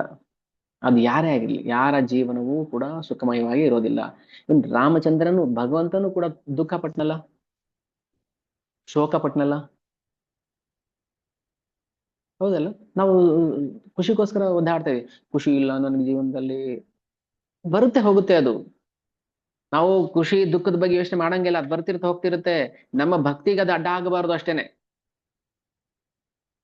ನಮ್ಮ ಭಕ್ತಿಗೆ ನಾವು ನಡೀತಾ ಇರೋ ದಾರಿಯಲ್ಲಿ ಒಂದು ಮುಳ್ಳೋ ಕಲ್ಲೋ ಇದ್ರೆ ಅದು ನಮ್ಮ ದಾರಿಗೆ ಅಡ್ಡ ಮಾಡುತ್ತೆ ಅಂತ ನಾವು ಅದನ್ನ ತಳ್ಳಬೇಕು, ಸೈಡ್ಗೆ ಬಿಸಾಕ್ಬಿಡ್ಬೇಕು ಅದನ್ನು. ಅದಿದ್ರೆ ತಾನೇ ನಮಗೆ ಭಕ್ತಿಗೆ ತೊಂದರೆ ಆಗುತ್ತೆ. ಅದಕ್ಕೆ ಹೇಳ್ತಾರೆ, ಹಿಂಸೆ ಪಟ್ಕೋಬೇಡ, ನೋವು ಪಟ್ಕೋಬೇಡ, ನೀನು ನೆಮ್ಮದಿಯಿಂದ ಇರು. ನಾನು ಬಂದ್ಬಿಡ್ತೀನಿ, ಎಲ್ಲೂ ಹೋಗೋದಿಲ್ಲ ನಾನು. ಕೌಸಲ್ಯ ಹೇಳ್ತಾಳೆ. ಆಮೇಲೆ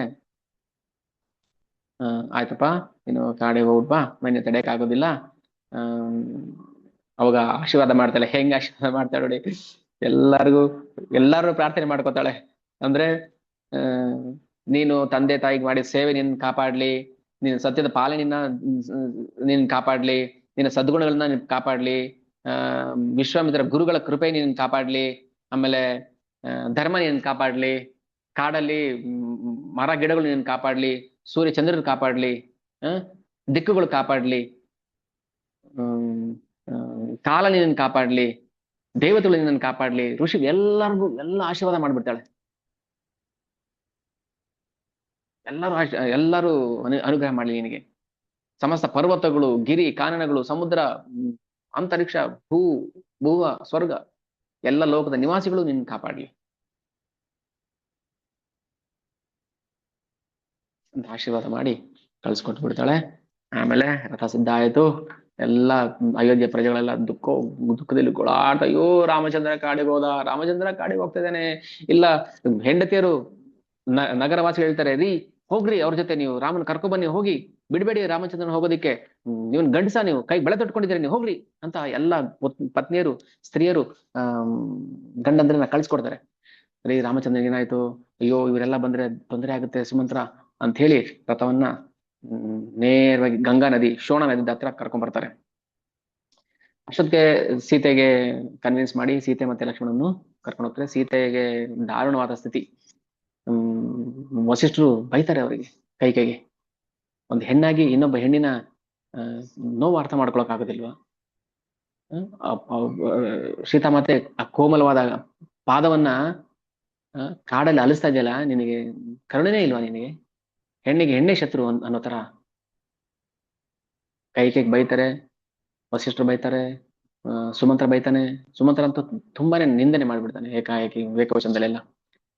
ಆಮೇಲೆ ಏನ್ ಮಾಡ್ತೀರಾ, ಹೋಗ್ಲೇಬೇಕು ಅಂತ ಪಟ್ಟಿಡ್ದೇಳೆ, ಹೋಗ್ಲೇಬೇಕು. ಆದ್ರೆ ಸೀತೆನ ಕಾಡು ಕಳಿಸ್ಬೇಕು ಅನ್ನೋ ಉದ್ದೇಶ ಅವಳದು ಇರ್ಲಿಲ್ಲ. ಆದ್ರೂ ಸೀತೆಗೆ ಅಂತ ಬಟ್ಟೆ ರೆಡಿ ಮಾಡ್ಕೊಂಡು, ಅವ್ರು ಹೇಳ್ತಾರಲ್ಲ ವಾಲ್ಮೀಕಿಗಳು, ಅವಳಿಗೆ ನಾರು ಮುಡಿ ಹುಟ್ಟೆ ಅಭ್ಯಾಸನೇ ಇಲ್ಲ. ರಾಮಚಂದ್ರ ಏನ್ ಮಾಡ್ತಾನೆ, ಅವಳು ಇಟ್ಟಿರೋ ಸೀರೆ, ರೇಷ್ಮೆ ಸೀರೆ ಮೇಲೆ ಆ ನಾರು ಮುಡಿಯನ್ನು ಉಡಿಸ್ತಾನೆ, ಹೀಗೆ ಉಟ್ಕೋಬೇಕು ಅಂತ ಕರ್ಕೊಂಡು ಹೋಗ್ತಾನೆ. ಹೇಗಿರ್ಬೋದು ಅದು? ಅವಾಗ ರಾಮ ಮತ್ತೆ ಸೀತೆಯರ ಸಂವಾದ ಆಗುತ್ತೆ, ಎಲ್ಲಾನು ಹೇಳಕ್ಕಾಗಲ್ಲ. ಸೊ ಚುಟುಕಾಗಿ ಹೇಳ್ಬೇಕಾದ್ರೆ, ಗಂಡನನ್ನ ಅನುಚರಣೆ ಮಾಡೋದು, ಗಂಡನ ಸೇವೆ ಮಾಡೋದು ಪತ್ನಿಯ ಧರ್ಮ. ನೀವೆಲ್ಲೇ ಇದ್ರು ನಾನು ಇರ್ಬೇಕು, ನೀವು ಕಾಡಲ್ಲಿರ್ಲಿ ನಾಡಲ್ಲಿರ್ಲಿ, ನಾನು ನಿಮ್ಮನ್ನ ಫಾಲೋ ಮಾಡ್ತೀನಿ ಅಂತ ಹೇಳಿ ಅಲ್ಲಿಂದ ಹೊರಟು ಬಿಡ್ತಾರೆ. ಪ್ರಾರ್ಥನೆ ಆಯ್ತು. ಅದಾದ್ಮೇಲೆ ಯಾಕೆ ಕರ್ಕೊಂಡು ಹೋಗ್ಬಾರ್ದು ಅಂತ ರಾಮ ಹೇಳ್ತಾನೆ. ಅಲ್ಲೇ ಕಾಡು ಪ್ರಾಣಿಗಳು ಕಾಟ ಇದೆ, ಅಲ್ಲಿ ಕಾಲಕ್ಕೆ ಊಟ ಸಿಗೋದಿಲ್ಲ, ನಿದ್ರೆ ಮಾಡಕ್ಕೆ ಅವಕಾಶ ಇರೋದಿಲ್ಲ, ತುಂಬಾ ಕಷ್ಟ ಇದೆ, ಬೇಡ, ಇಲ್ಲ ಆದ್ರೂ ಪರವಾಗಿಲ್ಲ, ನಾನು ನಿಮ್ ಜೊತೆ ಬರ್ಲೇಬೇಕು ಅಂತೇಳಿ ಹೇಳ್ತಾರೆ. ಆಮೇಲೆ ನಗರವಾಸಿಗಳು ಪ್ರಾರ್ಥನೆ ಮಾಡ್ಕೊಳ್ತಾರೆ, ಎಲ್ಲ ದಾನ ಮಾಡ್ಬಿಡ್ತಾನೆ. ಆಮೇಲೆ ರಾಮಚಂದ್ರನ ಹತ್ರ ಏನೆಲ್ಲ ಆಸ್ತಿ ಇತ್ತು ಅದೆಲ್ಲ ದಾನ ಮಾಡ್ತಾನೆ, ಎಲ್ಲ ಬ್ರಾಹ್ಮಣರಿಗೆ ದಾನ ಮಾಡಿ ಹೊರಟೋಗ್ಬಿಡ್ತಾನೆ. ಬರೀ ಏನಂದ್ರೆ ಧನುಸ್ ಮಾತ್ರ ಹಿಡ್ಕೊಂಡು ಹೋಗಿರ್ತಾರೆ ಅಷ್ಟೇ. ಒಂದು ಪುಷ್ಪ ಮಾಲೆ ಇರುತ್ತೆ ಭಗವಂತಂದು, ರಾಮಚಂದ್ರ ಮತ್ತೆ ಧನುಸ್, ಇಷ್ಟೇ, ಇನ್ನೇನು ತಗೊಂಡೋಗಿಲ್ಲ ಅವರು. ಜನ ಉಪ್ಪರಿಗೆ ಮೇಲೆ ಹತ್ಬಿಟ್ಟು ಅಳ್ತಾ ಇದಾರೆ, ಗೊಳು ಅಂತ ಹೇಳ್ತಾ ಇದಾರೆ. ಎಷ್ಟು ಅಳ್ತಾ ಇದ್ರು ಅಂದ್ರೆ ಅವರ ಕಣ್ಣೀರೇ ರಸ್ತೆ ತುಂಬಾ ನಿಂತು ಬಿಟ್ಟಿರುತ್ತೆ. ರಾಮಚಂದ್ರ ಹೋಗೋ ದಾರಿಲಿ ಅಷ್ಟು ಕಣ್ಣೀರ್ ಹಾಕಿರ್ತಾರೆ ಅಯೋಧ್ಯೆ ಜನರು.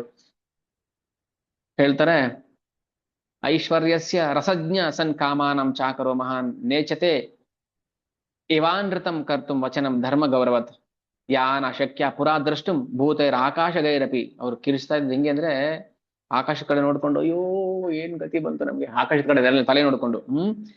ಭೂತೈರ್ ಆಕಾಶ ಗೈರಪಿ ತಾಮಧ್ಯ ಸೀತಾಂ ಪಶ್ಯಂತಿ ರಾಜಮಾರ್ಗಗತ ಜನ. ಸೀತೆ ನೋಡಂತೂ ಇನ್ನೂ ಜನ ಅಳ್ತ್ಬಿಟ್ರು. ಏನು ಆ ದಶರಥನಿಗೆ ಬಂದಿರೋದು, ಆ ಮುದುಕನಿಗೆ ಏನ್ ಬಂದಿದೆ? ಈಗ ತಾನೇ ಮದುವೆ ಆಗಿದ್ದಾರೆ, ಅವ್ರನ್ನ ಕಾಡ ಕಳಿಸೋದನಲ್ಲ ಇವನು ಅಂತ. ಯಾರು ಬಯಸ್ಕೊಳ್ಳೋದು ಇವಾಗ? ರಾಜ ಮಾಡಿದ ತಪ್ಪೇನು? ಏನ್ ಬೇಕು ವರ ಕೇಳ್ಕೊ, ಹೋಗ್ ಕೊಟ್ಬಿಡ್ತೀನಿ ಅಂದ.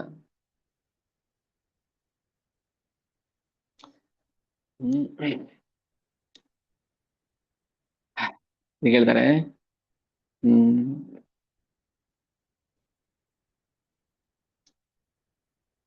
ಉದ್ಯಾನಾನಿ ಪರಿತ್ಯಜ್ಯ ಕ್ಷೇತ್ರಾಣಿ ಚ ಗೃಹಾಣಿ ಚ ಏಕ ದುಃಖ ಸುಖ ರಾಮ ಅನುಗಚ್ಚಾಮ ಧಾರ್ಮಿಕಂ. ನಾವೆಲ್ಲ ಮನೆಯನ್ನು ಬಿಟ್ಟು ನಾವು ಕಾಡಿಗೆ ಹೋಗ್ಬಿಡ ಬನ್ರಿ, ನಾವು 14 ವರ್ಷ ಕಾಡಲ್ಲಿ ಇದ್ಬಿಟ್ಟು ಬರೋಣ ಅಂತ ಜನರು. ಹೀಗೆ ತುಂಬಾ ಕಷ್ಟಪಟ್ಬಿಟ್ಟ ಭಗವಂತ ರಾಮಚಂದ್ರ. ಯಾಕೋಸ್ಕರ? ನಾನೇ ಪಟ್ಟಿದ್ದೀನಿ, ನಿಮ್ದೇನು? ನೀವೇ ಕಷ್ಟಪಡ್ಬಾರ್ದು? ಸುಖ ಬೇಕಾ ನಿಮ್ಗೆ? ಸುಖ ಬೇಕಾದ್ರೆ ಸುಖನ ಬಯಸ್ಬಾರ್ದು ಅಷ್ಟೇ. ಮತ್ತೆ ಏನ್ ಬರ್ತೋ ಸ್ವೀಕಾರ ಮಾಡ್ಬೇಕು. ಯಾರು ಸುಖವನ್ನ ಬಯಸ್ದೆ ದುಃಖವನ್ನ ಸ್ವೀಕಾರ ಮಾಡ್ತಾನೋ ಅವನಿಗಷ್ಟೇ ಸುಖವಾಗಿ ಇರೋಕೆ ಸಾಧ್ಯ ಅಂತ ಹೇಳಿ ಅಂದ್ಬಿಡ್ತಾನೆ. ಅದು ಭಗವಂತನ ಆಜ್ಞೆ. ಓಕೆ, ನಾವು ನೆಕ್ಸ್ಟ್ ಏನಾಗುತ್ತೆ, ಕಾಡಿಗೆ ಹೋಗುವಂತ ಸಂದರ್ಭ. ಕೋಸಲ ದೇಶವನ್ನು ದಾಟ್ಬಿಡ್ತಾರೆ. ಅಲ್ಲಿಂದ ಯಾವ್ದಾದ್ರು ನದಿಗಳೆಲ್ಲ ದಾಟ್ಕೊಂಡು ಸುಮಂತ್ರ ಬರ್ತಾನೆ. ಬಂದ್ ಏನ್ ಮಾಡ್ತಾನೆ, ಅವತ್ತು ರಾತ್ರಿ ಗಂಗಾ ನದಿ ದಡಕ್ ಬಂದ್ರು. ರಾಮಚಂದ್ರ ಯೋಚನೆ ಮಾಡ್ತಾನೆ, ಸುಮಂತ್ರ ನಾಳೆ ಬೆಳಿಗ್ಗೆ ಇವ್ರು ಯಾರು ನಮ್ಮನ್ನ ಫಾಲೋ ಮಾಡಬಾರ್ದು, ಅಯೋಧ್ಯೆ ಜನರು ವಾಪಸ್ ಹೋಗ್ಬೇಕು. ನೀನು ರಥವನ್ನ ಹೆಂಗ್ ಓಡಿಸ್ಬೇಕಂದ್ರೆ, ರಥ ಯಾವ ದಿಕ್ಕಿಗೆ ಹೋಗಿದೆ ಅಂತಾನೆ ಗೊತ್ತಾಗ್ಬಾರ್ದು. ರಾತ್ರಿ ಎಲ್ಲ ಬೆಳಗಿನ ಜಾವದಿಂದ ನಡ್ಕೊಂಡು ಬಂದಿದ್ರು, ಬೆಳಗ್ಗೆಯಿಂದ ಸುಸ್ತಾಗಿ ಅಲ್ಲಲ್ಲೇ ಮಲ್ಕೊಂಡ್ಬಿಟ್ಟಿದ್ರು ಪ್ರಜೆಗಳು. ಸೀದಾ ರಾಮಚಂದ್ರ ಏನ್ ಮಾಡ್ತಾನೆ, ರಾಮ, ಲಕ್ಷ್ಮಣ, ಸೀತಾಮಾತೆ, ಸುಮಂತ್ರ 4 ಜನ ರಥವನ್ನ ತಗೊಂಡು ಜನಗಳಿಗೆ ಗೊತ್ತಾಗದೇ ಇರ್ತಾರ ಅವ್ರಿಗೆ ಏಮಾರಿಸಿ ಹೊರಟು ಬಿಡ್ತಾರೆ. ಬೆಳಿಗ್ಗೆ ಎದ್ದು ವಿಲಾಪ ಮಾಡ್ತಾರೆ, ಅಯ್ಯೋ ರಾಮಚಂದ್ರ ನಮಗೆ ಮೋಸ ಮಾಡ್ಬಿಟ್ಟ, ನಮ್ನ ಬಿಟ್ಟು ಹೋಗ್ಬಿಟ್ನ ರಾಮಚಂದ್ರ ಅಂತ ಗೋಳಾಡ್ಕೊಂಡು ವಾಪಸ್ ಬರ್ತಾರೆ. ಬಂದಾಗ ಚೀಮಾರಿ ಹಾಕ್ಸ್ಕೊಳ್ತಾರೆ ಅವ್ರ ಹೆಂಡತಿಯರ ಹತ್ರ, ನೀವೇನ್ ಗಂಡಸ್ರ ನೀವೆಲ್ಲ ಹೋದವ್ರು, ರಾಮನ ಕರ್ಕೊಂಬನ್ನಿ ಅಂತ ಹೋದ್ರೆ ಬಿಟ್ಟು ಬಂದಿದ್ದೀರಾ ನೀವು ಅಂತೇಳಿ ಗೋಳಾಡ್ತಾರೆ. ರಾಮಚಂದ್ರ ಕಾಡಿಗೆ ಹೋದ ನಮ್ಮನ್ನ ಬಿಟ್ಟು ಅಂತ ತಿಳಿದ ತಕ್ಷಣ ಅಲ್ಲಿರುವಂತ ಹಸುಗಳು ಯಾರು ಹುಲ್ ತಿಂತಿರ್ಲಿಲ್ಲ, ಹಾಲು ಕೊಡ್ತಿರ್ಲಿಲ್ಲ, ಯಾವ ಕರುಗಳು ಹಾಲು ಕುಡಿತಿರ್ಲಿಲ್ಲ, ಯಾವ ಮಕ್ಳಿಗೂ ತಾಯಂದ್ರು ಹಾಲು ಕುಡಿಸ್ತಿರ್ಲಿಲ್ಲ. ಯಾರಾದ್ರೂ ಅವತ್ತಿನ ದಿನ ಹುಟ್ಟಿದ್ರೆ ಅವ್ರನ್ನ ಶಪಿಸ್ತಾ ಇದ್ರು, ಛೀ ಯಾರಿದ್ರ, ರಾಮಚಂದ್ರ ಕಾಡಿಗೆ ಹೋಗಿದ್ದಿನ ಹುಟ್ಟಿದ್ಯಾ ನೀನು ಅಂತ ಶಪಿಸ್ತಾ ಇದ್ರಂತೆ. ಯಾರ ಮೇಲೂ ಒಲೆ ಹಚ್ಚಿಲ್ಲ, ದೀಪ ಹಚ್ಚಿಲ್ಲ, ಬಿಕೋ ಅಂತ ಸ್ಮಶಾನ ಮೌನ ಆಗ್ಬಿಟ್ಟಿತ್ತು. ಸೊ ರಾಮಚಂದ್ರ ಅಲ್ಲಿಂದ ನದಿ ದಾಟ್ಕೊಂಡು, ಶೋಣ, ಗಂಗಾ ನದಿ ದಾಟ್ಕೊಂಡು ಗುಹನ ಆಸ್ಥಾನಕ್ಕೆ ಬರ್ತಾರೆ, ಅಂದ್ರೆ ಗುಹನ ರಾಜ್ಯಕ್ಕೆ. ಗುಹ ದಶರಥನ ಮಿತ್ರ, ಅವನೊಬ್ಬ ಕಾಡು ಜನ, ಅವನು ಬ್ರಾಹ್ಮಣ, ಕ್ಷತ್ರಿಯ, ವೈಶ್ಯ ಏನೂ ಅಲ್ಲ, ಒಬ್ಬ ಕಾಡಿನ ರಾಜ. ಸೊ ಅವನು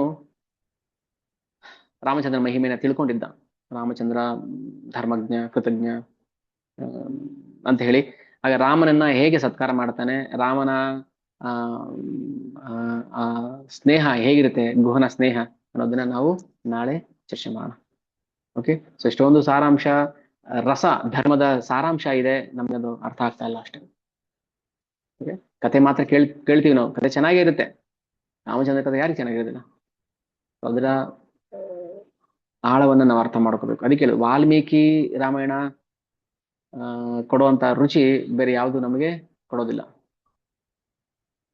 ವಾಲ್ಮೀಕಿ ರಾಮಾಯಣವನ್ನೇ ನಾವು ಓದ್ಬೇಕು. ಎಷ್ಟೋ ಪಾಠಾಂತರ ಆಗಿರುತ್ತೆ, ಎಷ್ಟೋ ವಿಕ್ಷಿಪ್ತ ಬಂದಿರುತ್ತೆ, ಅಂದ್ರೆ ಅಡಿಷನಲ್ ಕೆಲವು ಕಥೆಗಳನ್ನ ಸೇರಿಸಿರ್ತಾರೆ. ಸೊ ಅವೆಲ್ಲ ನಾವು ಬಿಟ್ಬಿಡ್ಬೇಕು. ಮನೋರಂಜನೆ ಸೇರಿಸಿರ್ತಾರೆ, ಇಲ್ಲಿ ಯಾವ್ದು ಮನೋರಂಜನೆ ಇಲ್ಲ. ಪ್ರತಿಯೊಂದು ಮಾತು ಕೂಡ ವಾಲ್ಮೀಕಿ ಏನ್ ಹೇಳಿದ್ರು ಅದನ್ನ ಹೇಳ್ತಾ ಇರೋದು. ಏನ್ ಮಾತಾಡಿದ್ರು ಅಂತ ಹೇಳಿದ್ರು ಅದೆಲ್ಲ ವಾಲ್ಮೀಕಿಗಳ ರಚನೆ. ಓಕೆ, ಸೊ ಇಲ್ಲಿ ನಾವು ನಿಲ್ಸೋಣ. ಮುಂದೆ ಗುಹ ಅಲ್ಲಿಂದ ನಂತರ ಎಲ್ಲೆಲ್ಲಿ ಹೋಗ್ತಾನೆ ಅನ್ನೋದನ್ನ ನಾವು ಚರ್ಚೆ ಮಾಡೋಣ. ಗುಹ ಇದ್ದು ಶೃಂಗವೇರಪುರ. ಶೃಂಗವೇರಪುರ ಮಧ್ಯ ಭಾರತದಲ್ಲಿ ಎಲ್ಲ ಬರುತ್ತೆ. ಶೃಂಗವೇರಪುರ ಅವನೇನ್ ಮಾಡಿದ್ದಂದ್ರೆ, ಶೃಂಗ ಅಂದ್ರೆ ಬೇಟೆಯಾಡಿದ ಜಿಂಕೆ ಕೊಂಬುಗಳು ಇರುತ್ತಲ್ಲ, ಅದನ್ನೇ ಬಾರ್ಡರ್, ಗಡಿ ಪ್ರದೇಶಕ್ಕೆ ನಿಲ್ಸಿದ್ದಂತೆ. ಶೃಂಗವೇರಪುರ ಇದು ನನ್ನ ಬಾರ್ಡರ್ ಅಂತ, ಯಾರು ದಾಟ ಬರಂಗಿಲ್ಲ ನನ್ನ ಬಾರ್ಡರ್ ಒಳಕ್ಕೆ. ಓಕೆ, ಅವನ ಭಕ್ತಿ ಹೇಗಿತ್ತು ನಾವು ನಾಳೆ ಚರ್ಚೆ ಮಾಡೋಣ. ಓಕೆ, ಏನಾದ್ರು ಪ್ರಶ್ನೆಗಳಿದ್ರೆ ಚರ್ಚೆ ಮಾಡ್ಬೋದು, ಅಥವಾ ಏನಾದ್ರು